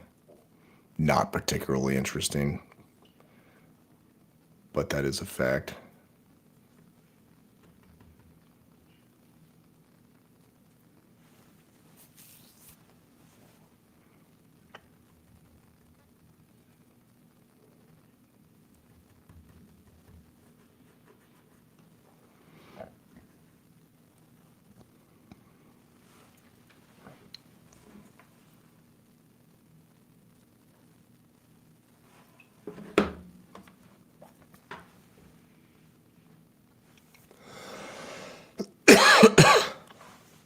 Meta's at a resistance level here. Not quite. It looks like it's been resisting 664 today. Might go up and try that again. Google's, again, just kind of stuck at the pre-market high.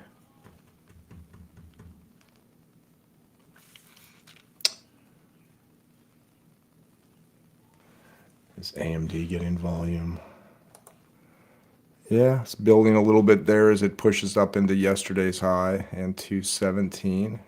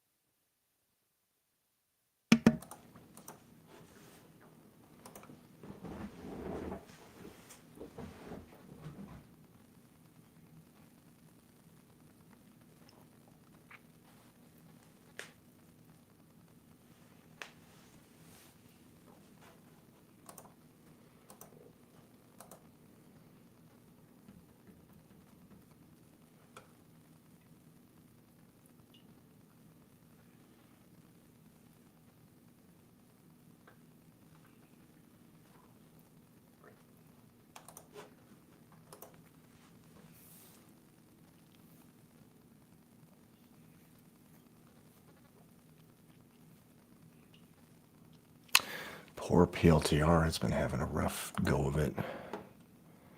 Meta, did it ever get to 200 recently? No, got to 198.88.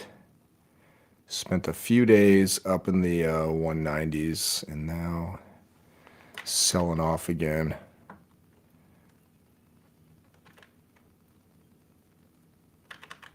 There's a low on PLTR from December 17th down at 170 or yeah, 176.50.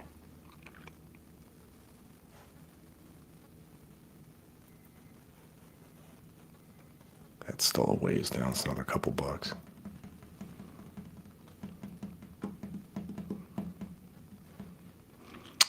Amazon's ticking up here. Here goes the SPY for another effort. 686, of course, will be something to contend with. There's a daily level there that's what is that? That's the low from Monday.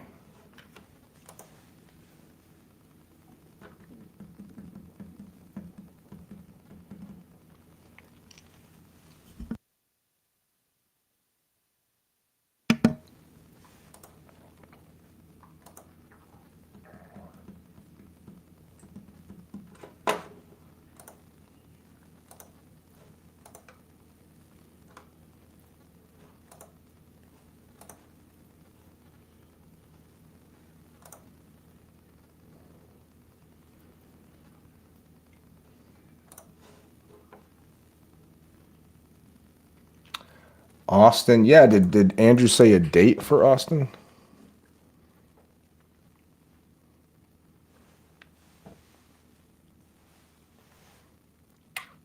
Oh, that early? Oh, ooh, I can't do that. I'm going, actually, that'd be funny if it's January 17th. I'm going to El Paso that weekend. So I will be in Texas, but I will not be in Austin. I thought he was talking sometime later. I'll have to ask him. Let's see what he says.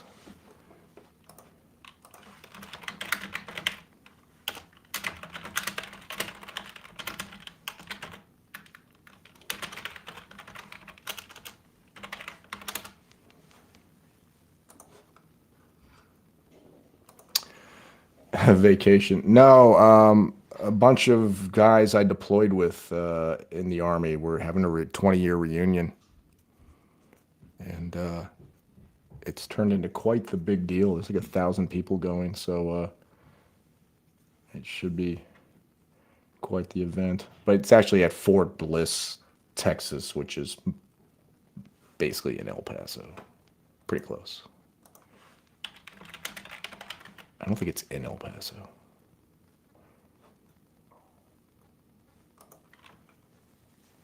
It's basically in El Paso.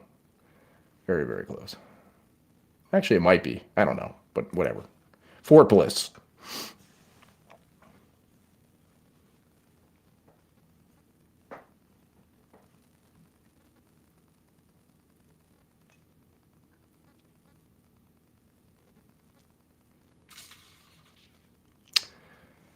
And Fort Bliss is not named Fort Bliss because it's a place of bliss. I don't know who it's named after. It's named after Lieutenant Colonel William W.S. Bliss, whoever that is. Who was that?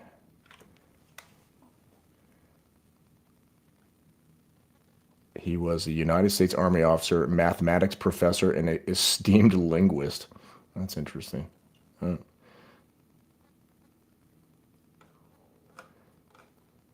And he got Fort Bliss named after himself. Great Marty Robbins song, yeah.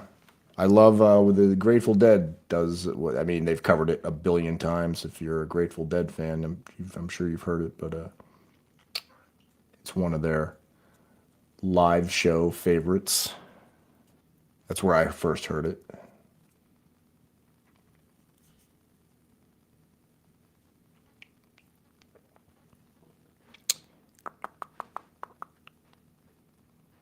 You can't even think of that song without wanting to sing it out loud. I can feel myself wanting to do it. I'm not going to do it. I have a cold. My beautiful singing voice is off. I wouldn't do it to you people.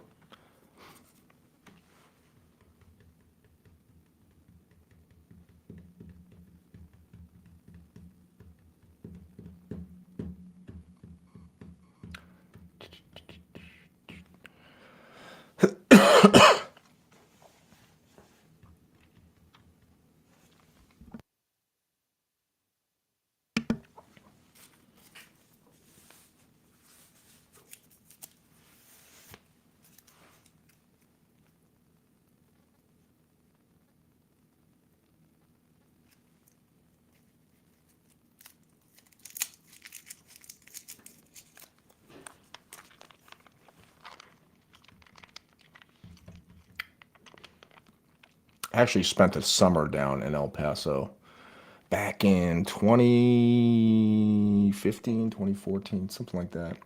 I was actually at White Sands Missile Range, but I had to go to Fort Bliss also, so I spent a lot of time between those out in the desert there. I really liked it. I like the desert. I could live in the desert. Love the mountains. The whole Las Cruces, New Mexico is where White Sands is. And it's a nice place. I liked it.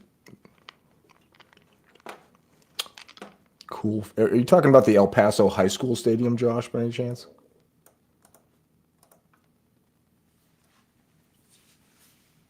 The Sun Bowl. Oh, UTEP Stadium. Okay. Look, check out the El Paso High School football stadium. It's actually really cool looking.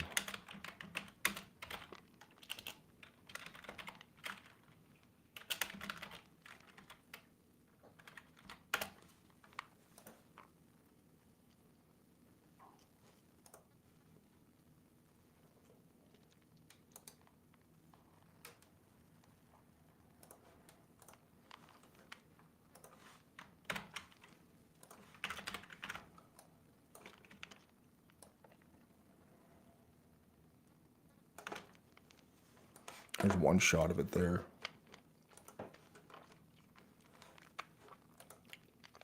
So the high school is like up here, and then the front. I mean, look at it. It looks like a Greek temple, looks like a Wall Street bank or something. And then it like flows right out into the stadium seats and the fields down below. It's really neat. I'm gonna find a better picture of it though. Yeah, like this picture here.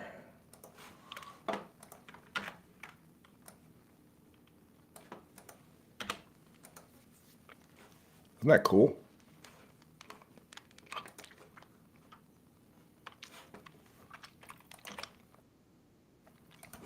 Yeah, Dwayne, not far from there. They tested the A-bomb. It's the Trinity site. It's like north of White Sands. I wanted to go check it out when I was there, but it was quite a drive. But I thought about taking a day and just blowing off what I was supposed to be doing and just driving up there. The Army gave me a rental car that I could take out in the desert. And I ended up driving all over the damn White Sands Missile Range and all over the desert. Yeah, they gave me a brand new Nissan Pathfinder. They gave me 2 cars. This is ridiculous. This is how your government works. So I went down to White Sands Missile Range, El Paso area for this exercise, and I was an observer for the exercise. So I had to like drive around this giant Army exercise, just 5,000 soldiers out there, pretend fighting in the desert. And I had to make certain observations on what was going on and report back, right? So they give me no trades today, Mustafa. So they gave me a Nissan Pathfinder to go drive around to follow these units around. But the way the car was contracted, I couldn't take that car back to my hotel because of the way the contract was written.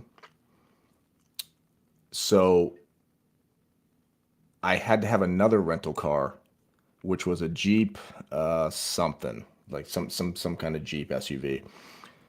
So every day I would leave my hotel, which was in Las Cruces. I would drive to White Sands and switch cars to the Nissan Pathfinder, which I was allowed to drive in the desert. I wasn't allowed to drive the Jeep in the desert, but I could drive the Nissan Pathfinder in the desert. So I drive to White Sands, I'd get out of one car, get into the other one, go drive around in the desert all day, and I was done for the day. I drive back to White Sands Missile Range, like the prop, where the post was. I'd get out of that car, get back into my Jeep, and go back to my hotel. It was very bizarre. Wasn't allowed to take, yeah, it's government efficiency. I couldn't take the Jeep into the desert, and I couldn't take the Pathfinder anywhere into a town. Like, I couldn't take it to get food or anything. It was ridiculous. But I destroyed that Nissan Pathfinder. Now, I didn't mean to, but they made me do some silly things. I had to follow these tanks and Bradleys around the desert. And I don't know if you know anything about tanks and Bradleys, but they can go just about anywhere they want. Nissan Pathfinder, not so much. So, like, there'd be a whole tank company doing some attack, and they'd be, like, just bowling through the desert and making their own trail, like not using roads at all, right? And I'd be following the tanks and the Pathfinder, just like boom, boom, boom, like bouncing all over the place. It was bonkers. I got it high centered at one point. I was following the tanks, and I hit some big bump, and the whole Pathfinder got high centered, and I couldn't get out of it. I was stuck in the middle of the desert. My radio wouldn't reach anybody. I was too far out. So I was all by myself, and all I had was the water I had left and the food I had left, and I had to somehow like figure out how to get back to safety. It was not a good situation. So the funny thing was, as the tanks were advancing, the engineers, the combat engineers, were putting in obstacles behind the tanks in case like an enemy was trying to follow them, it would slow down the enemy. So as they were advancing, the engineers are getting out and they're putting wire, like concertina wire, across the desert. And they use these pickets. You know what pickets are, like those metal things you put in your garden to like string up, whatever, shit in your garden.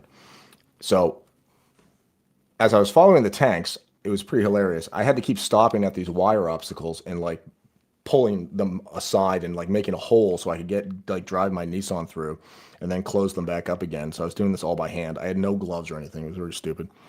But I ended up having to take one of the pickets and use that as a shovel. And that's not a very good shovel. It's about 2 inches wide. And I had to use that to dig the Nissan, like dig the lump out from under the Nissan to lower it down back to the desert floor. It took hours. It took a very, very long time. But the motivation not to die was very strong, so I did figure it out in the end. Why didn't they give us a Humvee? I don't know, Dwayne. I don't remember. They might not have had enough. There were a lot of observers, so it would have been hundreds of Humvees, and maybe they just didn't have enough. I'm not really sure. But yeah, I've done other exercises as an observer where they do give you a Humvee, but not this time. But you know what? The air conditioning and the satellite radio more than made up for the fact that the thing got stuck once or twice. All right, let's take our second poll here. I'm going to send out a second poll and ask you if you want to keep the money from the trade we have or let it ride to our target. So we're going to sell or let it ride. And we are currently up $91. And I will call out the amount we are up here as we collect the votes. I want to get 30 votes for this. We're up $93, $93, $91, $86, $85, $84, 85, 85, 86, 85, 86, 85, 83, 85. Looking for 30 votes, and I'm going to hit post results right on the 30th vote as long as it's not 50-50. It's 50-50 right now, so your vote definitely matters. We're up $82, $81, 27 votes, $81, 28 votes, $78, 50-50 at this point. 28 votes, $75. Need 2 more votes as long as it doesn't end up being 50-50. $76. 2 more votes. 2 more. 1 more vote. $73. 75. Need 1 more vote. 73. 1 more vote. 1 more vote. Yeah, we did. We lost about $15 tallying the votes. $75. I need 1 freaking vote. Somebody give it to me. Oh, and now it went back to 50-50. Now I need 1 more vote. The next vote wins. All right. There. We're done. Sell. All right. SPY. Sell. $78 profit. What a way to end 2025. That's fantastic. Selling at 685. 89. Gets our deficit down to negative $511. Look at this little uptick. Look at that. 2026 is going to be a great year. Oh my gosh. That's going to be wonderful.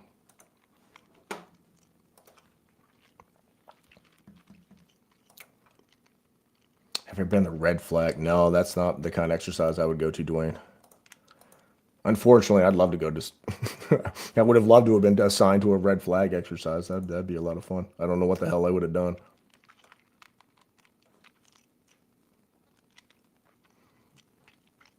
Yeah, Steve, that looks about right. Yeah, that Nissan was beat up. Your tax dollars at work, people. Red flag. Red flag's a Air Force exercise. It's like Top Gun. You've seen Top Gun, Sharif, I assume. You know, Maverick, Goose, Jester, all that stuff, but it's the Air Force version of that.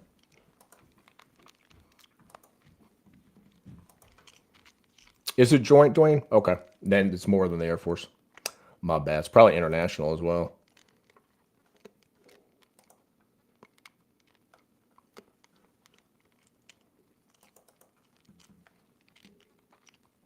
But it's mostly Air Force, isn't it, Dwayne? At least Air Force run.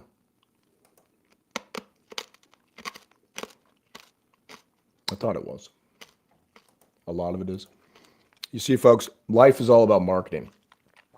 There was a movie to be made in 1986, and that movie involved testosterone and fighter jets. And the Navy could have made that movie, and the Air Force could have made that movie. But the Air Force did not make that movie. The Navy made that movie. And the Navy benefited from decades of great recruiting, thanks to Tom Cruise and the F-14.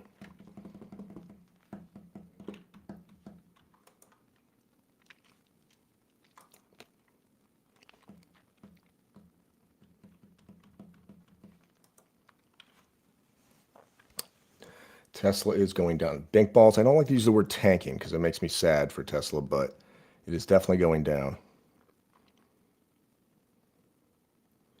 I'm going to say Tesla's decrementing in price.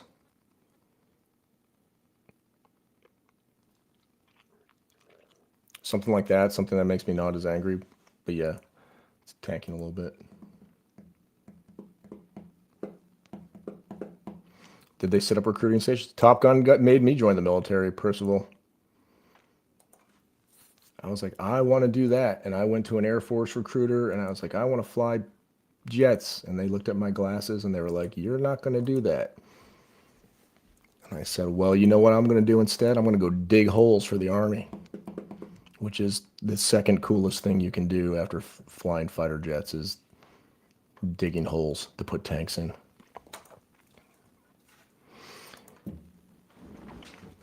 And that's what I did. I didn't actually dig the holes. I told other people where to dig the holes, but you know, you get the idea.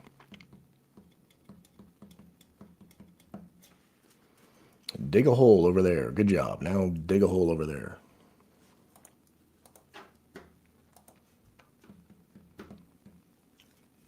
Sarif, that's right. Sarif, you were a sub person. That's right. Interesting life.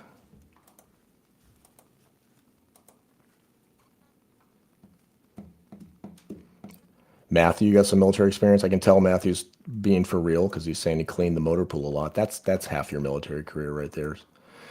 It's cleaning up oil spots, putting drip pans under the vehicle, make sure they got a chock block, sweep things up, get ready for Friday formation, get drunk, repeat. Good times, Matthew. Good times. Good memories. If you remind me, Matthew, I'll tell you the story of the funniest Friday formation I was ever a part of. I don't have time to tell it now. It involves me being stranded, a Hemet wrecker, if you know what that is, and a very illegal stunt I pulled off to save my weekend. But I can't tell that story now. I will tell you that story in 2026 if you want to hear it, but you'll have to remember next time you see me, say, John, tell us the Friday afternoon motor pool story, and I will regale you with tales of my stupidity. But that must wait. For now, buckle up for Miss Megan Marlowe to take you through the next hour and to help close out your 2025. And you guys have a great evening tonight or whatever you're doing. Happy New Year. Have a good time. You've all earned it and deserve it. And I'll see you in 2026. Bye-bye.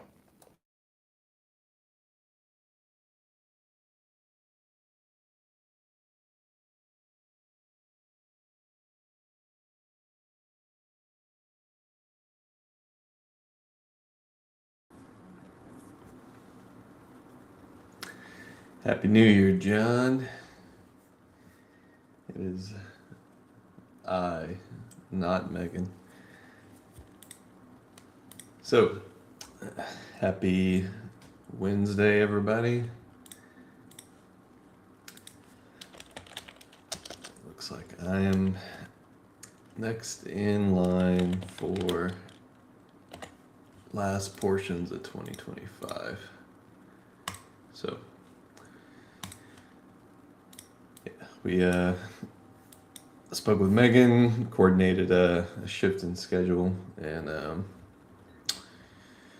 just kind of looking to see what the rest of the day offers, but also looking to kind of discuss next week.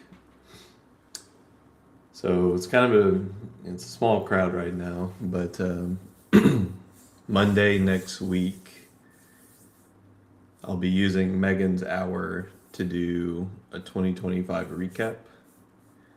It'll be a lot of trade-focused themes of what occurred in 2025, what we had to kind of navigate towards. And along with that, we'll probably do, maybe towards the latter half of the week, a 2026 theme, like what's going to be in focus next year. So there's obviously still going to be some carryover and follow through from what we discussed last year or this year. But trading next year might be significantly different, and we'll just want to be prepared for what some of the expectations are, typically broken into like months or quarters. So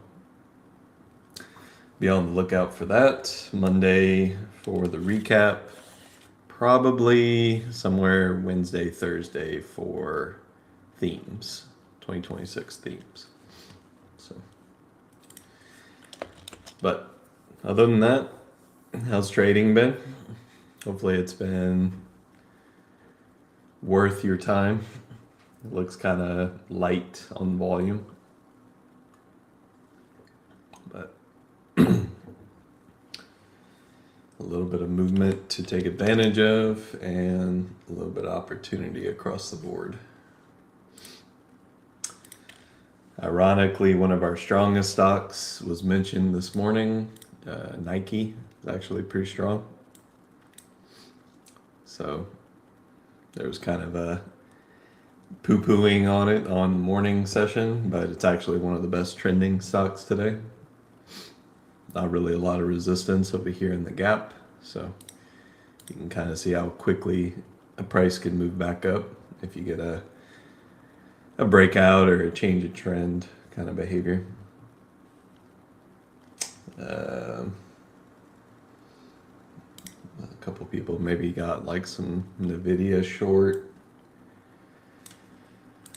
It was Netflix, which started off by rallying and then kind of created like a wide morning range. It took a while to get back to the upside, but started to move up.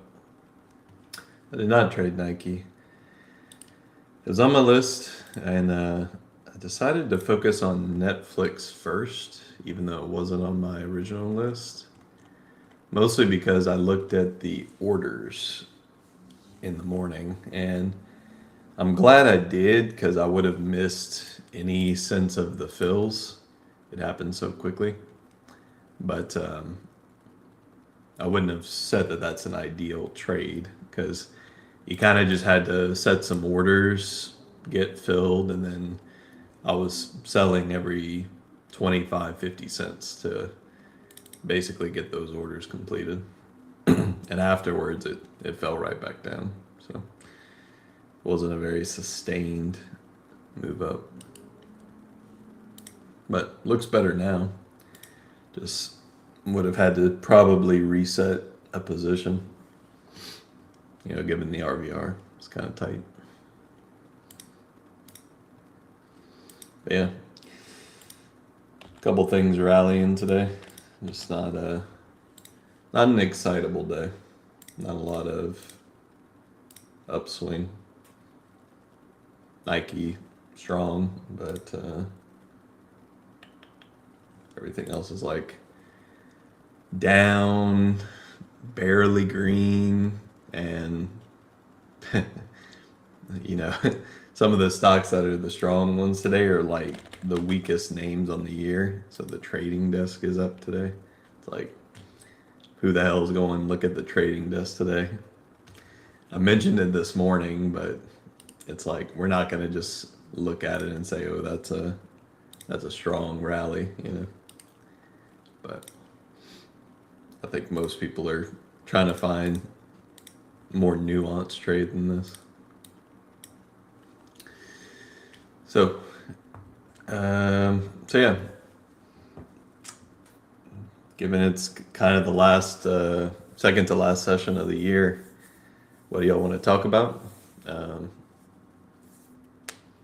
Is there anything for next week that you'd like for me to prep in both the recap and the themes of 2026? Because otherwise, we'll just kind of be looking around and seeing what's moving.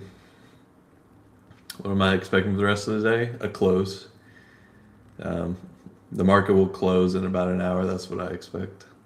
Hour and a half.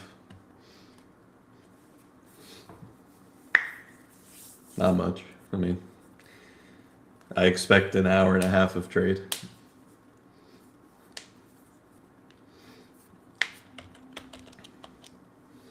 And more importantly, where? Like in the SPY, in an asset, in silver, where am I looking?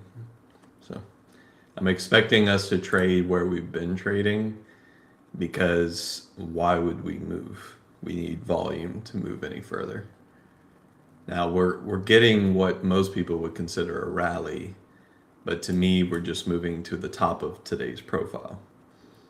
So if we just start seeing like a little bit of selling here and a stall, we could find ourselves just kind of meandering around where we were in the first or second 30-minute candle, I guess.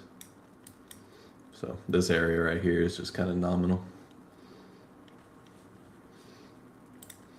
But moving from low to high on the profile is still a trade. So I would expect buyers down here who targeted this zone as their sell zone to start selling, because that's their game plan. Typically they buy near the low, or they find themselves above the zone that holds the low. And when they're doing that, they're still targeting this. They're not targeting this, typically. Just by the way the profile looks. So.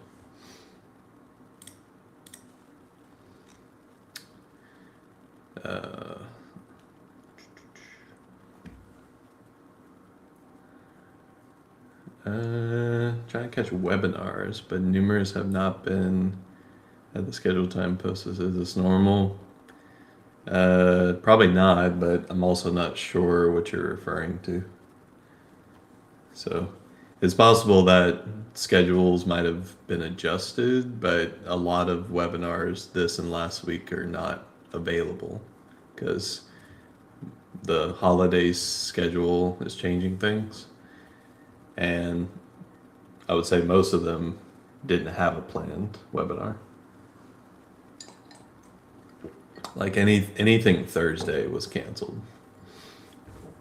Wednesday, it kind of depended. Early morning versus like the afternoon stuff was canceled, and then I'm not sure if there's anything else that you were looking that's been adjusted. And like mentorships are all canceled this week because they're all Thursday, unless Thor's doing his evening one. So.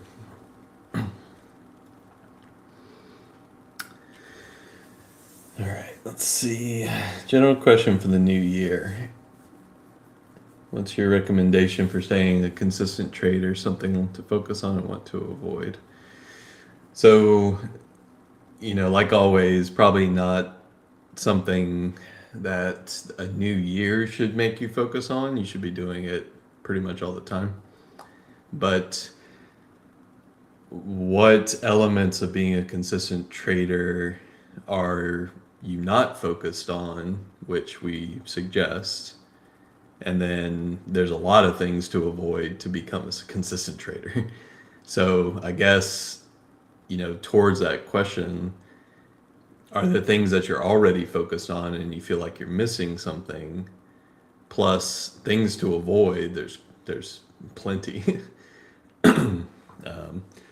Too big of size, poor risk management, coming to the market unprepared, anything physical like bad sleep, alcohol, and issues with like mental clarity, psychological issues, whether you're aggressively respecting or disrespecting how the market actually moves and trying to fight it.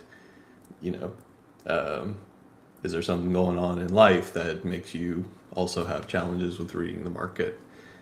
I mean, there's a bunch of things to avoid, but the stuff to remain focused on is the stuff that builds consistent trading in general, which is typically sticking to simple strategies, respecting stops, positioning towards your account size and your risk tolerance, obviously building things to avoid all the issues that I mentioned, and beyond that, just testing, a lot of testing, making sure that what you believe works over time.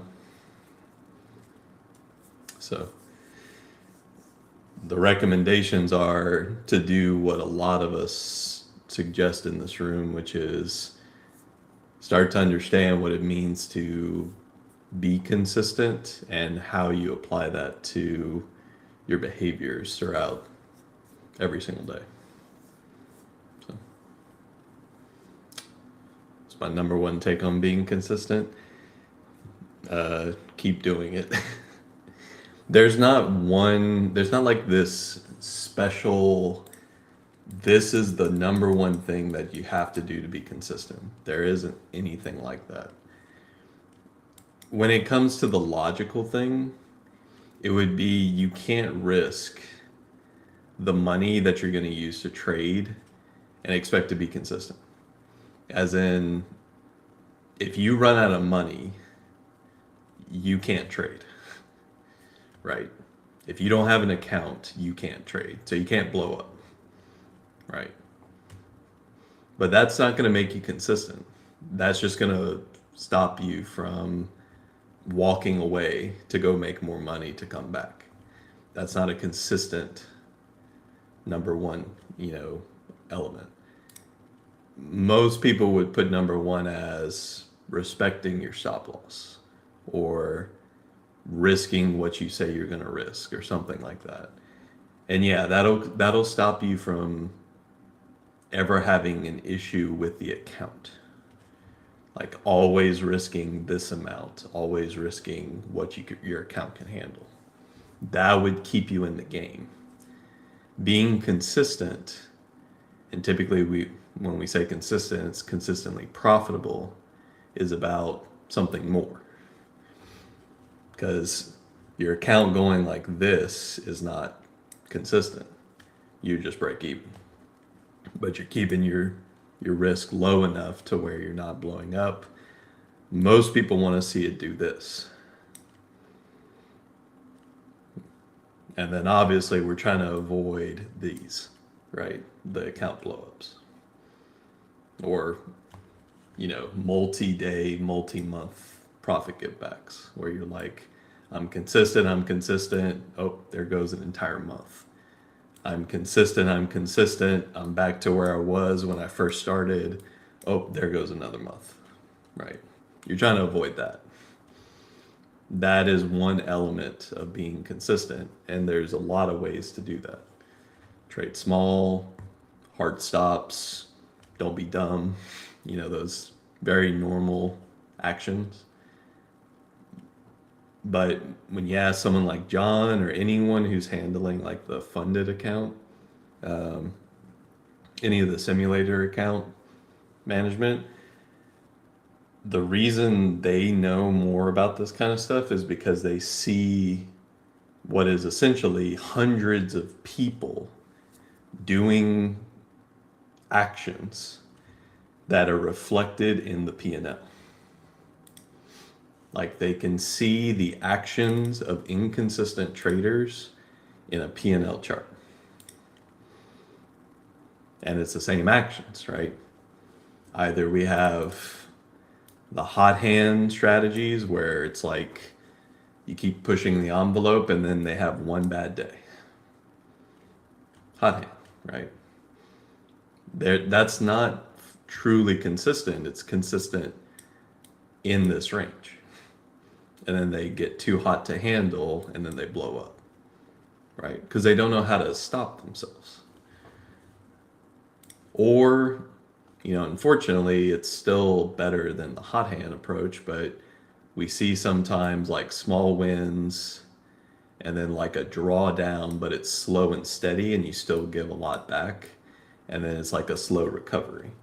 you're still finding something there to work on, but psychologically it's harder to tolerate this than it is to tolerate this, because you can work with this. A hot hand strategy, you know, or someone who consistently blows up, it's hard to work with. So how do you go from inconsistent to consistent when you have a strategy like that? Find a way to cut this off. Like, there has to be a point when you're doing well and then something is causing a lot of drawdown all of a sudden. There needs to be something to literally snip that line, like cut it. And when you're in that position, whether you're a day trader, swing trader position, whatever, leveraged, unleveraged, how do you snip that line? How do you stop that line from going any lower than where you want it to go?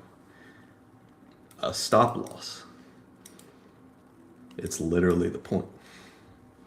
So no matter what we're doing, we're always trying to avoid time and price drawdowns, because it's not only about how long, it's not only about how much money you lose, it's about how long it takes you to recover that money.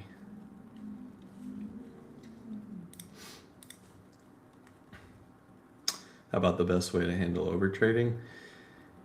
Intraday? Intraday overtrading? Get on a higher time frame. Are you on a 1 minute time frame? Do you have a 1 minute chart available for you to look at? 2 minute? Still too low. Cut it to a 5. You can't take a trade until one of your 5 minute candles is closed. Okay, take off your 2. Make rules that tell yourself that you can't even execute until one of those time frames has a closing, a setup, and then your other time frames for like targets. If you find yourself taking the same entries in a 5 minute candle, then you're overtrading. I can't help you if you won't get off the 2. Every 2 minute candle is going to look like an opportunity to you. So if you want to stop over trading, don't have them available. Take them off your chart. So, or you can do elements of, I can only trade this many times throughout the day, so you can give yourself bullets. You are a gun, you have 5 bullets every single day, fire at will, but once your chamber is done, you're out of bullets. Hopefully 2 of your bullets hit the target, right? That's one way to do it. Can you handle that? So it comes down to the person. I mean, what are you willing to give up? What are you willing to sacrifice to avoid a problem? Some traders don't want to sacrifice anything. I just told you get rid of your 2. That's one way to handle overtrading. You're not willing to sacrifice that. How about a 5 bullet strategy? You only get 5 bullets a day. Or 3 bullets. I'll make it even worse. Your gun sucks, right? You have this many bullets in your revolver. You get to fire 3 shots throughout the day. Are you willing to take that sacrifice? That's how you avoid overtrading. You need to sacrifice something.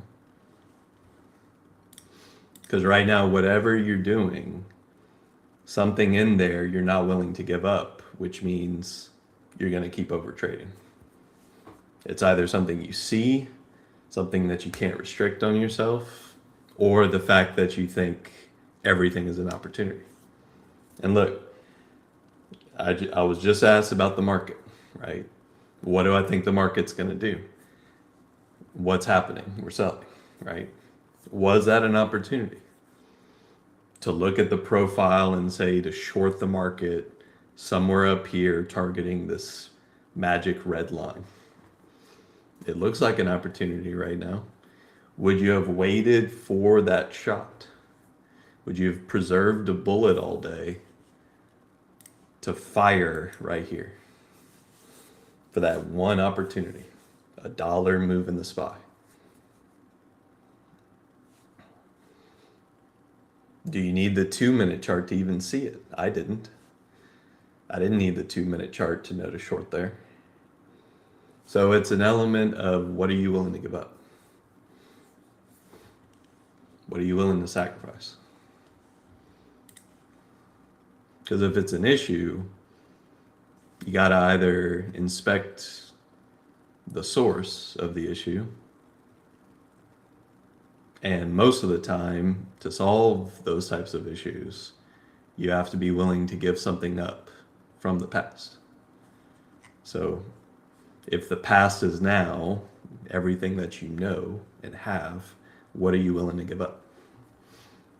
If you can answer that question or think about it a little bit more, you might be able to overcome one of your challenges, which appears to be overtrading. So ponder that over the holidays, right?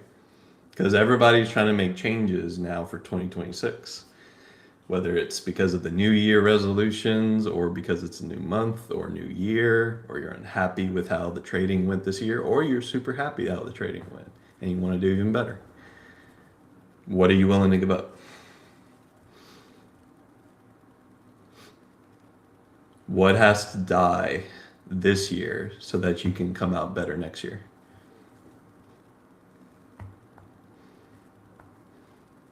And I'm sure everybody's now kind of thinking about that if they're listening. You know, just what will go away to come out better? Because a lot of times if there's an issue, it's not that you need more. You actually need less. You have to get rid of something. And a lot of people who have issues, trading or otherwise, like it goes across the human nature. If there's an issue in someone's life, it's usually because something is being held on to that shouldn't be, right? It's like a lingering problem.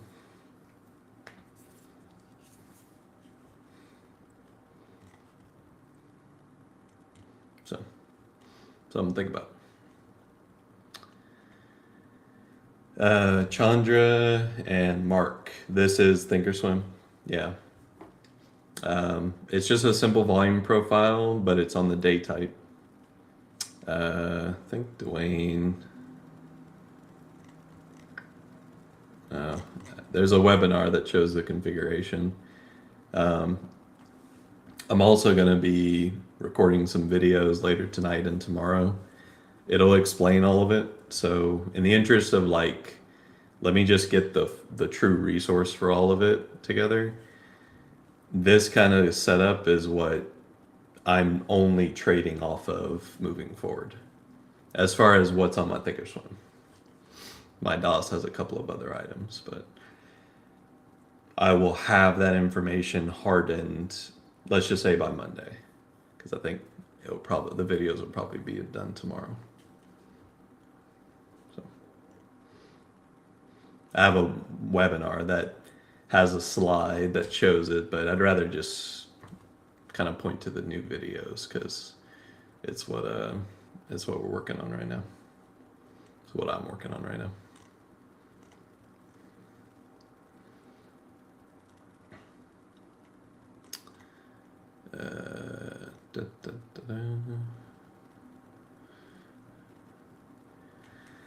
How to overcome a challenge to premature swing exits. Intraday volatility and headlines often override your original thesis and time horizon. So that one's kind of interesting, Jojo, because the question would be, that kind of goes to what Thor discusses with regards to once you're in the trade, should you think anymore? Or is the trade as hardened as possible as soon as you get in. So you're saying on swing setups, intraday volatility / overnight activity messes with your original thesis, even though you have this big game plan, right? The stock is going to start moving up from here and it's going to end in my target and I'm never going to be tested and everything is going to be Gucci, right? That's your thesis, right?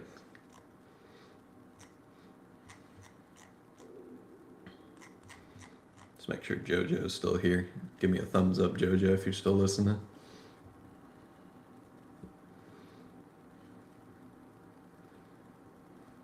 Okay. So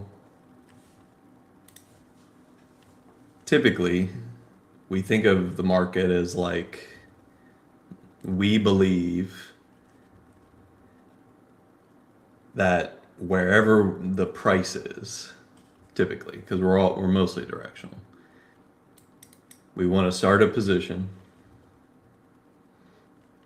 We believe that if the price goes beyond another area, typically further away, not right when you enter, but somewhere nearby, hopefully you get a good entry. That's where your stop loss goes. And then anything else that's in between this entry, that stop loss, and let's say your target is when you as the human are sweating. You're nervous. You want it to go there immediately, but you know that's not how the markets work. So my feeling, Jojo, is that you get a lot of these. You get in, you enter, you start getting profitable. It comes back. You're unprofitable, which means you wanted to take this profit anyway, even though it wasn't your target. And then maybe if you were to track them all the way through, the question is, do a lot of them actually go and hit a stop? Or do some of them come back and go to your target? Right? So how many trades or how often are you getting the halfway home moves and how often are you just getting stop outs? And you could give me like a rough estimate.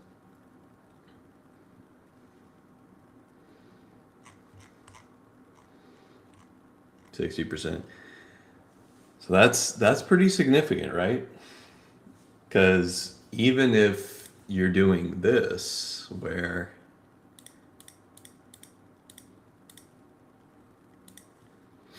if it's going and it's working and you take it off and then it keeps working and goes exactly where you thought it was going to be, that's still a problem, right? Because you left a lot on the table. But more importantly, you're accepting this risk. No matter what happens, that's the risk you accepted. So by cutting it off halfway home, regardless of how much difficulty it has moving forward, the ones that do go to your target and don't hit your stop loss before going there, that's a problem. And the question is, how do you overcome that? Well, I go back to what I said to Sam. What are you willing to give up? Because it sounds like you have some data. You've collected data suggesting that what you're doing as a human is taking away profits from you. So are you willing to give up yourself and rely solely on a systematic approach? It's one way to solve the problem, right? Who the hell says I have to manually exit a swing trade? set a limit target. The stop loss is there, or it should be. If you get an overnight gap through your stop loss, it's going to affect everybody who thought to put a stop there. But what I'm more implying here is the only way to take a trade off early is for the human JoJo to come in and click a button. So if you want to sacrifice something, sacrifice the human JoJo who keeps doing it. Get rid of them. Right? That's the problem. As far as the data is suggesting to you so far, the problem is you, right? Now, that's assuming you're the one cutting it off.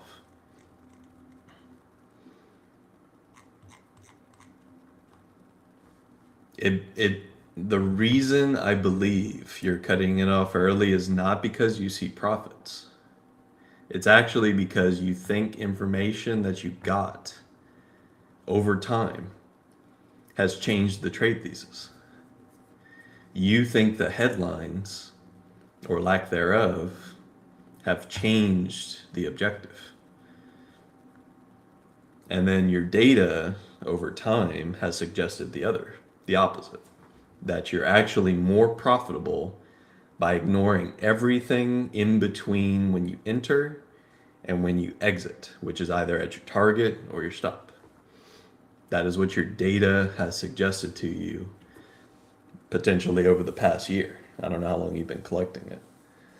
So are you willing to sacrifice yourself?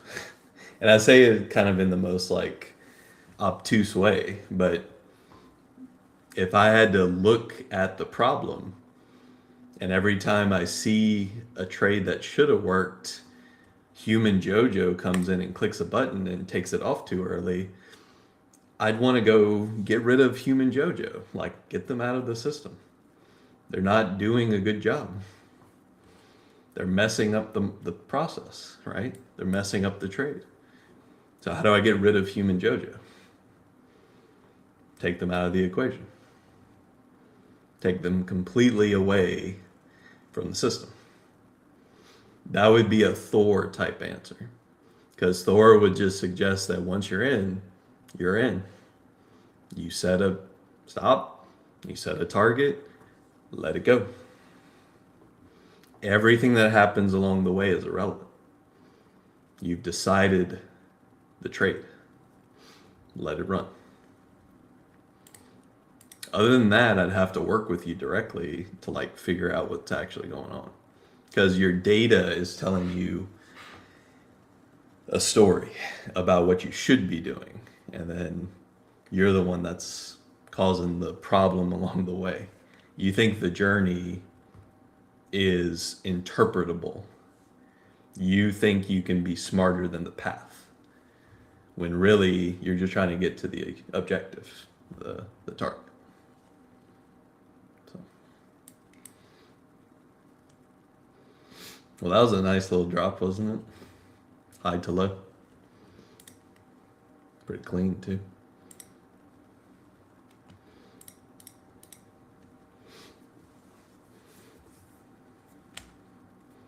Probably still going to close at 685, but whatever.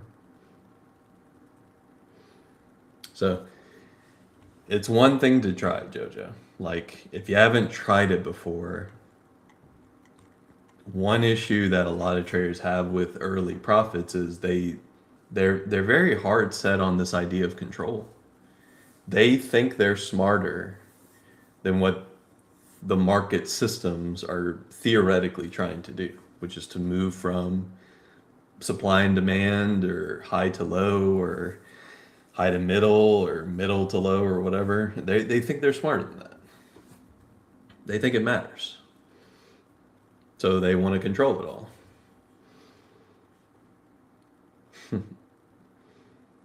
But then when you look at the data suggesting that every time, if they take all their data and what they did versus what they should have done, what they should have done was a more profitable system. So if I were literally just comparing two things, And I said, if I do this, I make,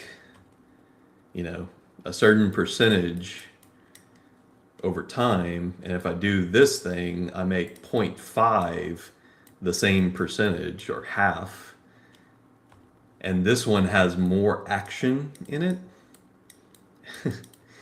If I were just a pure business approach kind of person or owner, someone who's like, what's the least amount of action I can do to make the most amount of money? And these were my two choices. It's a no-brainer, right? Get rid of this. This is horrible.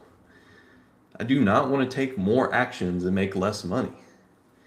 I want to take a normal amount of actions and make the most amount of money that my data suggests.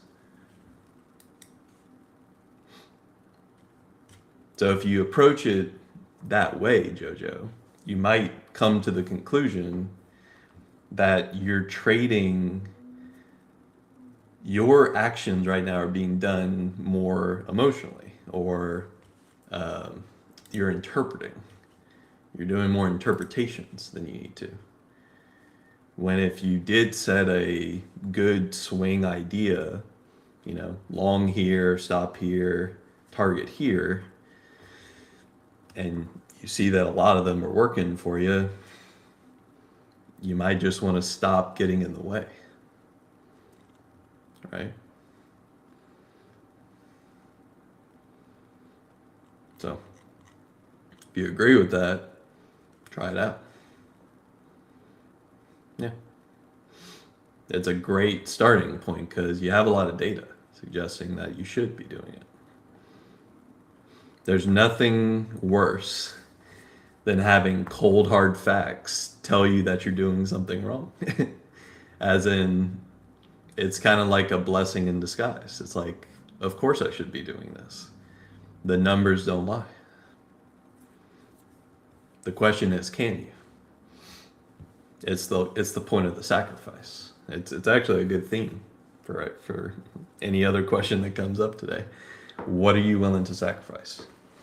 You've sacrificed so far the commitment to trading, the commitment to track all this.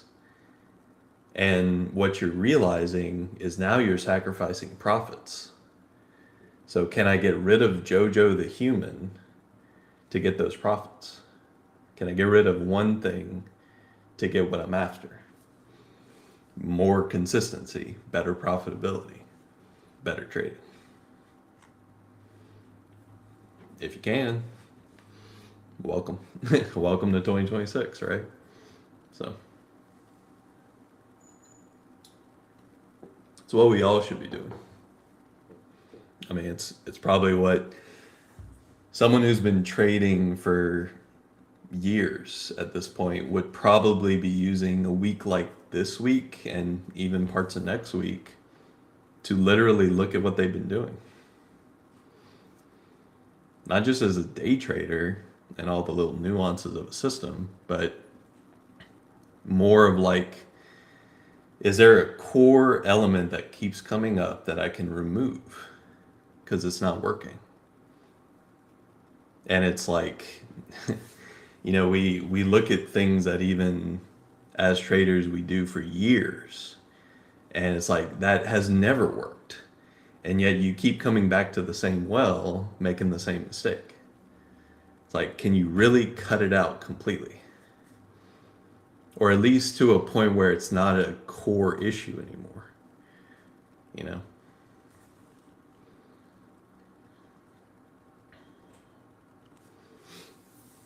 And if the answer is yes, then you'll probably grow. So, next question. By the way, my name's with 2 A's, so if you do the @ symbol, I won't see it if you misspell my name. I do see that it's a question, but I do miss some questions because people misspell my name. So, it happens a lot. My eyes can detect that it's a question, so it's fine. Is it possible to trade a nearly 700 per share stock with a small account and make money? Is using options, or yeah, you can trade a $700 stock. What stock are you trading? What 700 stock have you identified that you like? APP maybe. That's what, 500, 400, 500. What $700 stocks are out there? No, APP 700. Oh, what stock are we trading? That's $700. Not many people are trading $700 products these days. But APP's one. Meta. Okay. Meta would work. I forgot about that. There you go. So, yeah.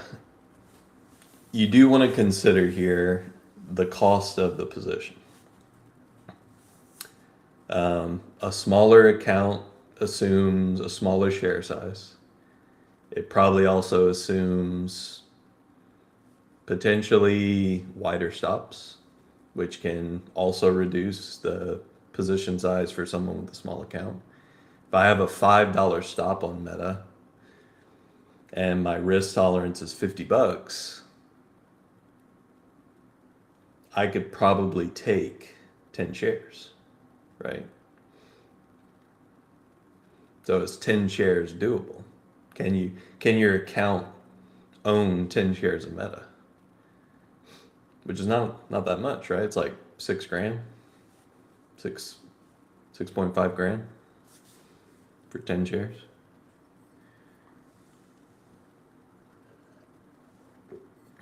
And the reason I'm bringing those numbers up is because the size of the account will be a consideration for the types of positions you want to own. You're not going to be shooting the same gun as those with larger accounts, but you're also going to be giving it the room the stock deserves. Not saying it has to be $5. I'm saying $5 is like 1% of a move.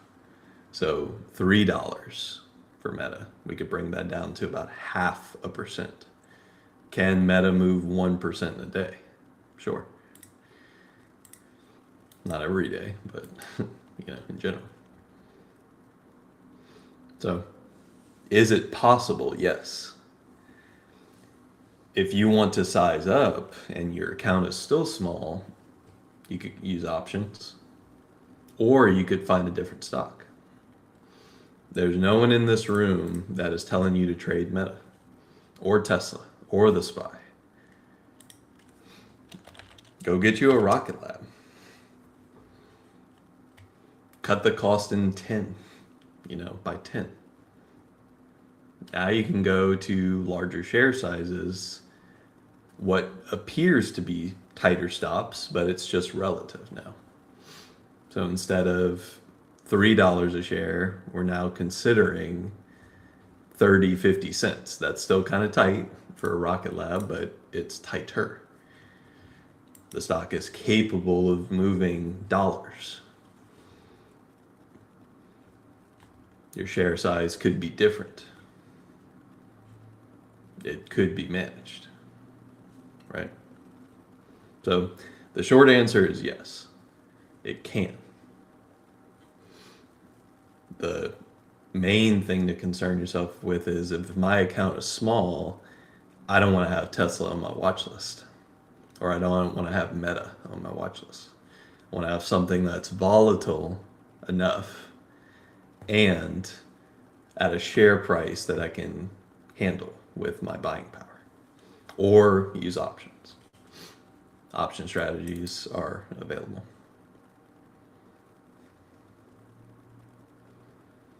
How about getting in pre-market? That's up to you. Yeah, there's nothing wrong with pre-market trading. You just have to know how it works, have a strategy towards it. I position in pre-market a lot. Sometimes I position in pre-market just because it's a good entry. And then when the market opens, I don't get those entries anymore, right? Sometimes pre-market high and pre-market low aren't tested. So if you want those entries, you got to position when it's offered. So is there pre-market content? Not specific, no. I don't think there's like core pre-market strategies. a lot of traders use the pre-market for context, but you can just as easily buy and sell in pre-market using limit orders. So you could trade. Most people just use it as, here's the high, here's the low, break one, you know. Show me in the opening drive that you can break one of those highs or break one of those lows or fail to break one of them. Like NVIDIA. What did NVIDIA do this morning? It broke pre-market high for 5 minutes-ish. And then spent the rest of the day going down. So why did that happen? Because pre-market high was at a resistance point. Maybe it's this exact candle or it's just 190. 190 is always a little resistant on NVIDIA. Tends to be a bad place to get stuck on NVIDIA. So most people short it, right? Because like being strong at a price is just because the candles brought you there. So you could position, you could be shorting NVIDIA all pre-market, theoretically. Like you could spend an hour shorting NVIDIA, gathering a short position, saying, I do not care that the price is going up. I am gaining a short, building it. And then the open and what happens throughout the day makes you a bunch of money. But what do we discuss? Well, you broke the high, it didn't continue, you fell apart. So short, right? So you could choose how you want to handle that.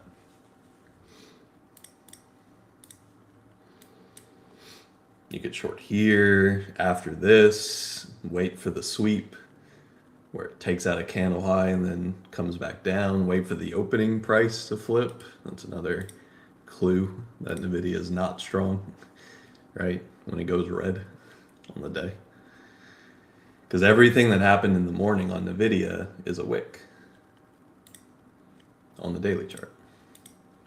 Everyone who's long NVIDIA above the open price today is wrong as far as an intraday trade is concerned.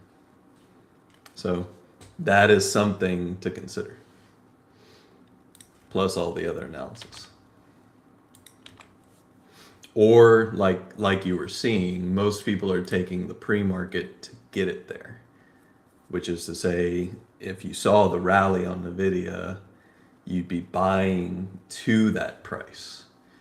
And then once you believe 190 is as far as you're going to go, you flip, change direction, or watch all your profits go away if you want to do that too. So just here nor there. But the way I view NVIDIA today is they brought you to 190 so they could sell it. You know, good news be damned. Right.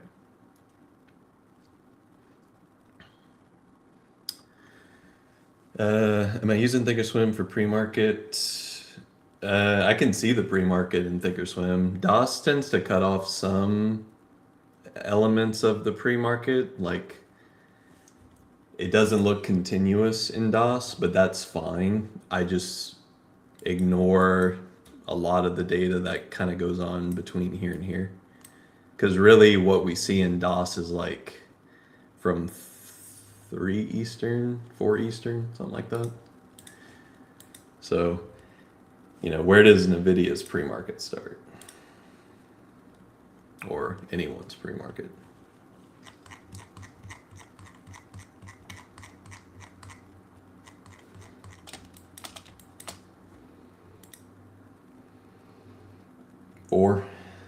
Four in DOS, so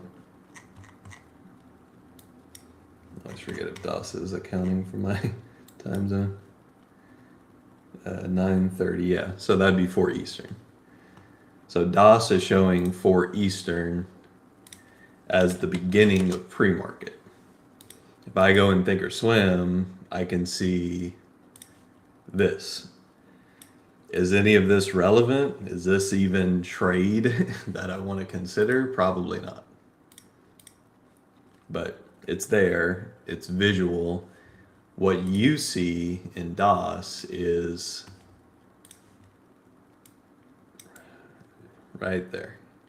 Like, so your line cuts off here, and then where I think the after hours closes at 8 in DOS, so there's another line here, and this is all just a blank for you, right? It's not relevant though. I mean, for the most part, I would argue that where we close, some overnight trade that may or may not have moved the price, and then where we open is all just a consequence of, are we gapped out or not, for the most part. Are we out of yesterday's range or in yesterday's range? The pre-market might have moved us back to like a VPOC or something, but everything else just kind of meanders. I did Tesla, but yeah, same thing with NVIDIA.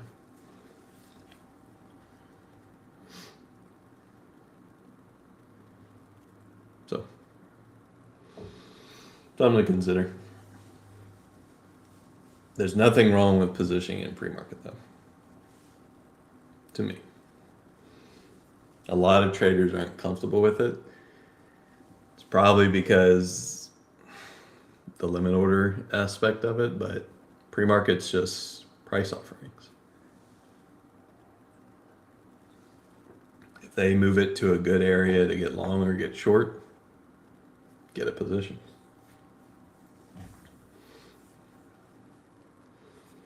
So,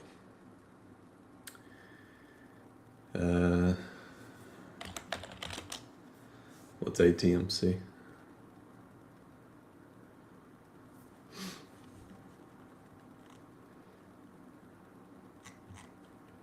I don't know what that is.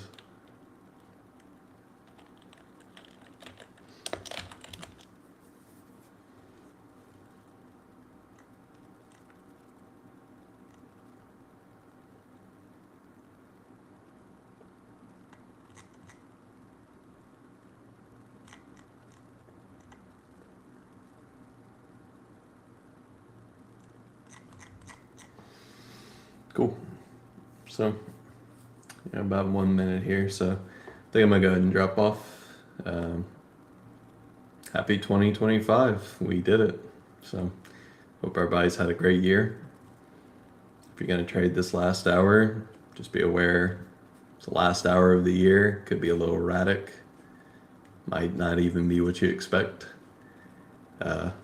Obviously, have a happy new year if y'all celebrate anything today or tomorrow. We'll be back on Friday, but I think a lot of what we discussed during this hour is more reflection, and the theme I decided to carry was sacrifice. What are you willing to give up that occurred, didn't occur, or is holding you back this year so that next year is even better? So think about that while you're drinking your champagne tonight. Bye for now.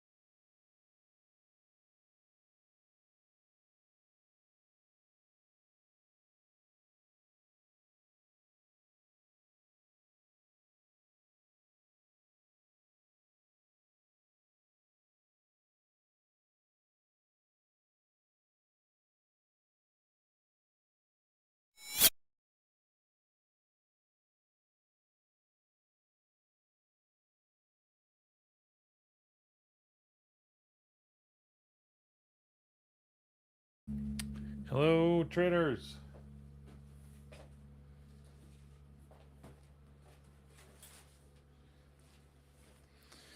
This is it, everybody. Hopefully, you've had a good day to end off a good year. And if not, well, don't worry. There's always next year.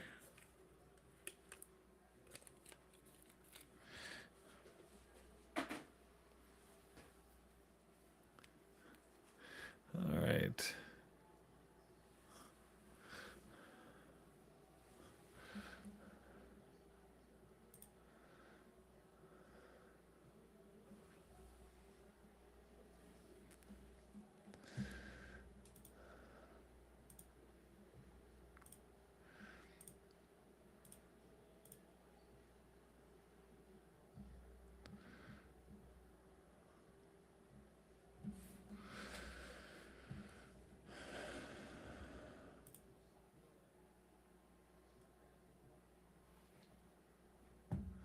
All right, the poll is running. If you get a chance, answer the poll.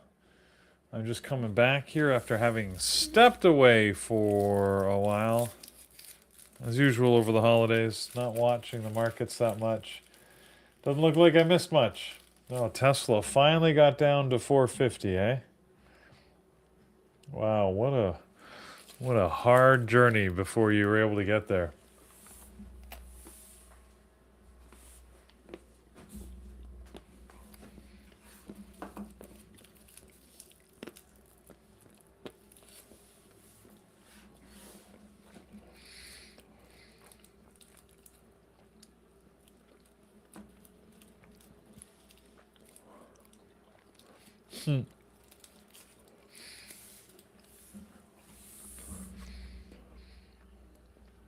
Well, you might have known it.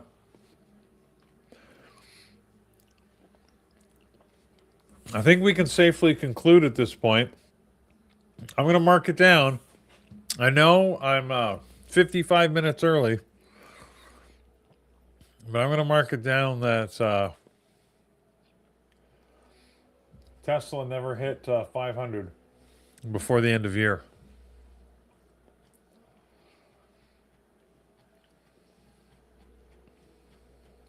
I should go back and look post-market. I'm pretty sure. Yeah, it never got there.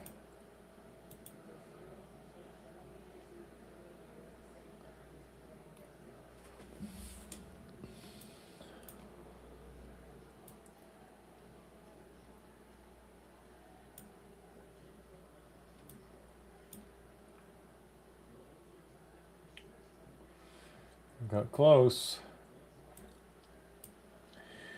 But it's definitely not going to do that before the end of the year. You think a $50 move in 50 minutes is possible?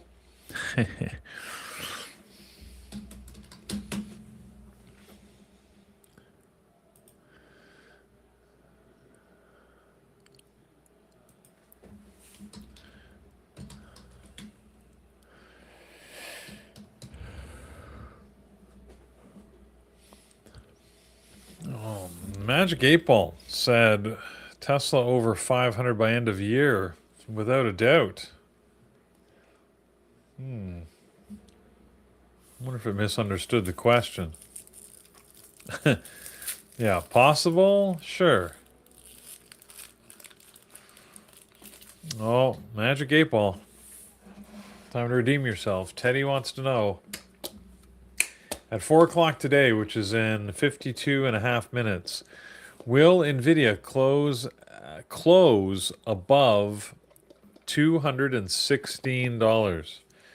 Magic 8 Ball says, oh wow, as I see it, yes.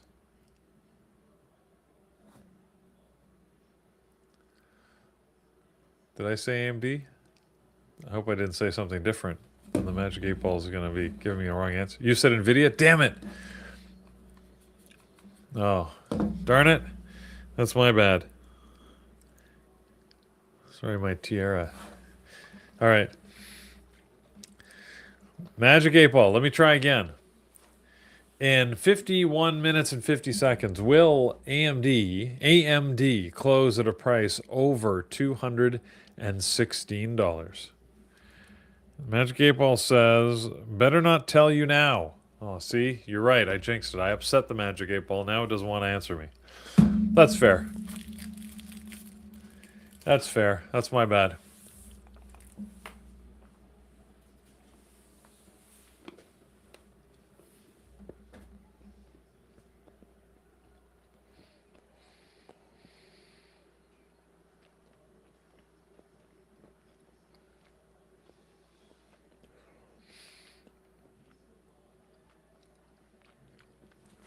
Poor Carlos. Carlos had the right idea on Tesla. It just wouldn't cooperate. I doubt he's, I'm sure he got out of this long ago. It definitely popped up above where he said his stop was.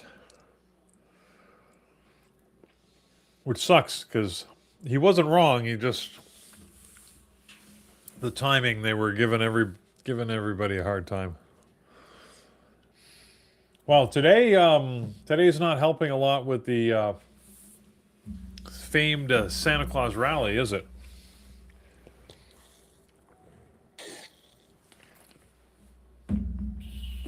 We're getting a fairly heavy move down. Magic. Apparently, I've started drinking. I'm the one that asked the question wrong, Percival. Can't blame the Magic 8 Ball for that.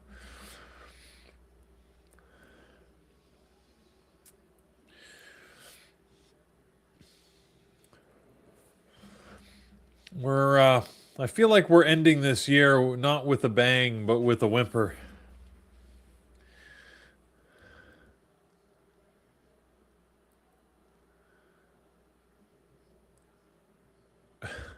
Santa got stopped out by the terrace.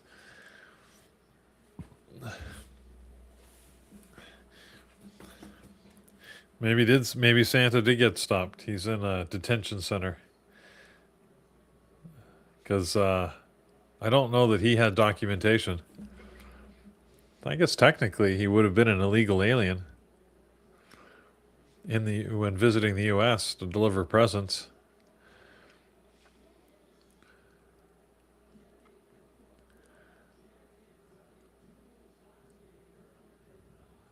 Exactly.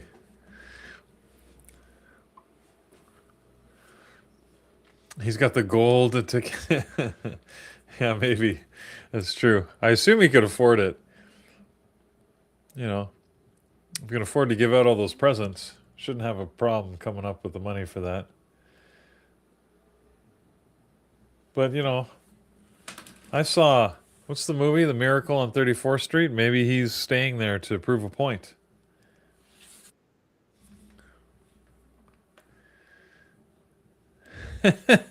Harvey. It's the very first time, eh? It hasn't happened for the third year in a row. Well, like I was pointing out, if you look at the data, it's been very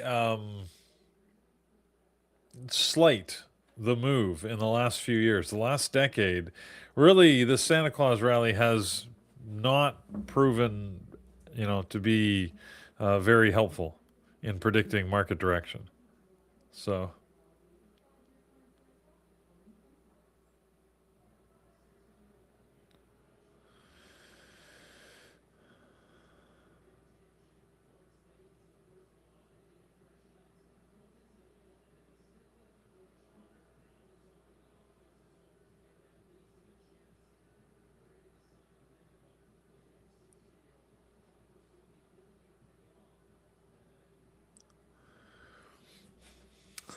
So anyway, sorry, I'm just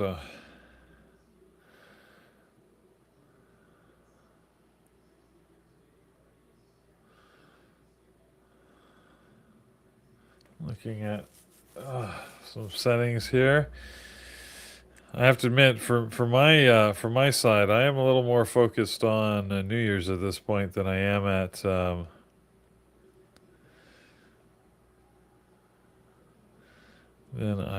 on trading.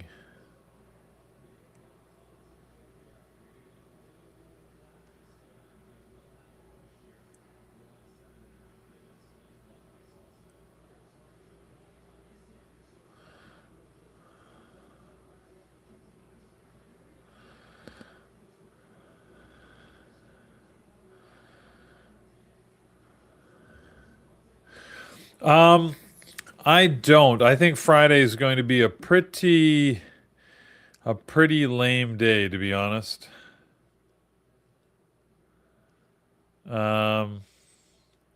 Because it's like one day of trading after New Year's, right? And who wants to be in? What big money players are going to be in, in the office in New York if they can avoid it?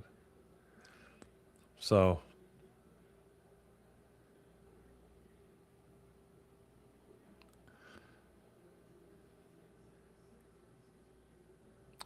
I figure it's going to be low volume, but but that's the wild card.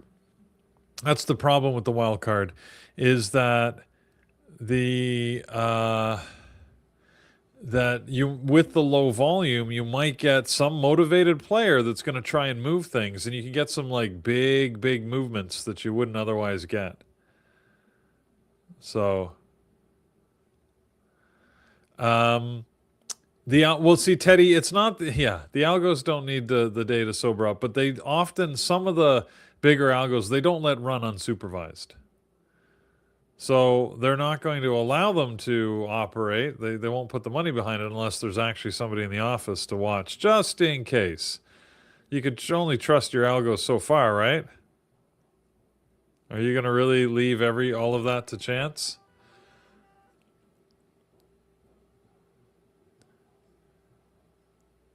If you got that much money at stake, so.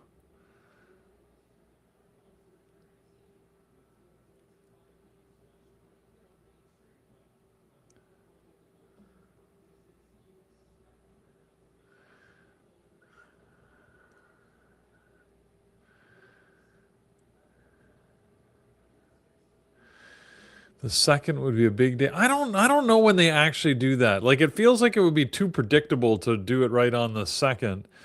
I mean, they could be doing it now, right? Because if you've already essentially settled for the year, you could start to reestablish positions right now for the next year. So I assume that they also stagger their buy-ins so you don't get all the worst possible price.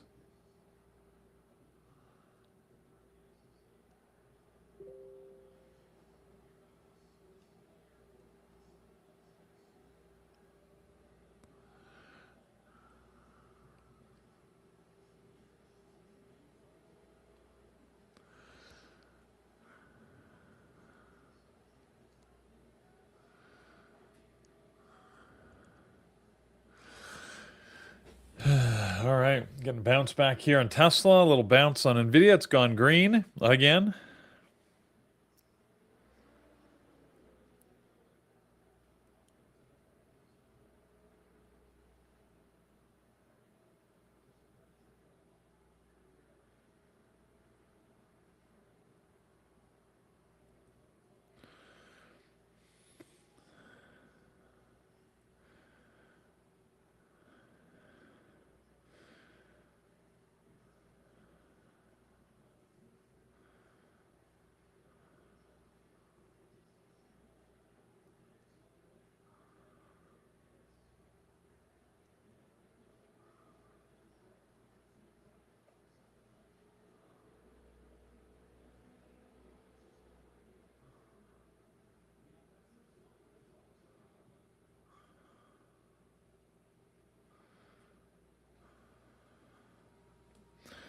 All right, checking messages from the family, see what's going on.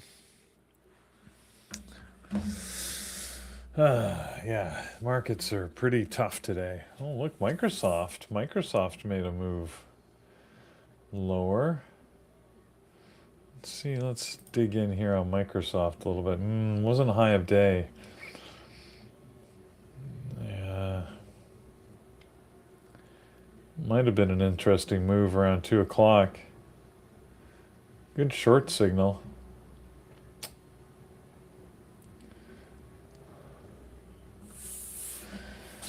Good short signal, wrong position for it.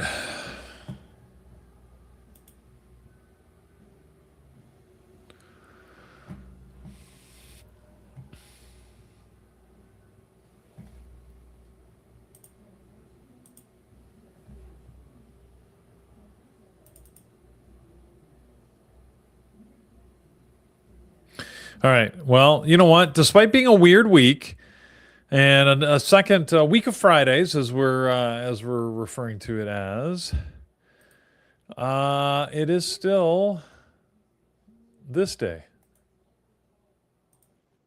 Uh-oh. Guess what day it is? Guess what day it is? Huh?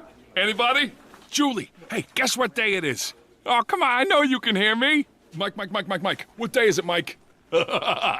Leslie, guess what today is? It's hump day. Woo-hoo! It is still hump day, sort of. I mean, it is a hump day. It's just, it's a hump day that's like a Friday. And then we have a day off and then another Friday in our second week of Fridays.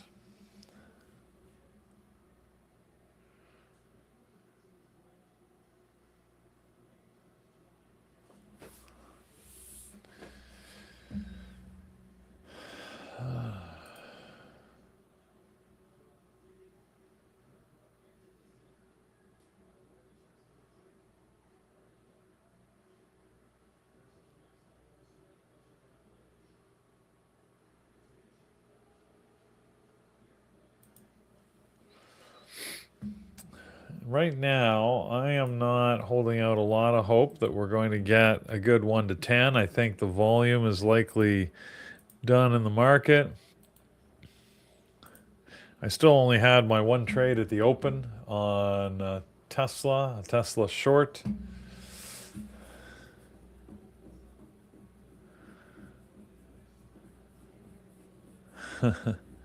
How do you evaluate the sentiment? I'm not sure how to answer that.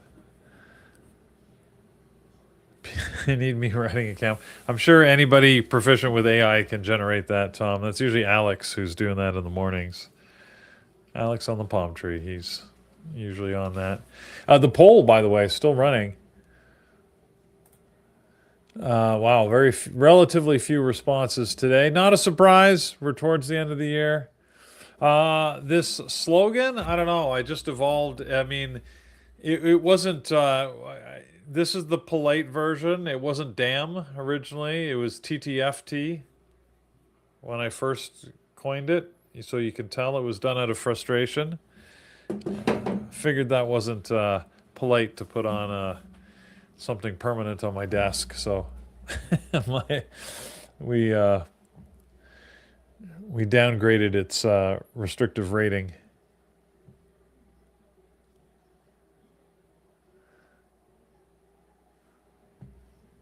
I mean, for me, if I can interpret, there you go, Dwayne. Yeah, that was it.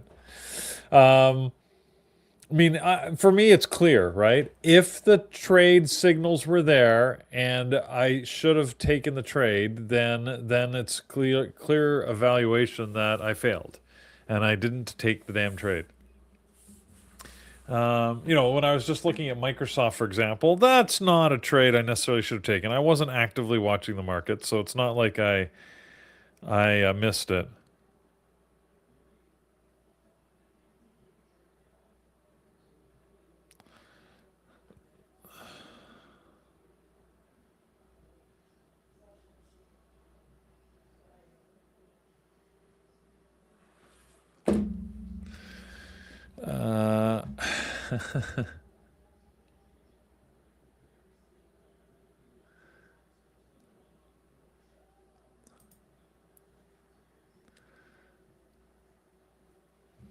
I'd say so. I'd say so, Harvey. So, anyways, yeah, you know, it's pretty easy for me. No worries. Yeah, and you got to remember, Michelangelo, that I'm coming from a point of under trading. I overanalyze under trade. So you don't want to use the same philosophy, of course, if you're an over trader. Really, you're trying to limit your number of trades. You're trying to put in restrictive practices that allow you to just take the trades that you want to. I've got the opposite problem, right? That I won't take the trades even when they're screaming at me. They're staring me right in the face that I should take the damn trade. So that's sort of my constant battle, is to make sure that I'm focused and then I'm taking the trades I'm supposed to. So Gary to the rescue. There you go. What is up with the microphone there? And did you have to give me a beer belly? I mean, I'm not saying it's not accurate, but you know, if we're gonna make up a picture.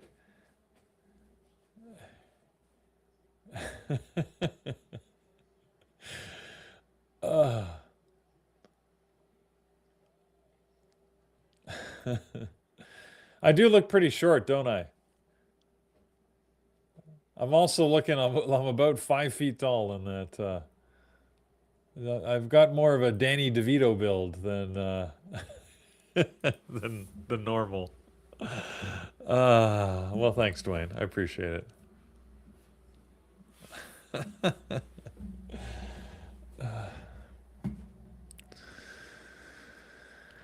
Oh, AI.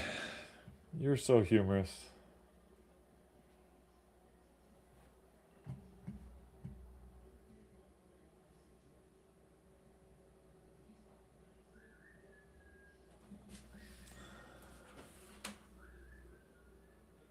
Mike's texting me that he's having internet problems.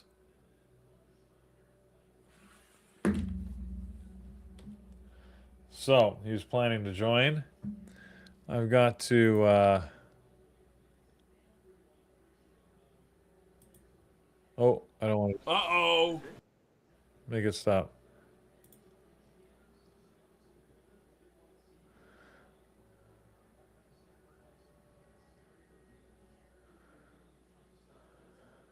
Hold on. Uh-oh. Guess what day it is? Guess what day it Hold on a is? sec. Huh? Stop it. For everybody.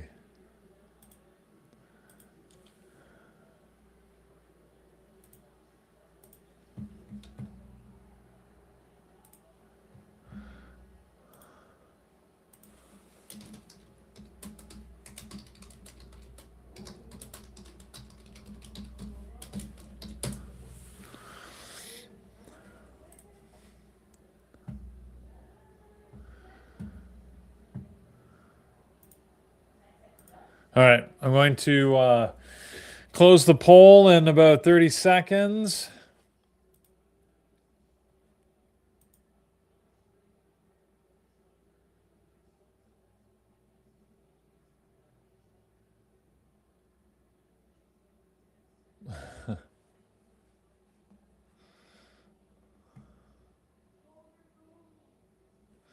Yeah. Ugh. This tiara hurts my head. It's very tight. It's an issue having a tight tiara. All right, here we go. Here's the poll results. Gary, how are you, sir? Good. Thought I'm gonna come in and say hi. You're hanging there by your alone. Well, I appreciate that. Welcome. Hold on, I gotta get my survey results in here. Last one of the year.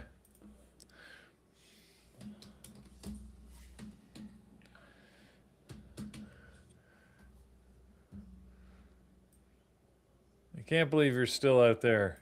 Are you actually trading, or are you just sort of peeking around at things? I cannot trade. I cannot trade today. Okay. I mean, I can, but I'm not.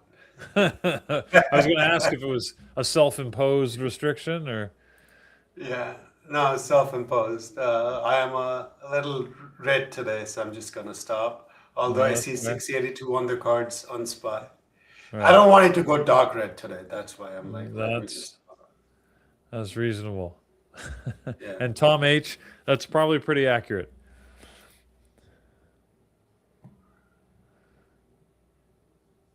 Yeah, Michelangelo, I did. Yeah, went for a haircut. I was like, I'd rather lose money that way.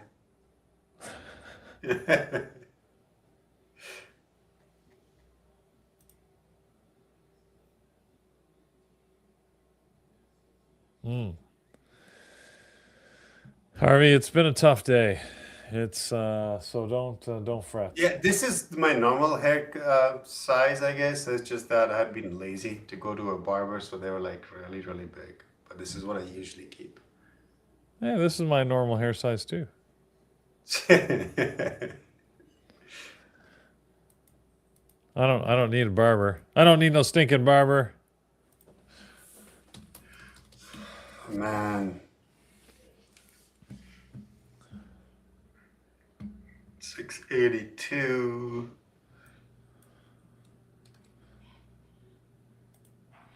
68204. If we get 68204, can we long it? 68. No, we cannot. Oh my God, we might even fall to 680. No, that's not possible. 680? 680 does make sense conceptually, but not enough time left in the day.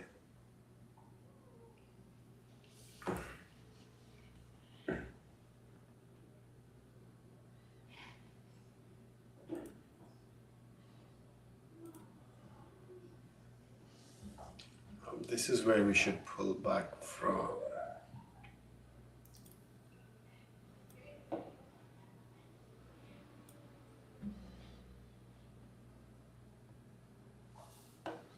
All right, watching a Tesla here. See what it does at the low. Is it going to go lower or is it going to bounce back? 450 on Tesla? Wow. Yeah.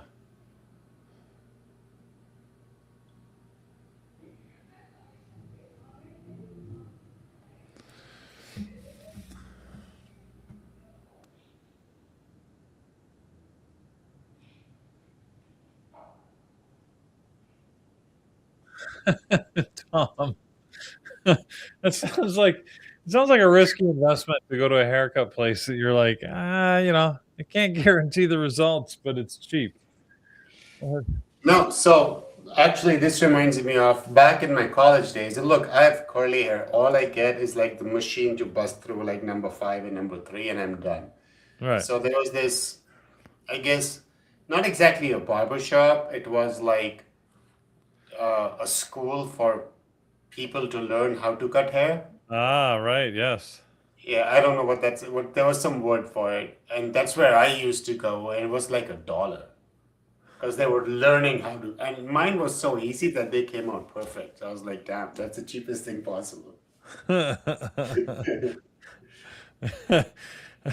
The things you do in college. Did you also sign up for all the science experiments from the people in the psychology classes and that, or they give you $20 to, do some weird tests? Or No, I was working full time, so I didn't have time for all that. no, you didn't go to the bio lab and they give you some weird medicine. And No, you're I like, went to "Try like this." evening school, like 6 to 9 classes in the evening.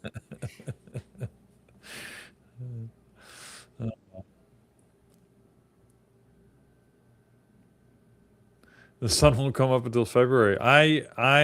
Wow. I've never spent time in Greenland. Dwayne, what were you doing in Greenland? I don't think there's many people that can say, I remember from my time in Greenland.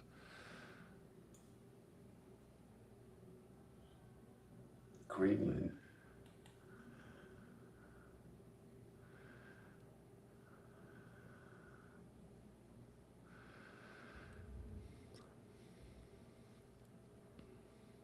You were stationed there for a year. Okay. Fair enough.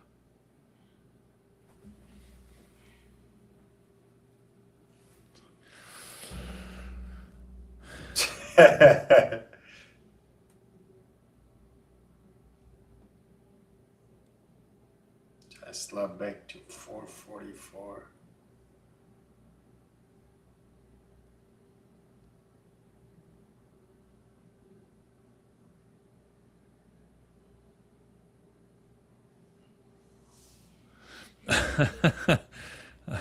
I was stationed Okay.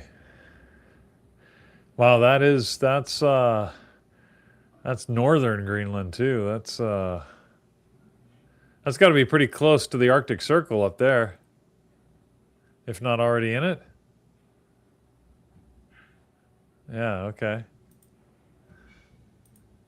Is that an image of the airbase?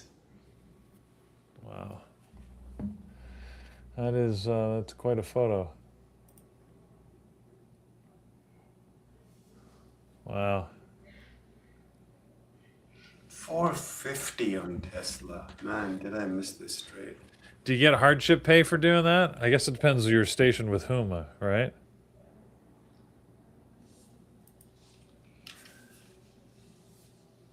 $450.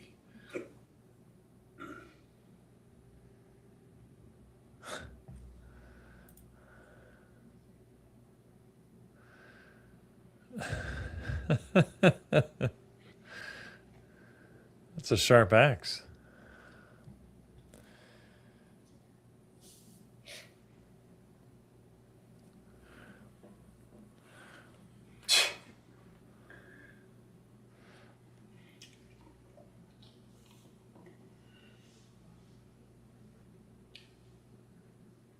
Question is, can we get 685 closing on SPY? Oh my. That's a little bit of an ask. No, I don't know. Last 2 days have not been that great for me.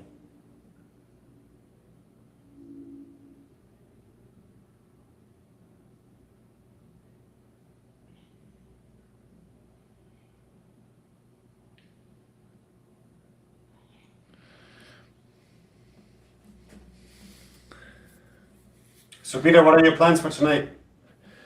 Not much. We don't plan to go do anything. We're gonna stay here and relax. Our daughter's here. I think one's going out. The other one, she doesn't have any plans. Her boyfriend's supposed to be coming over. We're looking forward to that. Should be on his way. And yeah, we don't typically go out on New Year's. Sometimes we go over to a friend's house or have some friends over here, but most of the time we're happy to keep it quiet. It's like most holidays, I guess it's a made-up holiday anyways. Yeah, but that's what it's all about. Everything is made up. I mean, what's not besides your birth date? Right? And yeah, just me too. We are just going to a friend's, a lounge in his apartment building, and that about it. Right. Right? Yeah, just gonna chill there. It's a bunch of us. It's actually the first time in the last few years I'm in New York for New Year's Eve. Oh. So I hear it's cold there. Yeah, but then not compared to you. Well, I don't know. No, it's still over 30 Fahrenheit. Oh, okay. Well, that's not that cold. Yeah.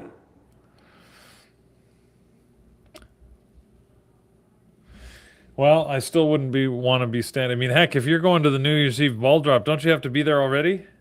I'm not going for the ball drop, dude. You want to go to ball drop, you got to reach there at 6 a.m. That's crazy. I don't know how people do it. Why would you bother?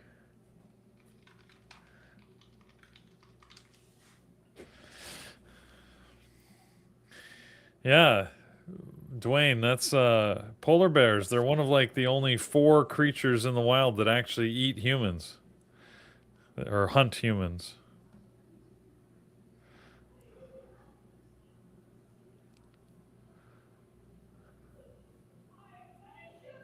So, how crowded?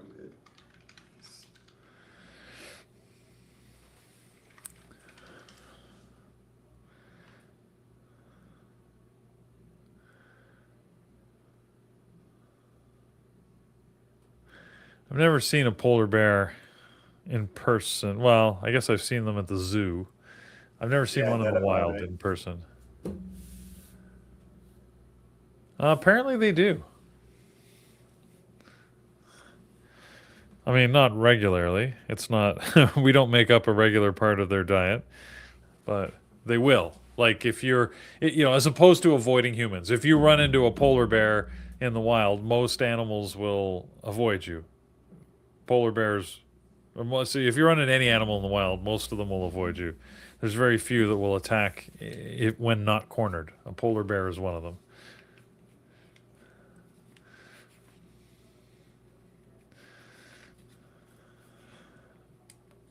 Well, that's true. Exactly. And they're not afraid of you. So apparently it's polar bears, alligators, cheetahs. I think there's 2 cats in there. Cheetahs and probably a puma or something like that. Yeah, I know, Percival. They're massive, right? I mean, they can rip open like a SUV, like a tin can. Sharks, maybe that's the other one. Yeah.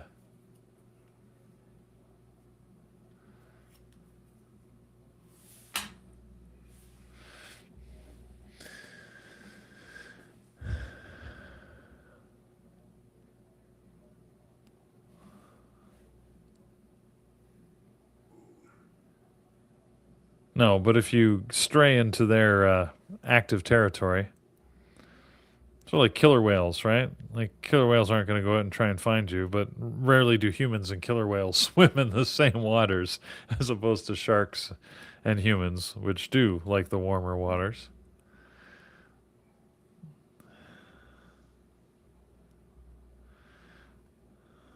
I didn't get this sell-off today. I didn't expect it. No, and it took forever to set up, didn't it, Gary? It's like kept looking like it wanted to. All the signals were there from about 20 minutes after the open. For me, it looked like all the signals were there, and then we just did this extended sideways bit. Yeah. And those are usually good breakouts, like whichever direction they are, they're usually very Right. good breakouts. Usually. But like today proved, not always. No, like as in, hold on. Like, let me share my screen.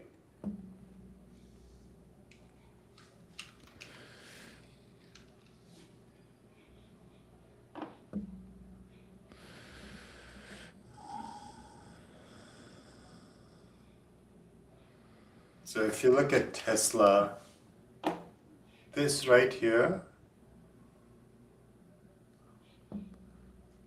the fact that we did like 1, 2, and then this was the fake out which got everyone. Right. Probably all the stops were hit.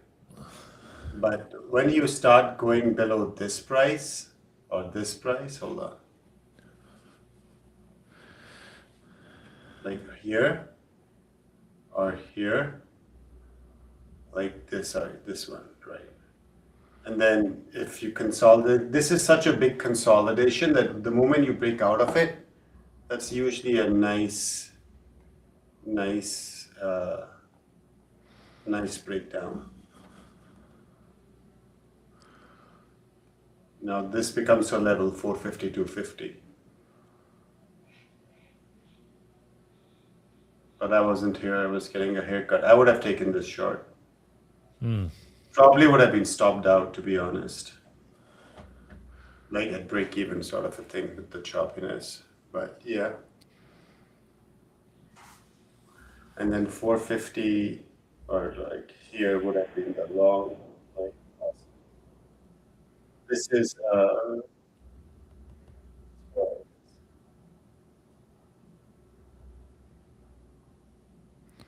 also went to 680, 250 on the SPY. I didn't expect that.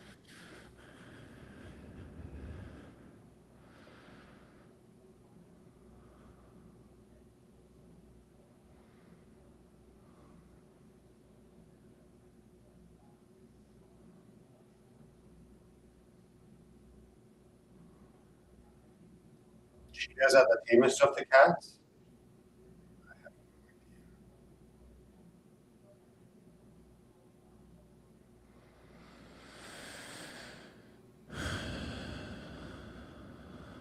How was your day, Peter? You got the morning Tesla. I see the Rising Devil short.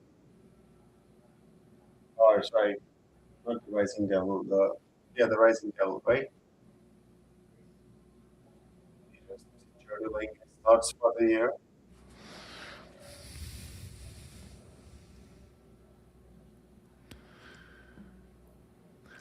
Justin, I doubt we are. I don't think this is a 1 to 10 day. There's unlikely to be a bunch of orders left at this late stage of the market, but never say never. It's possible.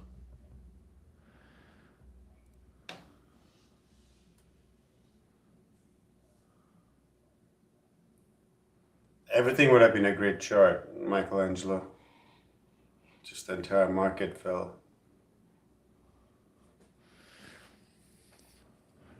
Whoa.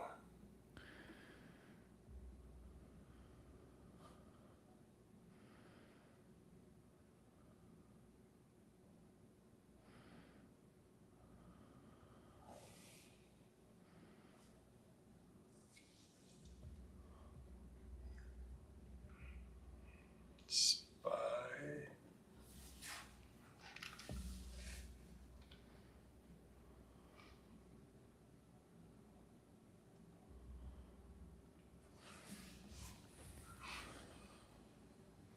Back here. SNDK, really? SNDK. That's not SNDK, really. Huh. I wouldn't have thought it would command enough volume to make that work.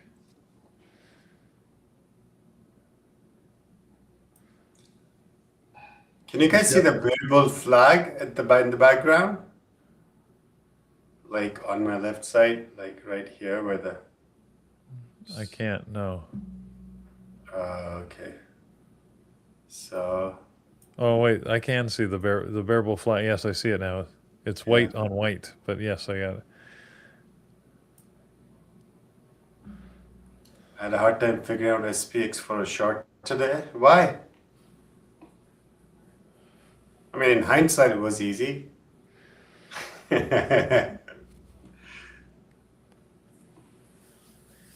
This was a nice little short play.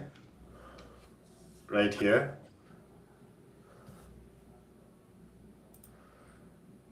This was a nice little short play. I didn't expect it to go like that, but yeah. Huh. And the breakdown was a nice little short play.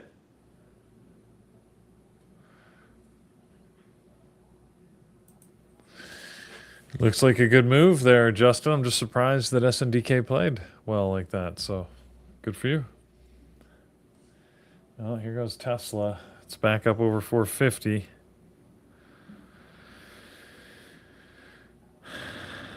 No, it's fine. I had a good day too. So, I guess I'm just, capture these screenshots, understand the price action which you were looking to do and what you did. Like that's what I'm gonna do. I was long biased, and now it seems like now I understand. Like the price action didn't set up. So besides the Nvidia long, which I took, and then got stopped out.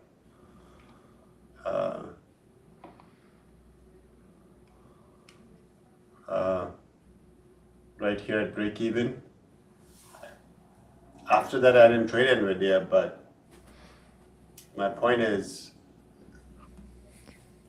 and this wasn't clean, but take screenshots and journal of where you went wrong, what you should have been looking at.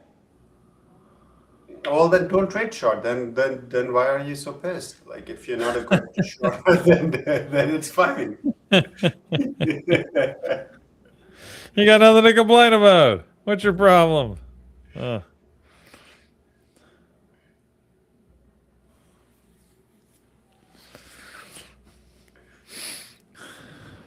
can flip your chart and trade, like you can do inverse control. Yeah, you can like invert your trade, but then if you forget, you're See? totally screwed. Now I've inverted my inverted my chart, and now you can be looking to play long. It's just that you've got to press sell to go long. No, I just inverted the chart. Look, so nice. It's so easy to trade this way. Just got to remember, like I said, it's inverted, or you're gonna mess your mind up. Yeah, it will. All right. Well, there's my alarm for the 1 to 10. We're at that decision point. I just inverted the chart. Look at the screen I'm sharing. And when we are going up, the price is going down. What could possibly go wrong? Nothing. You just, if you want to long this, you got to press short though. Right? Like, okay, I'm just going to take a sim trade.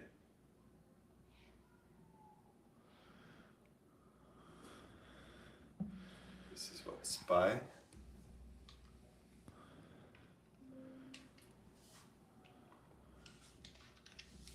So we're gonna short SPY. What happened? I don't know what to do, guys. I'm not seeing.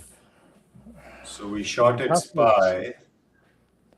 Maybe And Microsoft. Let's see what very gets the movement here.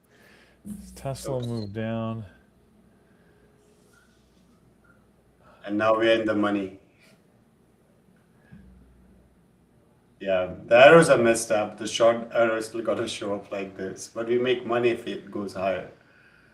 All right. It's a tough way to trade. I'll give you that. That's messing with your head. Then you're gonna.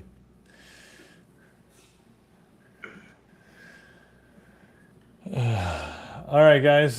Tesla did actually get a move here at the 1 to 10. Microsoft did actually get volume, but neither one of them got volume and movement. So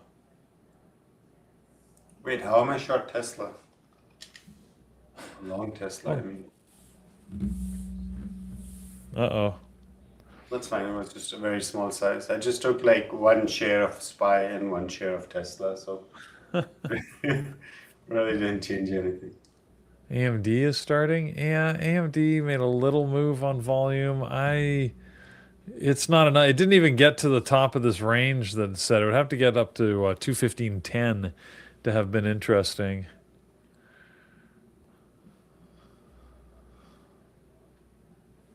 Yeah, we should get 682 now. I don't see a reason we don't. But 682 is such a metal price. 85, 30,000, 50,000.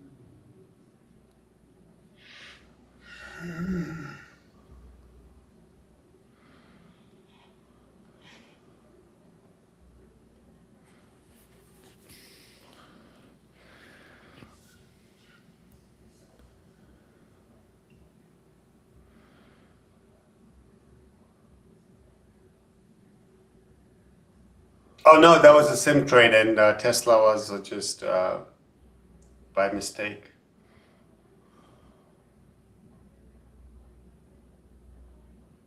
I mean, it's a waste of time to do one share. What am I gonna get? $5, $10, $1? Like, why? You'd have to get a $5 move on one share. That's a. I was just doing the SPY sim trade with one share. Yeah. You think the SPY is going to move $5 on you? That well, like it did today. Yeah, well, sure. Over the course of the day, but not from the time you took it.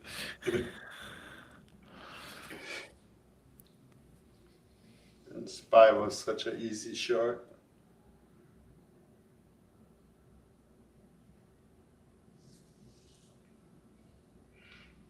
AMD.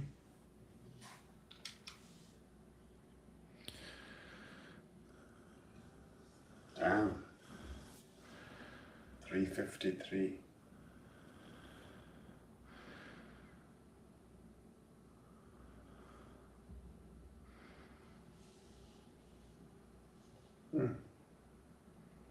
And yep, now it falls down. No? Maybe go over PDC? Nah. Oh, such a strong move. Why did you short it? Whoa, look at the pop up. What is this? Oh, I still have SNDK on the screen.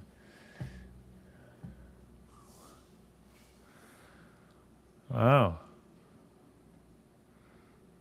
SanDisk seems to be responding well for a 1 to 10. That's weird. Amazon. Yeah, I see. Do you see the wick up and then the wick down? Yeah, that's weird. Earlier, that was about an hour ago. I don't see anything now, but well, you know, guys, there's 5 minutes left here. Market's about to close. Last gasp for the entire year. Whoa. Whoa. Now we're getting That's an weird. awesome short. Who did it? AMD, Justin?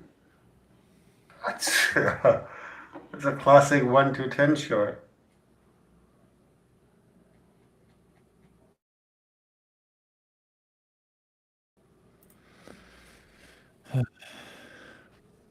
Yeah.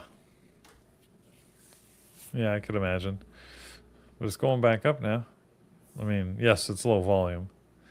SNDK is trading half the volume it did yesterday. And half its average. Tesla, looks like Tesla's going to try and close just above 450 here. Unless it moves $50 in 4 minutes, it's definitely not hitting the $500 mark.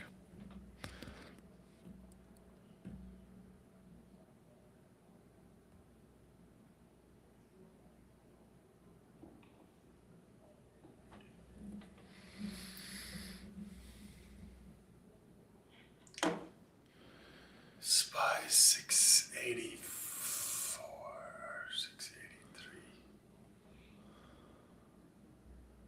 No, 682. No.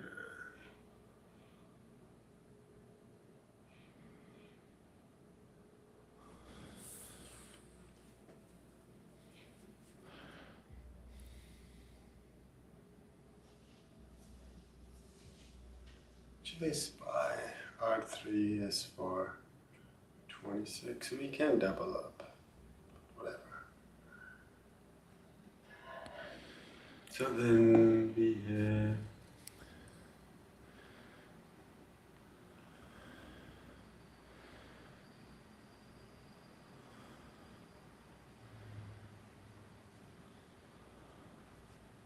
This is a pretty aggressive sell down on the daily on SPY.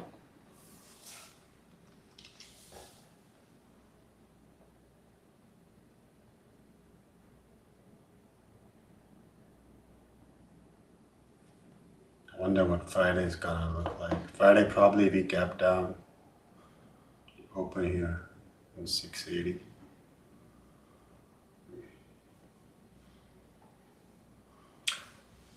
Last 2 minutes, Peter. Do you think we go down or we go up?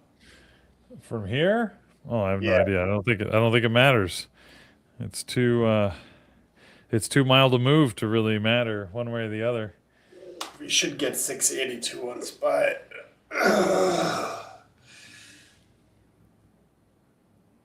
This blue line.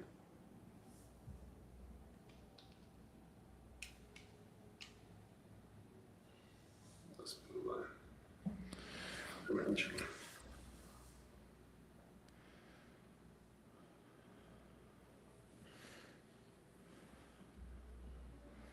Just been an all day sell down, pull back, sell down.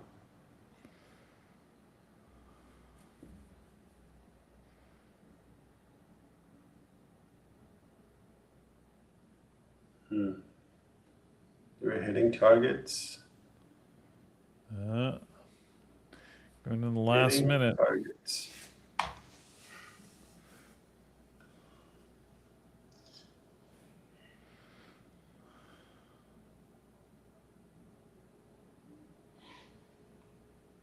Yep, AMD should get us this area quickly. 682, baby. There we go.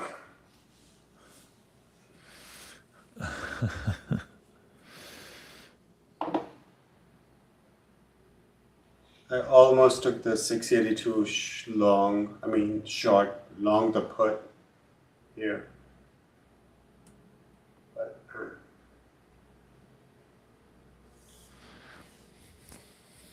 lower.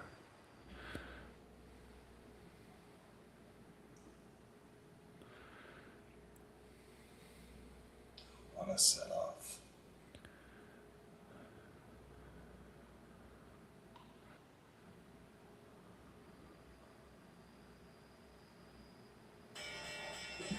There it is. There's the bell. I guess I can close her out now. At least I ended with a small green today for all that means, which is not much. All right, guys, stay safe. All right. Don't do something which you are not supposed to do tonight. Shouldn't advise people to do that. That's wrong. No? Well, do what you're not supposed to do, I guess. Happy New Year, everyone, and we'll see you on the 2nd. All right. Have a good New Year, everybody. Enjoy the holiday. I hope everybody has a good day off. We're back regular hours on Friday, so the market's open in regular time frame. Hopefully, you'll be rested and relaxed. Don't expect much. I think the market's going to be pretty mild coming into Friday's trading. So we'll see. But officially, that'll be the first trading day of 2026. Craziness. Crazy. So, one or the other. Have a good one. Gary, thanks for joining me. I appreciate it. Have a great New Year yourself. And we'll see you next year. Later, everybody.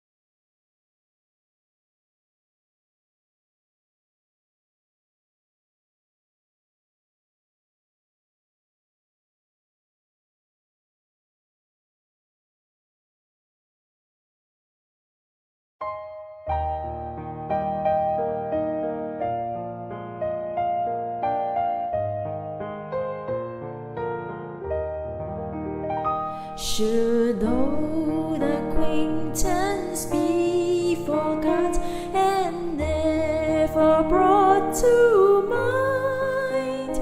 Should old acquaintance be forgot and no lang syne? For lang syne, my dear,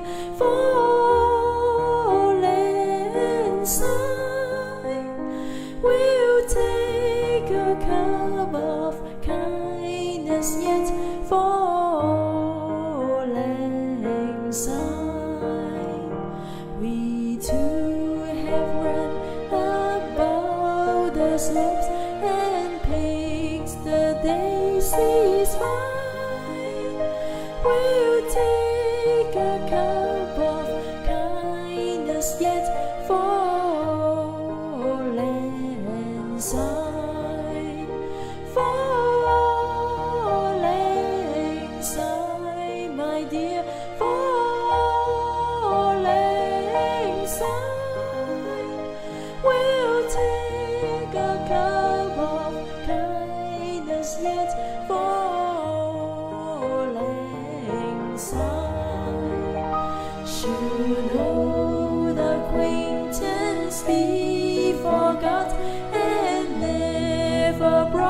tonight. Should old acquaintance be forgot and old lang syne? For lang syne, my dear, for lang syne. We'll take a cup of kindness yet